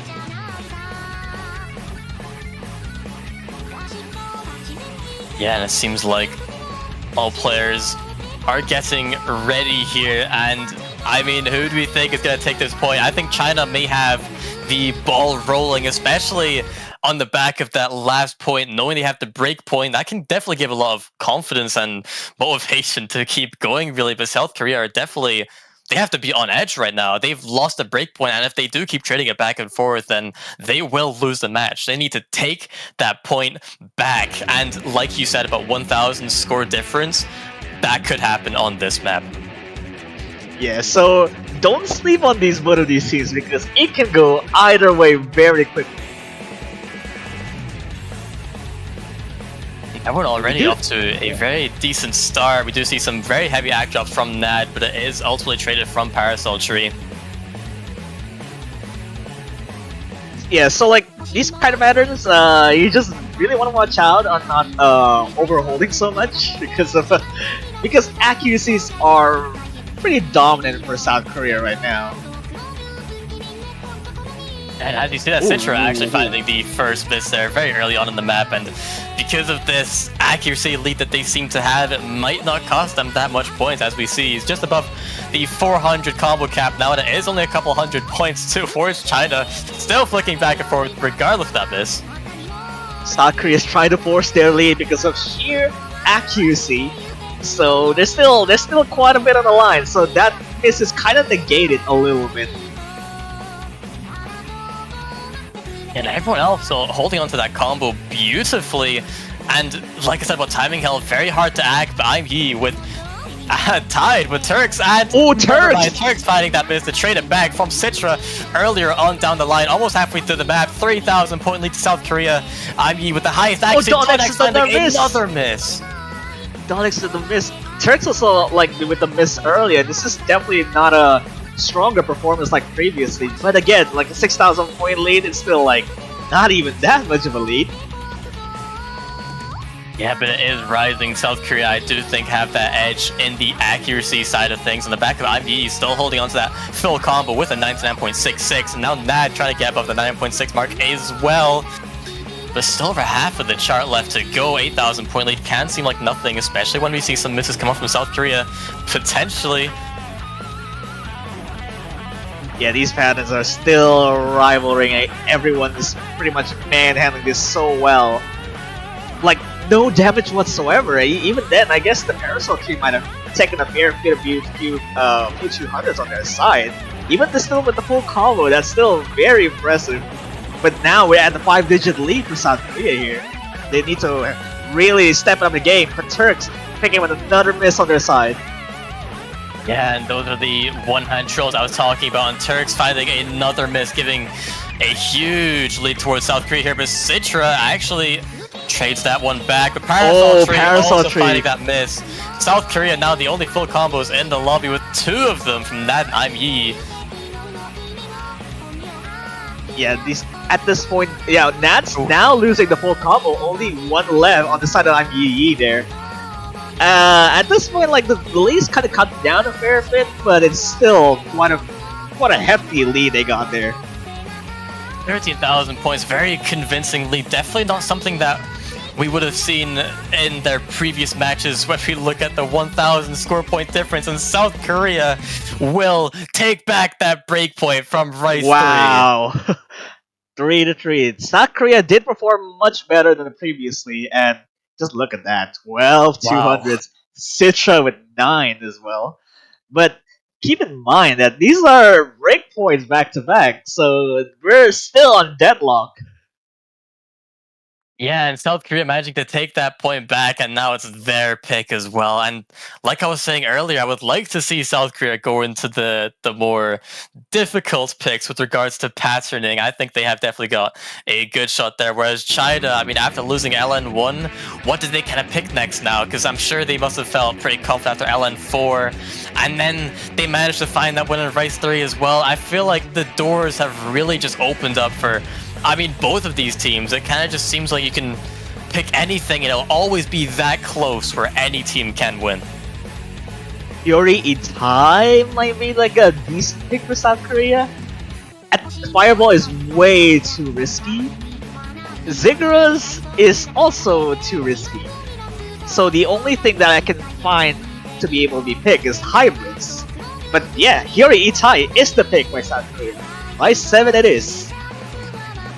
Yeah, and I did say in the previous match from South Korea here that Rice 7 is kind of a Jack map in disguise. There is a lot of Jack patterns, but there's so many trills kind of mixed into it as well. And on the back of South Korea's Rice 4 performance, they actually played this map yesterday and also got a really good team score on this map. So yeah, I think this is definitely a safe option for them, as long as they don't find those misses, as long as they don't choke. I know China is very consistent when it comes to comboing things, so South Korea need to not let that happen now. I mean, after what happened with Holy Orders in like the stamina pick, I I have much less of a belief here. Yeah, though, comparing this map to Stamina, this map is only 2 minutes long, just barely 2 minutes long, versus a Stamina being over 4 minutes, so this is a lot of difficulty condensed into one map here. Yeah, we'll see what happens. I believe also China didn't play these either, so South Korea will have unknown knowledge about their scores. Yeah, and all players ready, and I think similarly to Rice 4, we can kind of see who's more comfortable in this type of pick, just based on the intro alone, but that does not mean that misses will not come later down the line. Everyone, Oh, everyone hitting Scorcher the Scorcher's finding that miss, and yes, and Fanboy losing a lot of accuracy and also It's a finding miss that as miss. well. It's traded it out surprisingly. Now the lead is still pretty much on banking on 99.9s on Nat and GDX here. Those are very bizarre misses to find that early on in the map, but I mean, overall, South Korea do have that really good accuracy on the back of Nat, and GGX still holding up that 99.9. Yeah, we'll see, because as what happens to in regards to Corjax, I don't know what I as a first miss on their side. Yeah, it's another miss from the China side here. 10,000 point lead towards South Korea already in a 2-minute chart. This is quite a big lead to give already, but in a map so short, it can be easily given back on the back of maybe just 1 or 2 misses. And there still is over half the chart left to go. It's still like half of the chart, but we've seen a fair bit of accuracy. Squad takes a second miss on their side though.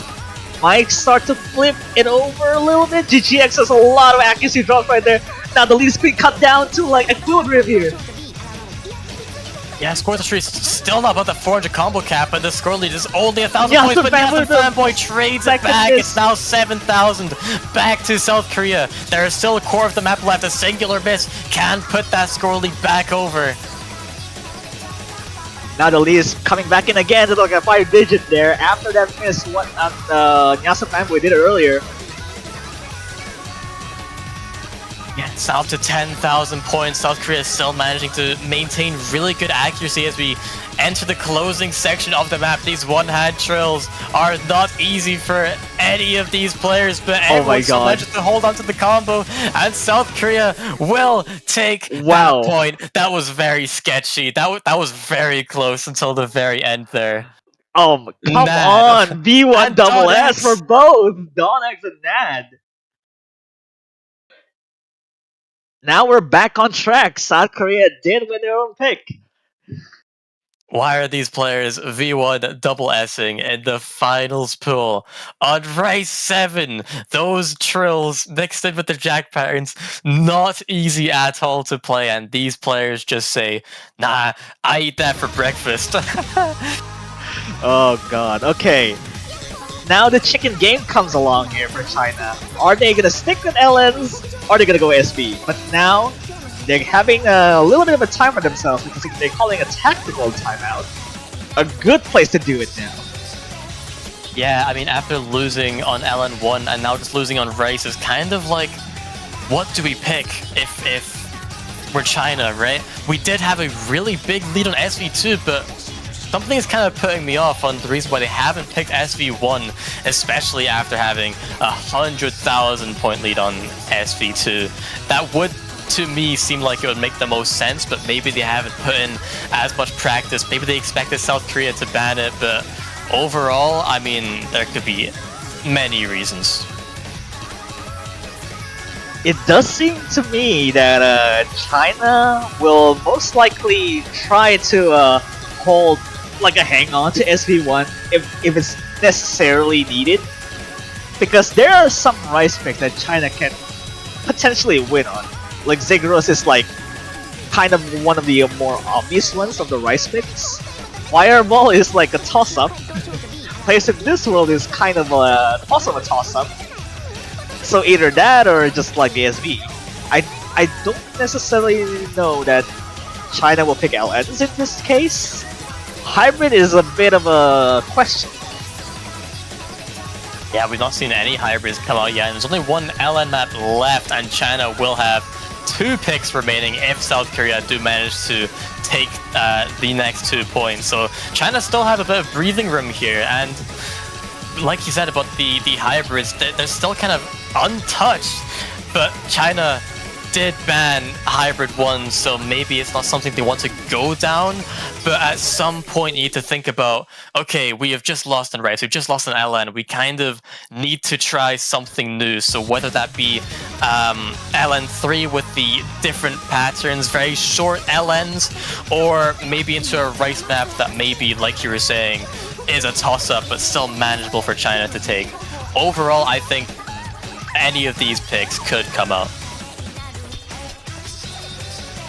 I'm more so expecting SV here, just because they want to catch their momentum from start, because they have been picking Rise, they've been playing LNs, and SV is being like the first pick that China did. It might be a good time to switch things over. Yeah, but this tactical timeout as well could just be giving China more time to practice the SV. Who knows what's going on behind the scenes? We have seen it before. I guess.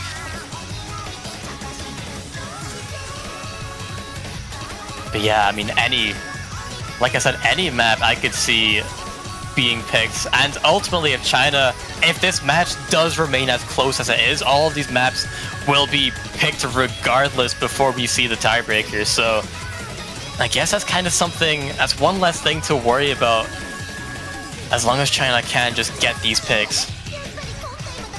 Alright, the pick has to come out now, and we will get the answer about a few seconds now. Let's see, what do we have? Yeah, hopefully they pick soon, otherwise it will be rolled randomly. But no, there we go! There's There's SV! Alright, the first time we've seen now on this entire round. This is a chicken game, and China is brave enough to break that chicken game here. Yeah, and if I remember correctly, this map is quite short. Yeah, 2 minutes, and I feel like with this map, it's kind of over before you know it. It's a lot of build up into the main Ki, which is very much so kind of the same throughout the map, and then it kind of just ends. So I think we'll be able to see as soon as we get into the main Ki who is more comfortable, just as we've seen on SV2. Something tells me that South Korea doesn't look like they're happy about it, because it's the same roster, right, with the like the SV2 earlier on, and like the lowest performer for SV2 is like IME, like on the side like 95%. Either that, or is it just something like a lack of practice, or is it just like a bluff? But I would like to be proven with the latter one. But we'll see though. This is the first time we've been picked, and let's see how their scores are on this. Yeah, and like you were saying about bluff, I mean, China are picking this only now for a reason. Why didn't they pick it earlier when they had such a lead on SV2? Maybe they didn't feel as confident as they did on SV2, but Okay, yep. Yeah. All right. I don't think Sakura is kind of prepared for all of the notes earlier. I guess maybe, sorta. I guess because of accuracy is kind of low because of the first notes here. yeah, I'm finding very big accuracy drops towards the start that are giving already a rather large Yeah, there you go. China and finding that miss as well. I think we're about to see maybe a similar performance as we did see on SV2. Seems like it will be a very comfortable pick for China to take on. Yeah, China did. I believe China did make the right call to pick to break that momentum of picking like a lot of the physical picks that we've seen earlier. So we're just playing with something a little bit more lighthearted this time. Yeah, and I'm trying to figure out if I'm maybe sight reading or just hasn't put a No, whole that lot is of practice in. definitely not a side read. I mean, it did hit that ghost earlier like quite flawlessly, so there's not a side read. I don't know, man. I think we've seen it a lot throughout the tournament, so I wouldn't be too surprised. But yeah, you're right. It does seem a little bit comfortable knowing some of these patterns. You know, like you would notice that if you side read that all these players will not be able to hit that. You're right. You're right. But this, wow, actually got you Angel though. 9.86 this far in. Yeah, and Yi is actually bringing that back up now, but overall, when you have China, everyone's still holding above 99.4 at least, and South Korea haven't got a single one to match that. This is a very big score for China here with 93,000 point advantage towards them. And yeah, like I was saying, it's a very similar performance to SV2 here. This is kind of an expected point for China. Ganyu Angel's my favorite player in the entire tournament. Look at that. B1SS just like that. It's easy as that. And China is now back on track as well. So we're now at a best of 5. Yeah, that's a crazy team score from China there. 4 200s, 6 200s as well. I mean, when you look at South Korea, all three players beat South Korea's best score there. They have definitely put in really good practice into SV1, and now it's South Korea's pick. Now we are tied back up to 4-4, and they're most likely going to pick into one of these rice, I would like to imagine. See, the thing is that if China like pick like SV as the momentum breaker, South Korea will have ample time to respond with their own, especially when these two hybrids are just sitting out in the open. Yeah, and I will say, playing an SV and then going immediately back into a more physically demanding rice or even hybrid map can feel a bit weird. And yeah, South Korea will respond with a timeout of their own. I think all these picks are starting to get a bit risky for both of these teams. It can go either way at this point. Now, South Korea is now mirroring with China's strategy. Responding with a timeout, they pick SV and responding with another timeout. Yeah, it's kind of a crazy situation to be in. South Korea, you know it's your pick, you know that the scoreline is tied 4-4, and any one pick can be your demise if you give it away for free. China will then have to get their own pick and can even make it 6-4 for them. So I think this very next pick will be the most important pick for South Korea. Now this begs the question that China has exhausted every SV. What did they go with? Because the rice picks, I don't think they would try to touch LN3, especially if it's like very physical demanding. But I've been proven wrong because they picked Distorted Fate and did win and then Trumping enhancement is so much different than the rest of every LN pick so far. And I do believe that the Rice picks they also have the advantage, but again, their picks have been kind of been running thin. Yeah, I mean, it has seemed that way for a lot of this map, but just by knowing how close these scores are. But if China don't want to go for the ally and instead go for a hybrid, I would not be surprised to see a hybrid 3 potentially come out. But overall, this is South Korea's pick that we're looking at, and yeah, I feel like it kind of has to be a Rice map here. Kind of follow the same theme that they've been going for throughout this match. Keep that consistency on these maps. And I mean, with these last few Rice maps that South Korea have played, they have seemed to be very consistent and getting that good accuracy, good combos over China. But China, they did take Rice 3, so they can still do it on any one of these other maps. In regards to South Korea's pick, I do believe that picking Ziggurat's distribution is unwise. So essentially, okay, they're going with Snail Chain Adventure. Now we're entering the realm of hybrids. Also the first time being picked.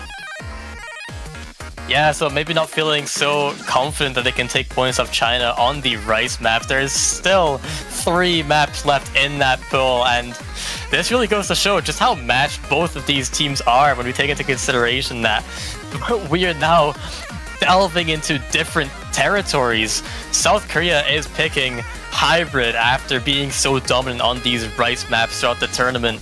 So yeah, China can't just take this. China can take it on Rice, they can take it on LN, but so can Korea.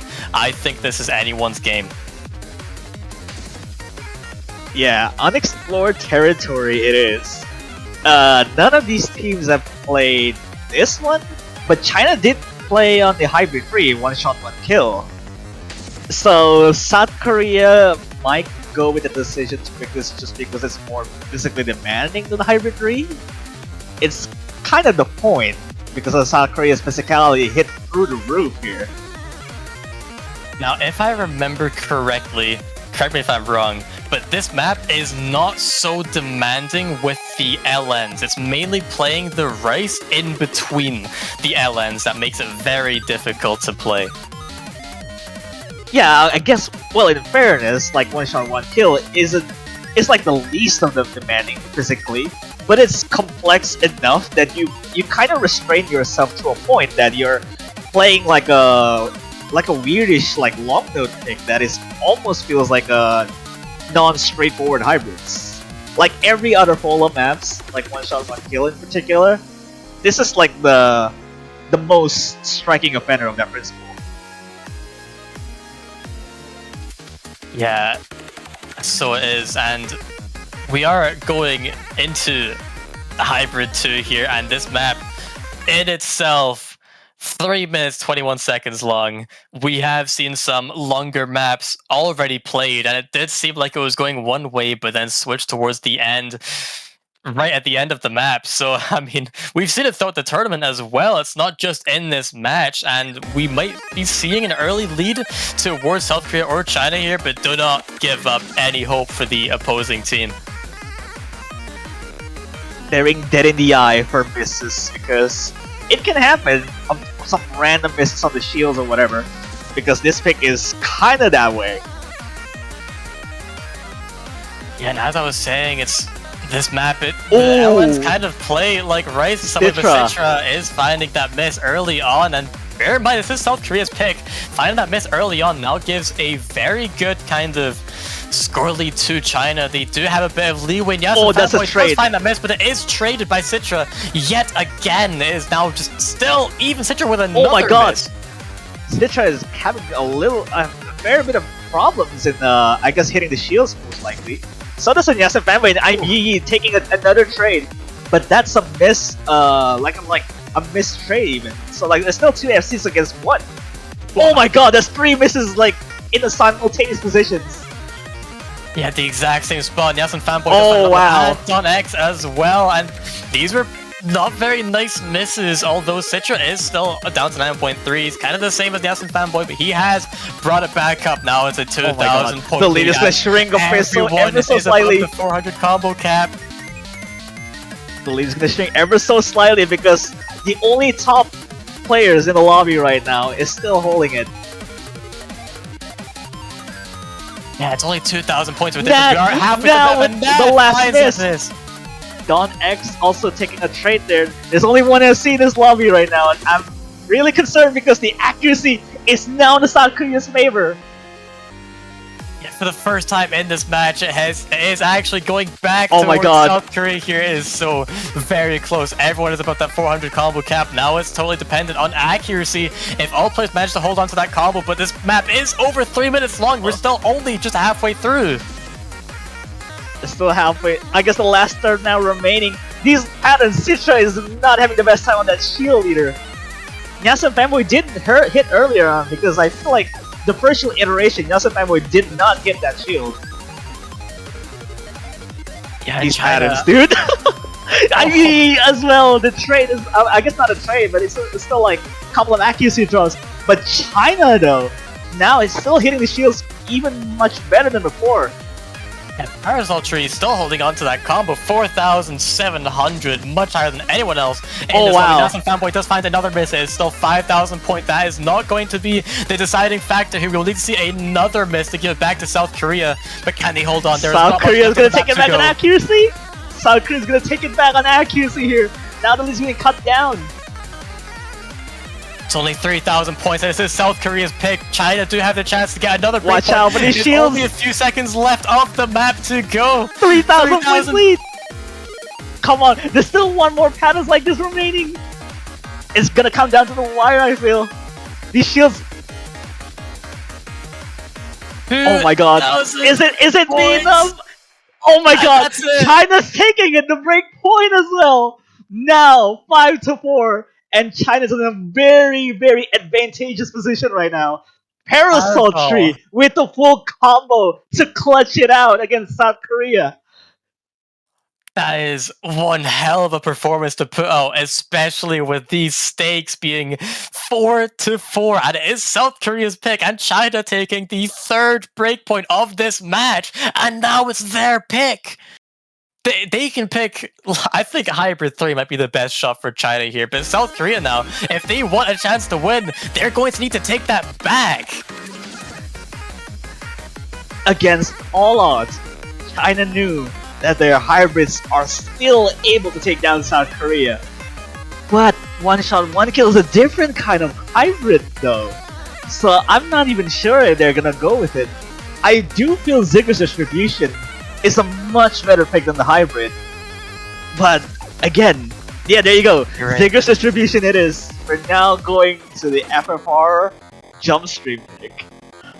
Yeah, after taking that point on Hybrid 2, your Hybrid 3 is a lot different, but they do not have that same confidence as they do on Race 2. And this is China's first time picking into the race, and it is going to be a toss-up. Like you said earlier, this is going to be a close one, I feel, and with China being the one to pick this map, South Korea, they've been picking Race the entire time, so do not count them out of it. Just because this is China's pick does not mean that they will be able to trump South Korea that easily. Also, I do want to remind everyone that China's score on Ziggurat's distribution is the highest among every other 5 teams that have played this round. Because specifically, I do believe that's also a 3-way FC from this jump stream pick. So this is like the more obvious pick in this kind of scenario. Yeah, and if you're South Korea right now, you kind of are relying a lot on the fact that you're able to take this pick. This is only 2 minutes long, is on the kind of shorter side of things relative to the other maps we have seen thus far in the match, and overall with this map, I mean, it could really go either way, and this is just scary. This is just scary. This is also a fairly high stakes pick, especially when considering the fact that this chart's last 15 seconds It's the densest among every other sections in the chart because of just dense jumps every eighth, and 280 BPM is doesn't make it any easier. And here we go. Let's see what China can do and try to get to a potential match point here. Yeah, with a lot to play for, a lot on the line, we see China having the slight accuracy advantage there, but that will not play a role when we get into the bulk of this map. Still waiting on the main Kiai. It does pick up very fast to 80 BPM. Here we go.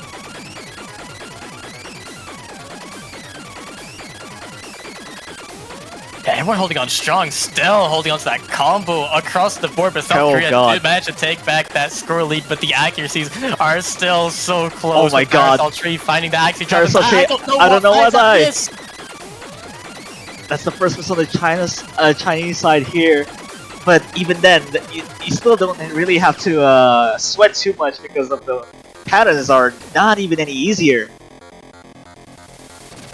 Yeah, there's not really much to say about this map besides it is just really fast jump stream, really fast speed thrown in there, and it really is just kind of consistent throughout the map, and we're past the halfway mark now. South Korea with the 8,000 point lead. If they want to take that break point back, now would be the time to do it, but Citra finds a really bad miss! Citra with a really bad misread. There's still the streams left though, so I guess there's still ample time to recover from that. But that accuracy drop is way devastating here. That was a really nasty miss. Oh my god, that's a bad... That's a bad misread on the trill. Here we go, I guess... left to go, and there's still the dense ending jump stream left. comes right up here. This dense jump stream is not one to let up. You don't really want to miss here. Everyone hits it. All full combos across the board on that final section there, and 23,000 points. There is still one section at the end, but it does not seem likely that China can give back such a huge lead. Oh my god. It's going China. to be 6-4. China on the cusp of taking that podium spot right here, and South Korea will have to battle out with the next two picks.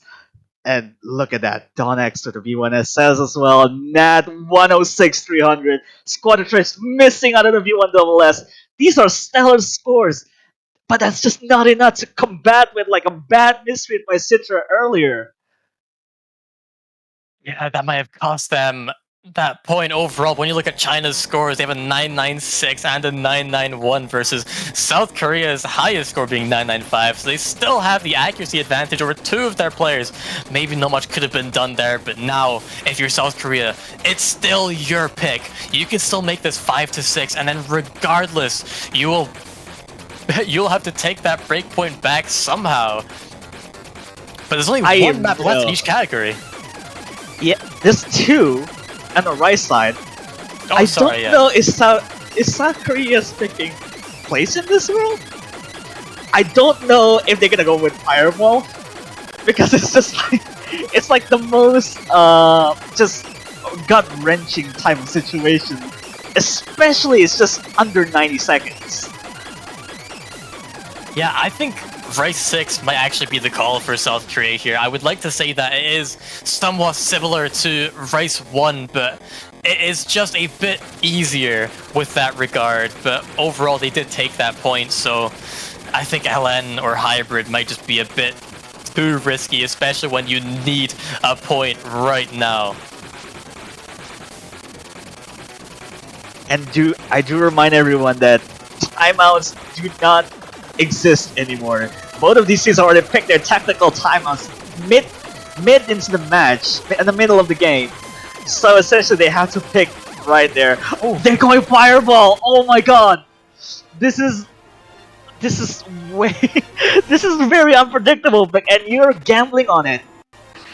Yeah, we kinda were expecting to see a Rice map there regardless, but that being Fireball, I think this is definitely a more physical map, and chokes are prone to happen in South Korea, maybe just playing on that card. And I know the ending of this map does get very crazy, so we'll have to see if South Korea can hold on to their combos, because at this point in time, that is what they need. That is what they desperately need to get that point back and make it 5-6. Don't worry about the next point, worry about now, and just get through it one map at a time.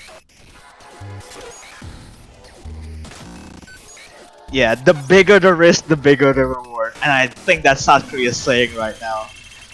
So essentially, you're not missing much, especially because of this pick in particular isn't very long. So essentially, they're playing on very high stakes here because if you lose, China wins the match. Yeah, there's all to play for, nothing, all to lose, sorry, but this is potentially South Korea's last map in this tournament if they do not take this point. They need this point now, and this can happen very quickly on a map that is only 1 minute 32 seconds long. Lend your support for both of these teams because they are essentially are most likely for China writing another history for books here. Yeah, the battle for the podium spot. South Korea do have the slight lead there, and this map does save very, very fast throughout the entire map. It is going back for GGX finding the first miss. here. South Korea side. That's the first miss, but I guess it does happen before the 400 though, so the only thing that is good for them is to miss this early. But we're now entering the second half of this now.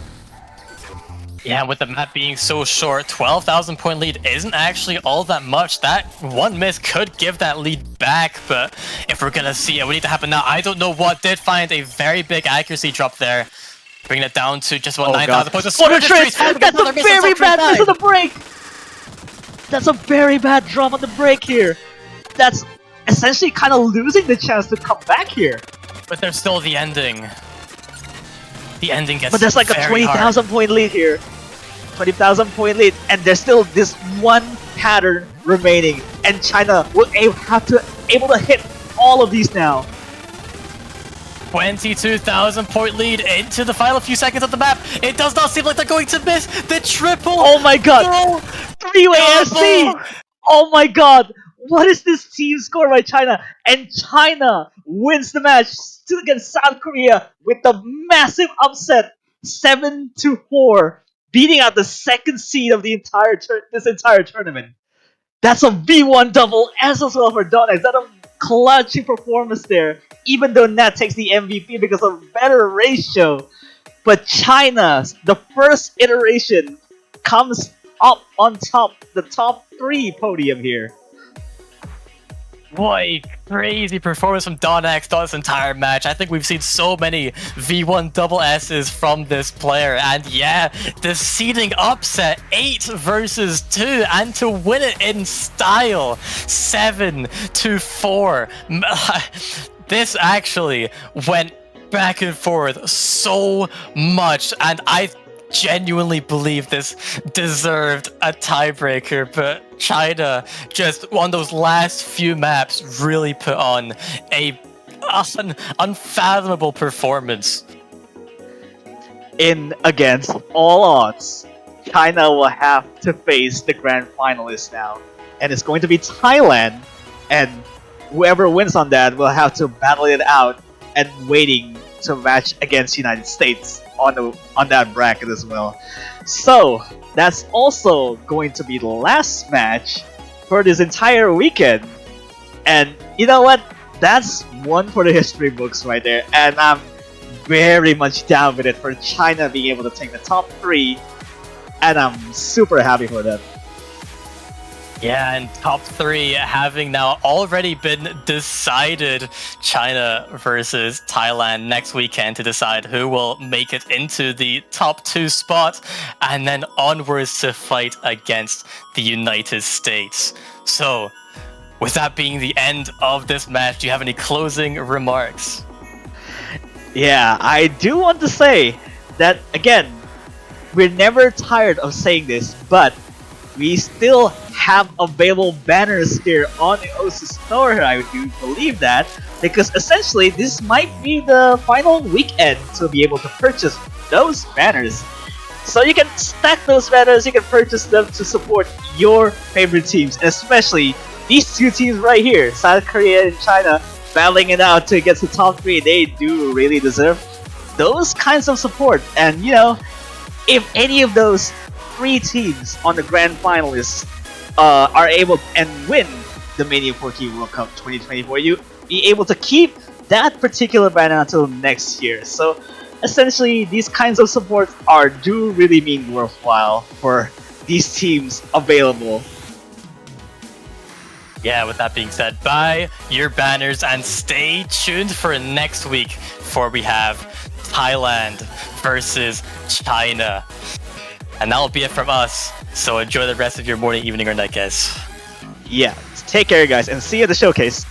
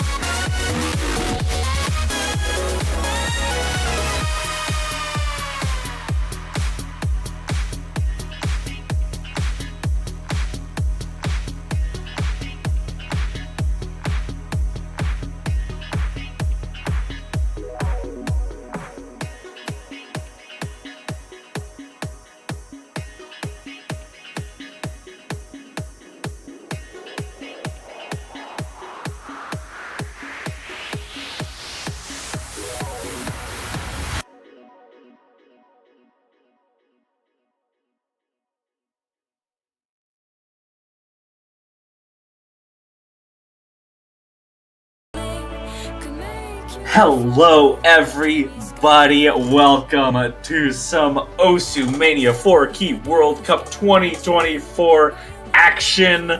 We've got some finals level play ready for you guys, and this is going to be a fun one. This is our one and only winners bracket match for the finals round. We got the United States, our number 1 seed, versus our number 3 seed Thailand, fighting for a guaranteed top 2 spot. The loser will still be in the tournament, but will have to fight through the winner of the losers bracket finals spot to maintain their ability to make it to grand finals against whoever wins this match. But I am one of your commentators, Toph Daddy, joined here by Potassium F. How's it going? I am so excited for this match in particular as well, because even though, United States have looked kind of unstoppable last year and also this year, but last week, Thailand was kind of cooking. They certainly were cooking.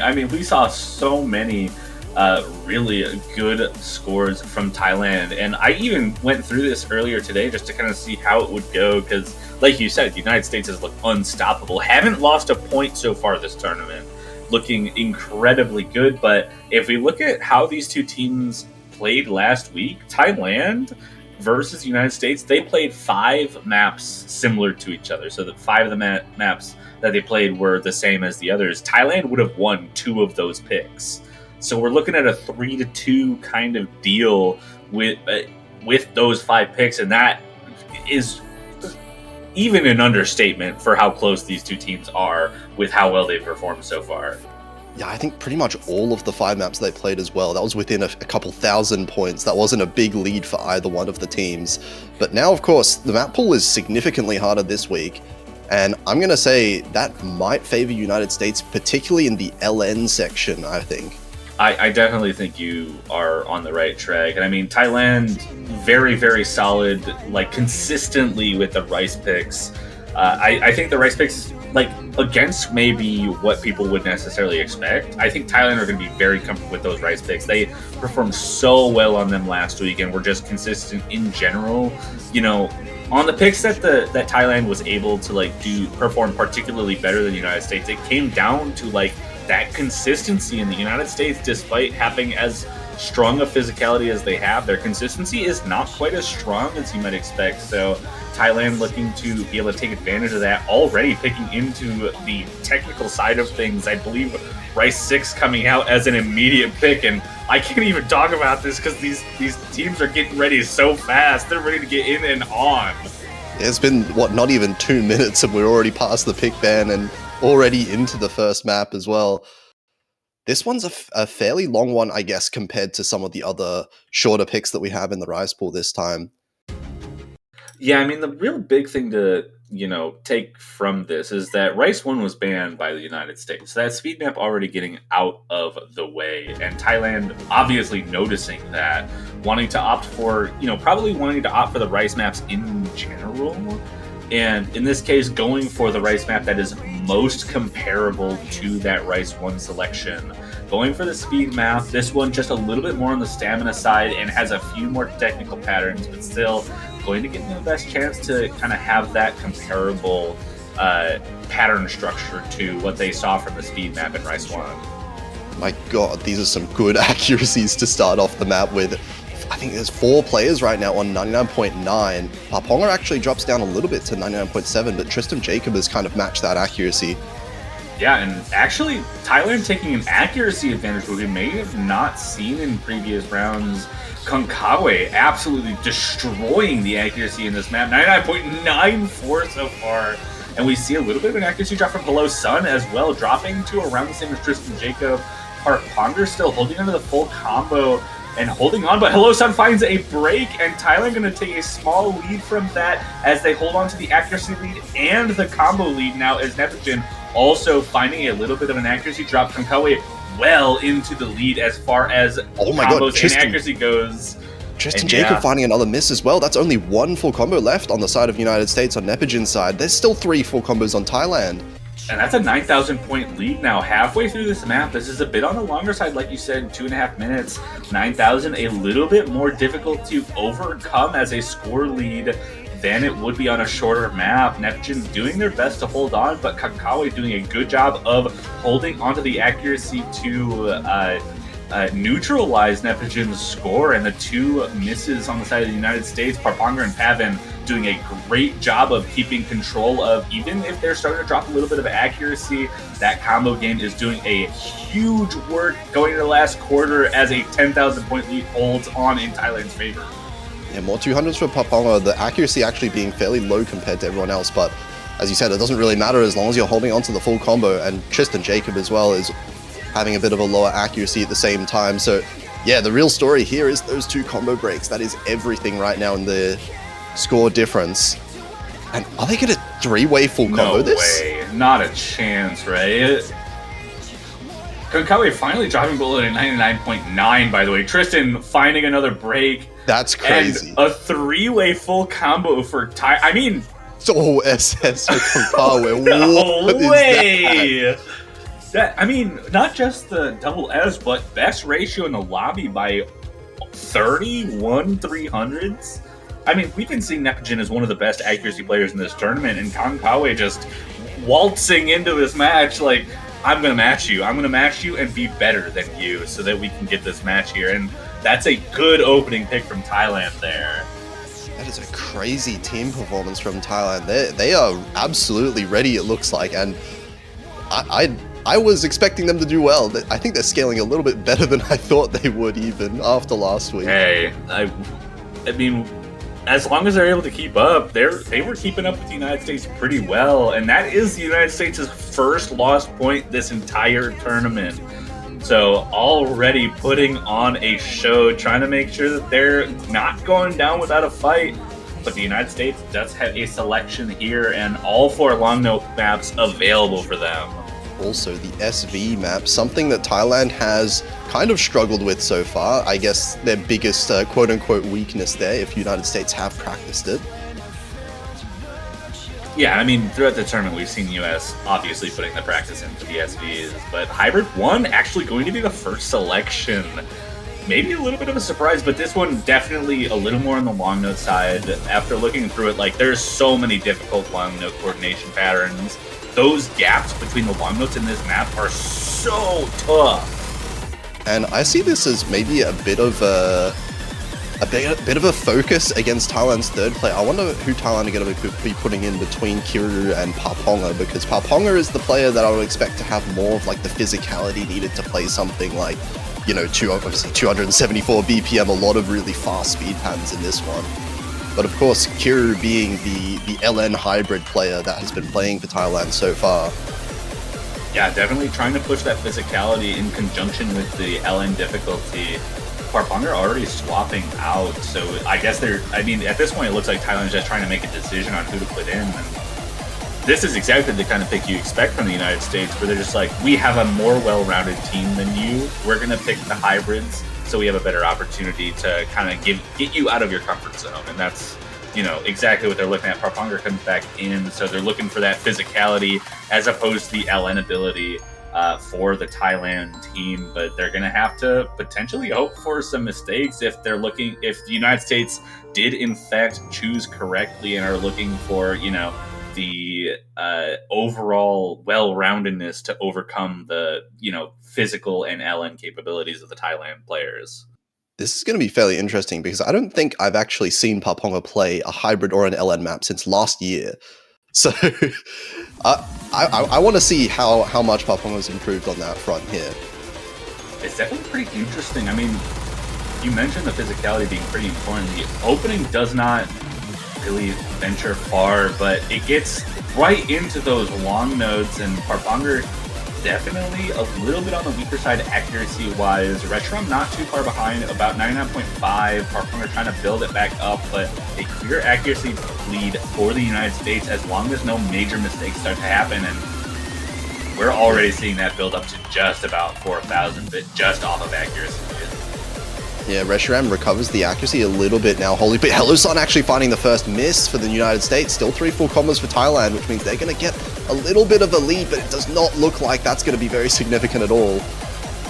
And Parponger actually does find a break. Traded right back from HelloSun, so 2 misses from HelloSun, 1 from Parponger, and 2 full combos on the teams otherwise. The accuracy from the full combos on the side of Thailand are actually better than the United States as well. It's just the difference between HelloSun and Parponger potentially keeping this really close as we get to the halfway mark. And it looks like the United States might be able to build this back up, but Thailand, for the time being, has a very tiny lead. Oh my god, less than 1,000 points there. As, I mean, the real story for Thailand right now is that Parponger needs to bring his accuracy up, and United States also on HelloSun. Whoever brings up that accuracy the fastest is going to walk away with a tiny sliver of lead. But oh my god, and we're getting into the bigger part. Everyone back up against 400 combo, and there's basically no lead at all. The United States trying to build that back up. Their accuracy clearly better than the Thailand side, so it should start going in their favor, but they do need to hold the consistency.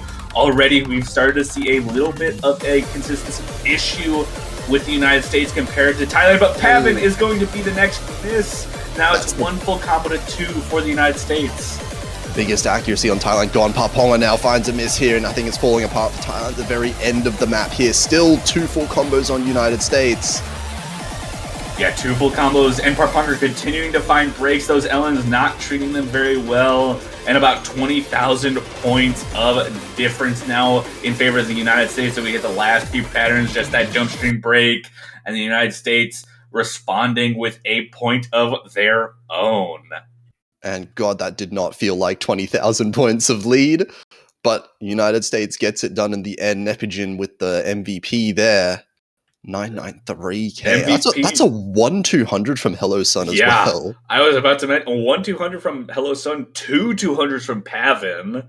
Better ratio from Pavin as well. It's solely off the back of that full combo that Neptune managed to get that MVP. Konkawa also right behind with that FC. So really, really good scores across the board. It was just a little bit of inconsistency from Thailand on those long note sections that gave the United States the ability to take that.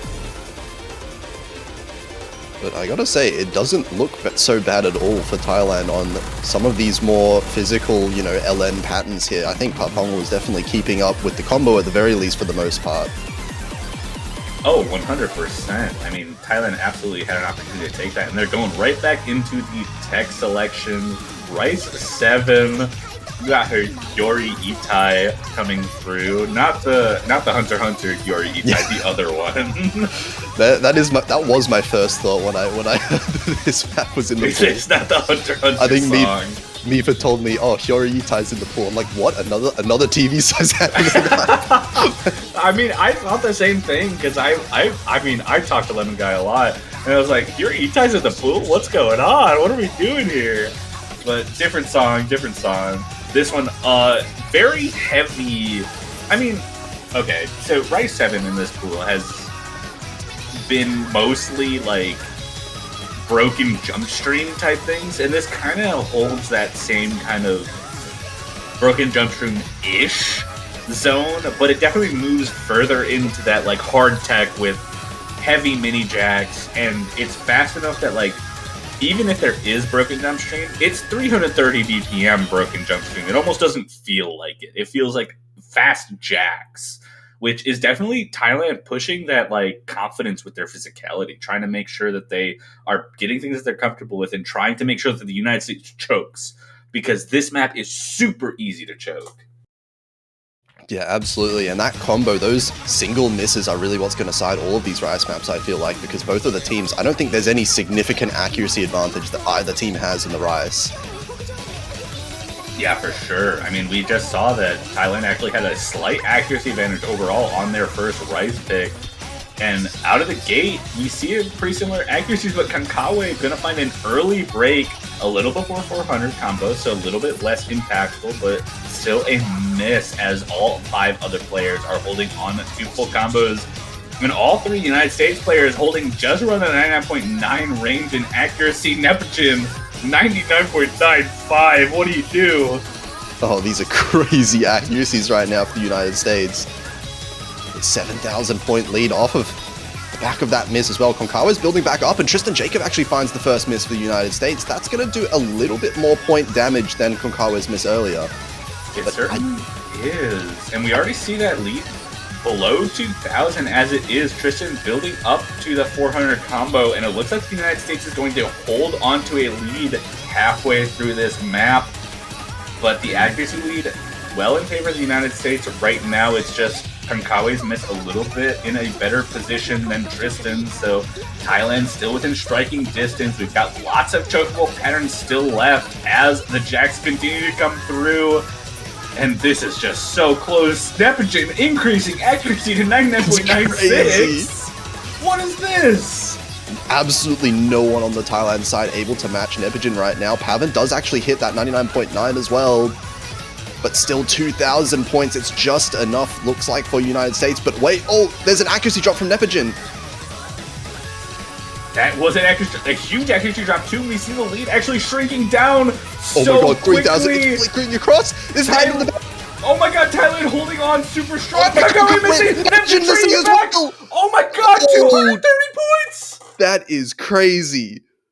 Those 2 misses at the very end. I need to check. Hold on, give me a second. Oh my god, at 239 is the correct difference. And that's a breakpoint for the United States. So close. That was insane. Despite there being two full combos on the side of Thailand as well. Paponga and Pavan both with the FC. Hello Sun as well. But the miss at the end from Nepogin, I mean, that was just like a crazy trade in general. That was, I mean, it was so close and right at the end. Oh my goodness. That, yeah, like you said, 2 FCs for Thailand. Hello-san also finding the FC for the United States, but the overall accuracy for the United States just overcoming the 2 full combos from Thailand. And the United States had an opportunity to solidify a lead. And at this point, oh, what do they pick here? I don't even know. LN1 maybe? I would be concerned about LN1. I'm wondering whether Kuru could keep up with the physicality here, because if he can, then that's a very terrifying LN1 lineup for Thailand. Definitely is. I was sort of thinking along the lines of trying to keep with Hybrid 1, but LN1 is the pick. Looking for that LN advantage. And I can't imagine Parponger coming out for this one. Like you said. Yeah. Kuru is going to come in for this. You're able to keep up with it, trying to get that accuracy side. And this might be, I mean, we'll see. It could potentially be a misplay from the United States, keeping away from the more physically oriented LN maps. I would definitely think forcing Paponga to play the LNs would have been the play here, but we'll see how this plays out, because of course United States are super strong when it comes to the LN1 picks themselves. Yeah, I mean, they've been performing basically top 1, top 2 the entire tournament on these LN1 selections. But Thailand, not too far behind. I mean, they've been performing super well just in general in the pools. But we did expect the United States to kind of be, leaning towards that long note side of things because of how good Thailand has been on the consistency and physicality of the right side. Parponger, and I mean, getting Parponger out is maybe the goal here, trying to make sure that he's not playing these maps. We'll see how that ends up working out for them, so far at least. Just starting off in the map, this is going to be a very difficult one to act overall. Yeah, we see Pavan and Nepogin holding on to the highest accuracies in the lobby. Peachmaro actually not having the strongest start, dropping below 99.5 in that intro, but everyone holding on to the combos, so Thailand going to hold on to a very slight lead as the accuracies just stay a little bit more consistent for them. Pavan drops down a little bit down to the 99.7 range as Nepogin increasing the accuracy once again, 99.86 currently. That said, Peachmaro still trying to build that accuracy back up lowest in the lobby, but Kuru dropping a little bit down, matching a little bit, so you can see matchups from each team.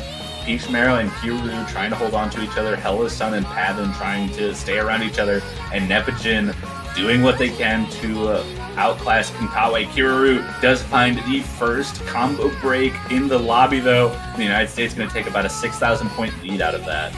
Yeah, decently large ACK drop there for Kuru as well, down to 99.4. That's the lowest ACK in the lobby currently, and United States with a big lead now, especially as Pavan and Kuru both miss once again. United States still with the 3 full combos. This is going to be a big lead here. Peachmaro does trade one of them back, but ultimately this is going to stay. Kuru does trade actually that back again, so the United States is going to take a very strong advantage, about 12,000 points of a lead, as Nepogin continues to increase that accuracy, trying to stay around that 99.87, and Hello Sun doing a good job of holding on at the same level of Kankawa, so it's just the misses right now, keeping Thailand behind as that 12,000 point lead stays roughly similar with everyone well above the 400 combo now. Yeah, we are only halfway through the map. There's still a long way left, but there was quite a few misses there for Thailand, so it's going to require at least 3 or 4 misses from United States to make this one back. We do have a solo section here, which has some of the harder patterns in this map, so you can see some combo breaks, but no one finding any uncomfortability here. That lead is staying just around 12,000 as Kuru finds another breaking. Kankawa, the last full combo on the side of Thailand, also finds a break, and that's going to extend the lead for the United States. Yeah, looking like a very solid pick after all for the United States. Maybe finding something that Thailand perhaps not quite comfortable on this week. Peachmaro, Hello Sun and Peachmaro both finding a drop there, but I don't think that's going to dent the score lead too much. Oh, if there's more misses, maybe, actually. We are continuing to see a few misses from the United States side. Kiryu trades one of them back. The lead staying around 14,000 points. A lot of combo in this, so 14,000 is still quite a bit to recover from. If Kiryu didn't miss, it would have been a little bit closer, but we're getting to the last few patterns and a breakdown has to happen, and Konkawa finding another break there as Neptune, potentially the only full combo on this LN1 pick for the lobby, and the United States solidifying their lead here with a 3-1 lead on LN1. That's just an insane score from Neptune as well. By far the best accuracy in the lobby, as well as the only full combo. Yeah, I don't know how you do that. Not gonna lie. Yeah, on a pick like this as well, there are so many releases to keep track of. I don't know how you actually manage to release them accurately. I've known this guy for so long. Everything he does, I just don't understand. But that is going to be a 2-point lead now for United States after winning that break point earlier and securing their own pick. Now Thailand are going to go for Fireball next. They're going to continue with the technical picks. I honestly would have expected this to come out before Rice 7 from Thailand. I mean, this is a minute and a half. It's really, really fast and super chokeable, and Thailand has been so consistent on maps like this. So this is kind of the expectation outside as far as this kind of thing goes. I mean, Thailand, my thought process on how Thailand's going to pick is they're going to go for the Rice because I think they're stronger on Rice than they are on long nuts and hybrids. And they're going to want to go for things that are chokeable and fast and require a huge amount of physicality because the United States has not been as consistent in that. So Fireball makes sense. Rice 5 makes sense. I think as far as like future picks go, Rice 2 makes a lot of sense. Ziggurat's distribution seems like the right area to go into after that, but they do need to find some way to like kind of dig into the United States because they're a breakpoint behind them. Yeah, absolutely. They are going to end up having to win one of those LN or hybrid picks in the future, which, I mean, they have shown they're capable of. So perhaps we might see something like that go in the future, but they absolutely need to be winning the rest of their picks as well. So this is a super important one for Thailand. It certainly is. And a minute and a half. I mean, if I'm being honest, I think, like, despite this being so short and chokeable, I do think physically, or at least stamina-wise, this is the easiest to keep up with. It just requires that speed. And I think that's going to benefit Thailand a lot here, especially with how consistent they've been overall. Yeah, single misses are going to be dent the score so much. It'll be so quick to see this bar shrinking and growing if we do see any big mistakes, and already we can see the back and forth that's happening, everyone holding strong accuracies at the start here. God. I can't believe everyone's holding on to combos so well. Lowest accuracy in the library right now, 99.71? We do know the end of this map as well is super choke heavy, chokeable, I should say. And it's 1,000. This is hanging on by a thread right now. 1,000 points to United States, just off of a little accuracy difference. Yeah, I mean, we're already through. Oh my goodness! An accuracy break from Neptune there actually gives the lead, huge lead to Thailand.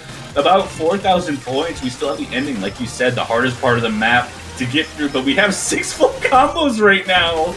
Oh my god, goodness. This is insane. 2,000 points. We can't afford any 200s even, and we see a bit of an accuracy drop from Paponga, it looks like, and Pavan.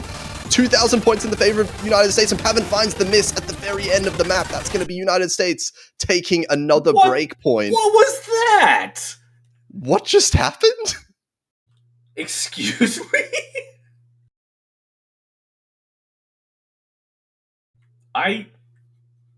That's a 3-way full combo from the United States. Also, Konkawa 1-200 FC 994. Excuse me. Yeah, Konkawa been getting these MVPs on all of the Rice maps. It feels like that is a brutally good score. I don't know what to say about that. Oh my god, that's 2 breakpoints now for the United States. Though they're starting to run away a little bit with the momentum, despite these Rice maps being so close. Yeah, and the United States does take a timeout, looking to get a little bit of their breath back. All of the tech picks now gone. Thailand's potentially main selection point, main strategy now starting to dwindle. They're going to have to find something else to move into. They do have 3 rice picks left, but the United States has a lot of opportunity to kind of move into what they want to. I could definitely see an LN3 pick coming out from the United States if they wanted to, similar to how they went with Hybrid 1, kind of get Parponger out of the lobby, or at least put Parponger in a position to be a little uncomfortable on a map. Yeah, LN3 would definitely force Parponger to come back in. I wonder as well if the timeout might kind of signify a potential SV pick coming around the corner, because that one I do think should definitely favor the United States as well. Could definitely see that coming as well. But I need to look back on this. The Protect from the United States was that SV2. Looking to keep that in the realm of play, so I would not be surprised to see that come out from the United States here to, really, really push that momentum in their favor. Yeah, absolutely. And potentially picking the timeout so they can go double check all their settings for the SV maps, because a lot of players do like to switch around scroll speed and even skin sometimes, right, for the different SV maps. Yeah, for sure. We'll have to see what the strategy is here. I imagine if I were in the United States shoes, it's either LN3 coming out or it's SV2. Like, that's kind of what you're looking at. And then if you're in Thailand's position, it's like you've got to hope that you put the practice in, right, for SV2. Or in the case of LN3, you've got to make sure that you have the physicality to keep up with it. And so far, the consistency has been super well in the United States' favor. They managed to handle Rice 6 very well with that speedy, bursty kind of stream-based structure, but nothing else has really worked for them on the consistency side, despite the fact that the United States maybe didn't look super consistent on Rice last week. Yeah, United States definitely performing extremely well so far on all of these picks, with quite a lot of full combos themselves coming out. But this pick, I mean, this pick has to just depend. How long do you want to keep the SV in the back pocket? I mean, at a certain point, like, they're already 2 breakpoints ahead, right? Like, yeah, I would say now is a pretty good time to be pulling it out, but I definitely have seen teams sometimes like to wait until match point to bring it out. Yeah. I know Japan has done that quite a lot in the past. Okay, and you were right about the prediction there. They took the timeout to kind of get themselves ready for SV2. And the pick comes out. I'm excited to see this. Yeah, I mean, I definitely think Thailand can get good scores on it. I think we saw some actually fairly strong scores from them last week, even on the SV, but the problem is I don't think it's quite good enough against a team like the United States, who does practice heavily on these SV picks as well. Yeah, I mean, I think, like, you look at the qualifiers and you look at how SV performances have gone for every team so far, and before this round, you would have said Japan was the best SV team in the tournament, and now that they're eliminated, the US doesn't really have a huge amount of competition anymore. Well, I mean, we still have the lower bracket teams that are coming up, South Korea and China have both looked super strong on those SV picks. That is true, but even saying that the United States has looked so strong on SVs, it's hard to vote against them on a pick like this. Yeah, that is true as well. But we'll see how this one goes. Especially a map like this, where those patterns, I mean, you have some teleports and some invisible notes that if, you're not necessarily fully prepared for, you can miss easily on. Even if you are fully prepared for, you can just find some random misses, and even a team as good as the United States is at SVs, I could see some misses happening, and as long as Thailand put in the practice, they could absolutely put some work in on this. Yeah, we'll see how it goes. And as you said, if we do have misses coming in on a map like this, which is still very possible, that is going to impact the score lead so much more than any of these other picks in the pool because of the low note count in the map as well. Yeah, absolutely. I mean, what does this have? Like 1,200, 1,400 note count maximum?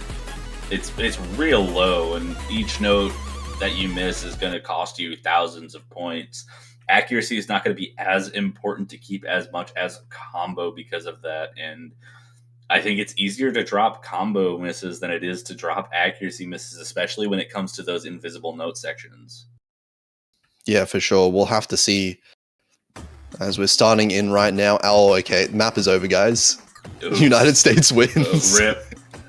All right, we got 2 players on Thailand who did not put in the practice for it, so I don't know what else to say at this point. I was hoping that Thailand put in the practice, but we've got 2 players at the 60% range, as far as the United States has 399%, and we're 20 seconds in, it's 200,000 points of difference. Yeah, and I mean, even if they did put in the practice, would it matter anyway, as we see United States on some pretty insane... I don't know how Reshiram is doing this, but it's happening. I do know how Reshiram does this, because he's really good at SV. And the invisible notes come in and nothing changes. Tristan does find a miss, but it's not a contest at this point. 600k, there's nothing to really say. Yeah, all that's really left to see is what are the team scores going to look like for United States? How big can they flex in the end here? We did see a miss earlier from Tristan Jacob, but of course, not going to matter whatsoever. Yeah, we're going to see a 998 from Reshiram. Is that what we're going to see here? Yeah, Reshiram's just like... He's just playing a regular 3-star ranked map right now. Man, this guy's crazy. I was on a team with this guy for a couple years, and I remember him being comfortable with it. He was our 3rd SV player for a while, and now he's just maybe the best SV player in the United States that we've ever seen. What is going on? Yeah, Reshiram's been, like, not even just in the United States, he's been one of the best SV players in the whole tournament, by far, I think. So oh, yeah, I mean, he beat Kruke on pretty much every SV map that was in this tournament. That is an insane thing to say. Yeah. No, he got the _1 score on the qualifier SV map ahead of Kruke. I couldn't believe that when I saw it. And he's just keeping it going. I'm just staring at that accuracy in the bottom left right now for the whole map, pretty much. This is not okay. This is nuts. Oh my goodness. What do you do? The score difference between the teams doesn't matter because it was basically decided early on, but that's a 997. Oh my god, 65. No! Not okay. God Actually, damn it. not okay.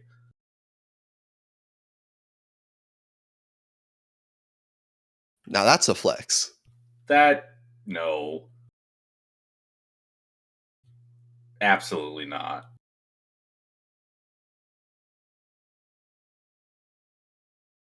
I'm glad someone's holding up the mantle of US SV supremacy, but, like, that's not okay.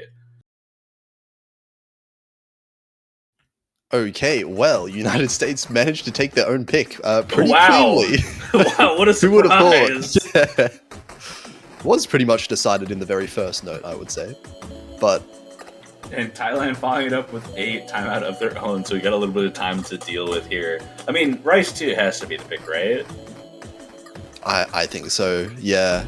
Out of the ones remaining, I mean, I could see a Rise 4. That's the other one I was thinking, too. A bit dangerous, perhaps. But I mean, hey, to be fair, against United States, is there any safe pick? No. I mean, no, I don't think there's really a safe... I mean, SV2 might have been the only safe pick against Thailand as it was for the United States, which is why they protected it. So it's like, you know, you're in a position where it's like, in that situation. But, I mean, what do you really do? You go for either, let's go for hardcore accuracy, see if they can hold the consistency with the jacks. As long as we can take that point. Or it's Rice 2, where it's full send on the physicality consistency side of things and, you know, dare them to miss again, which they've been trying to do this whole match, but it just only has worked out on Rice 6 so far. Yeah, I mean, I'm not going to say it hasn't worked on the other picks. I think it has worked. It's just by the slimmest of margins has slipped out at the very last second on both of those other Rise maps. Yeah, I mean, Yeah. it's a position where this could have easily been a 3-2 match, right? Where Thailand could be even potentially leading if they had a good performance, but it's such a rough position to have, you know, even lost that first breakpoint on Rice 7 by 200 points, right? That winning that point changes the momentum of this whole match. Instead of 5-1, even it's 4-2, and they still have like a lot of opportunity to kind of move themselves into this match, but they're in a rough position now, and they've got to start getting points back, or they're going to start getting into the point of no return, where they run out of Rice picks, and the United States just has too many available opportunities to win on long notes and stuff like that. Yeah, they need to win 2 of those as well on the long note hybrid pool to be able to come back in this one. But of course, this is going to matter a whole lot right now as well, because if they cannot afford another breakpoint, not at all. And I guess it is between Rice 2 and Rice 4, because those 2 skill sets in particular have been what Thailand have been dominating on, at least for the past few rounds as well. Yeah, I mean, Rice 3 would make sense, but that's more of a consistency. That's less of a miss choke kind of map. So that's kind of away from what they would be aiming for in the match overall. Yeah, I mean, I think, well, Thailand's accuracy for Rice picks has been very good in general. I could see a Rice 3 coming out, but I think it's better for them mentally to go with something a little shorter, more focused on keeping consistency on shorter stuff, and Rice 2 does come out. And making sure that United States, you know, with the higher physicality requirement, without the stamina needed, just, you know, keep that consistency without stamina, and make it so that the United States has to perform with the high physicality to beat them. Yeah, absolutely. So we're going to be seeing the usual players coming back in, of course, for Thailand here, and United States as well. Yeah, the interesting part about this map that, like, I noticed about watching this is that the patterns themselves, not terribly difficult for the most part. There are a few specific parts of this where the accuracy and consistency are going to be tested super, super hard, because there's high density sections that last maybe half a second multiple times throughout this, and especially that ending where that density really pushes it is going to be an important part to kind of keep an eye on.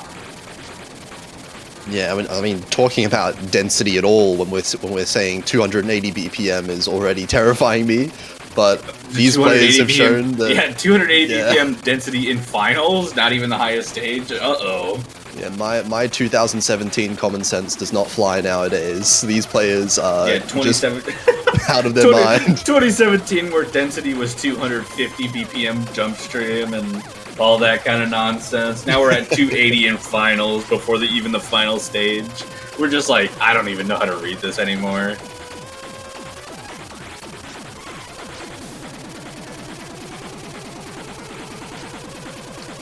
And looks like we have everyone in here getting ready to start this one after the bit of a break that the players had. Hopefully have adjusted their scroll speeds.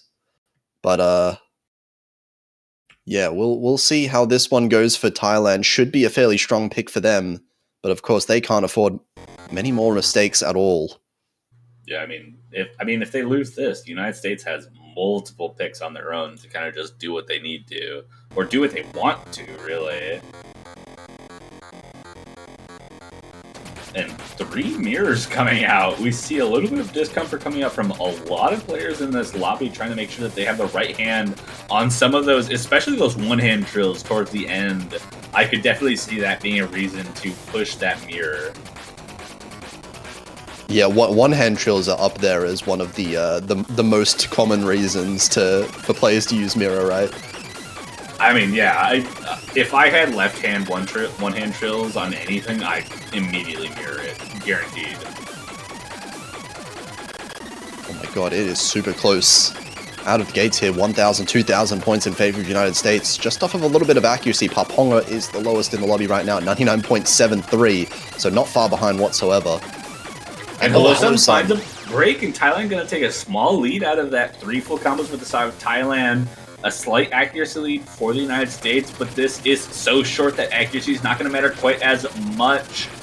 So Thailand is going to take a little bit of a lead. We have a little bit of a denser section towards the end, a little bit of a less dense, so to speak, but they're still dealing with it. Reshiram a little low on the accuracy side as well, but Neptune doing what they can to keep that accuracy lead inside of the United States, but Thailand holding on with those full combos as those one-hit trolls cause some accuracy breaks, and this is so close now. It's flipping based off the accuracy alone. Oh my god. 1,000 points. Speed section's coming up. Last quarter of this map. This last section is so hard. It gets so dense. The United States takes the lead, it looks like. I can't tell, actually. Oh, it's at the very last seconds of the map. Why is it decided at this point again? No, Stop don't. doing this. Less than 1,000 points, and Pavan finds a miss. No! That's going to decide it. Oh my goodness. How are all of these rice maps? That's not a double S. That's not a double S. Oh my god. Why did he leave the lobby? Is unreal. That was so close towards the end, though. That was almost a 3-way full combo for Thailand. That was so close. And it feels like just so many of these points have just barely slipped the net for Thailand, gone over towards the United States in the last 5 seconds of, I would say, 4 of these maps.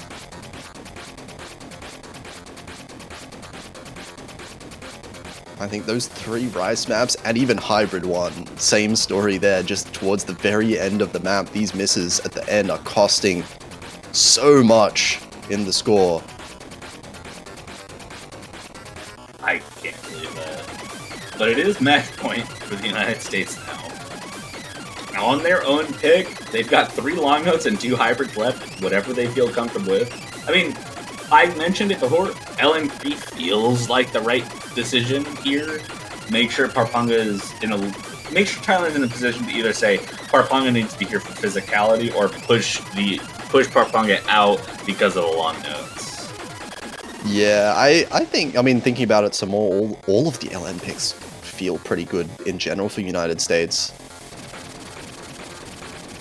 LN3, LN4 even might make some sense here, you know, if you're assuming that Kuru can't play the other LNs as well. Harponga playing LN4 I don't think is going to end too well for Thailand. Oh, wait, what is this? Whoa, okay. Jax? I don't like this pick. I think this pick is bad. Yeah, this is a crazy pick to be pulling out. They're picking Thailand's best pick out of all of the maps remaining in the pool. Yeah, straight up. Like, this is what I would have expected Thailand to go into next. What is going on? I mean, that said, I guess this doesn't change too much from like a whole match point of view because there's only 2 rice picks left. So even if Thailand win those 2, we still have the same number of LN hybrid picks that Thailand has to win. But definitely this is the way that you let Thailand get some momentum back. Yeah, right. It's like, give Thailand the opportunity to come back. It's like, give them some momentum, give them some confidence if you win this. I think this is such a bad pick.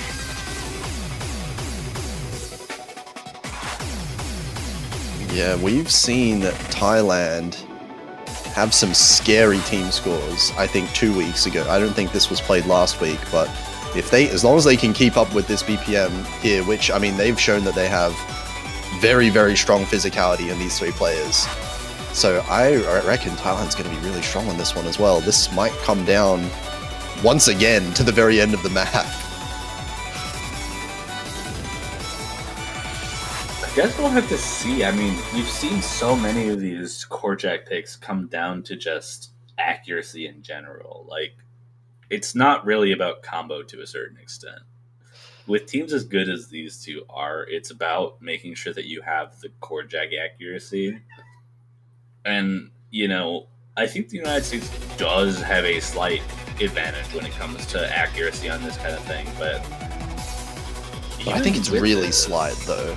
It's like, really it's slight, and it's enough that a miss does actually give it to Thailand pretty quickly. Yeah, we can see. Oh man. Okay. 4 players on above that. 5 players actually above the 99.9 right now, and Nepijin onto some ridiculous. Okay, it drops. Doesn't matter. It drops a little bit. Yeah, it drops a little bit there. Accuracy lead slightly in the United States' favor. I think. Paponga and Halusan are tying. So Paponga and Halusan. Actually, Paponga drops a little bit of accuracy. So yeah, definitely in the United States' favor right now. So does Hello Sun, yeah, but Hello Sun and actually Paponga are well below Hello Sun now. United States taking an accuracy advantage, especially with Nepijin at that 99.96. Pavan and Konkawi doing what they can to keep it up, a 5,000 point lead, and Pavan finds a break halfway through the chart, and that's going to give the United States a slight lead, now about a 2-miss advantage for them. Yeah, that's a big miss. It was a fairly clean miss. If you're looking at the positives here, Pavan's still on 99.86, just about, but Paponga now finding a miss. Can't say the name. Can't say their names or you're going to curse them. And yeah. This comes up 22,000 points now as the United States just absolutely pushes that lead to 24,000. Such a consistent... This consistency wasn't necessarily here last week, but they're just really pushing that as Pavan and Paponga find more breaks. And Kawhi the only one managing to hold on. Team score. That's not okay. Oh my god. Double F from Tristan Jacob, 1-100 from Nepijin and Hello Sun. Okay. That's why they picked it. Okay. I guess so. Lost stamina at the end. Yeah, right. Yeah, got a 100 is what lost stamina means. Lost stamina. I only got 1-30 ratio. God damn it. Only 1-30 ratio. I dropped a 100, guys. Oh no. Oh no. Oh my god. Okay, United States, they're looking strong and they're guaranteed top 2 now as they win 7-1. That should not have been a 7-1. No, by absolutely any means. not. I honestly, going into this, I expected like 7-3, 7-4. I was like looking at a few conversations being like, this could be tiebreaker. And I was like, yeah, that could definitely happen. This was too close to call 7-1. Absolutely. Like, we saw, 200-point difference. We saw multiple maps being decided in the last 5 seconds, but every single one of those went to the United States, which is why we end up here. But of course, Thailand not out of it yet. They are still guaranteed top 3. And they're still guaranteed to move on to next week in the grand finals, so they will be facing whoever wins in our last match of the weekend between South Korea and China. And I'm so excited for this match between South Korea and China. Just looking at how they performed in this finals map pool in their first matches already, I think this is going to be one of the best matches of the tournament, honestly. Yeah, I don't know how many people out there have actually gone back and checked those matches, but those matches between China and Korea that they won yesterday, I think there was a whole bunch of maps that they played in common, and for anyone that's watching here, pretty much all of them were within a couple thousand points in team score of each other. Absolutely they were, but it's going to be really exciting. We've got that match coming up tomorrow at 13 UTC. That's in about 8. Oh, I guess not tomorrow, technically. Yeah, depends what you ask.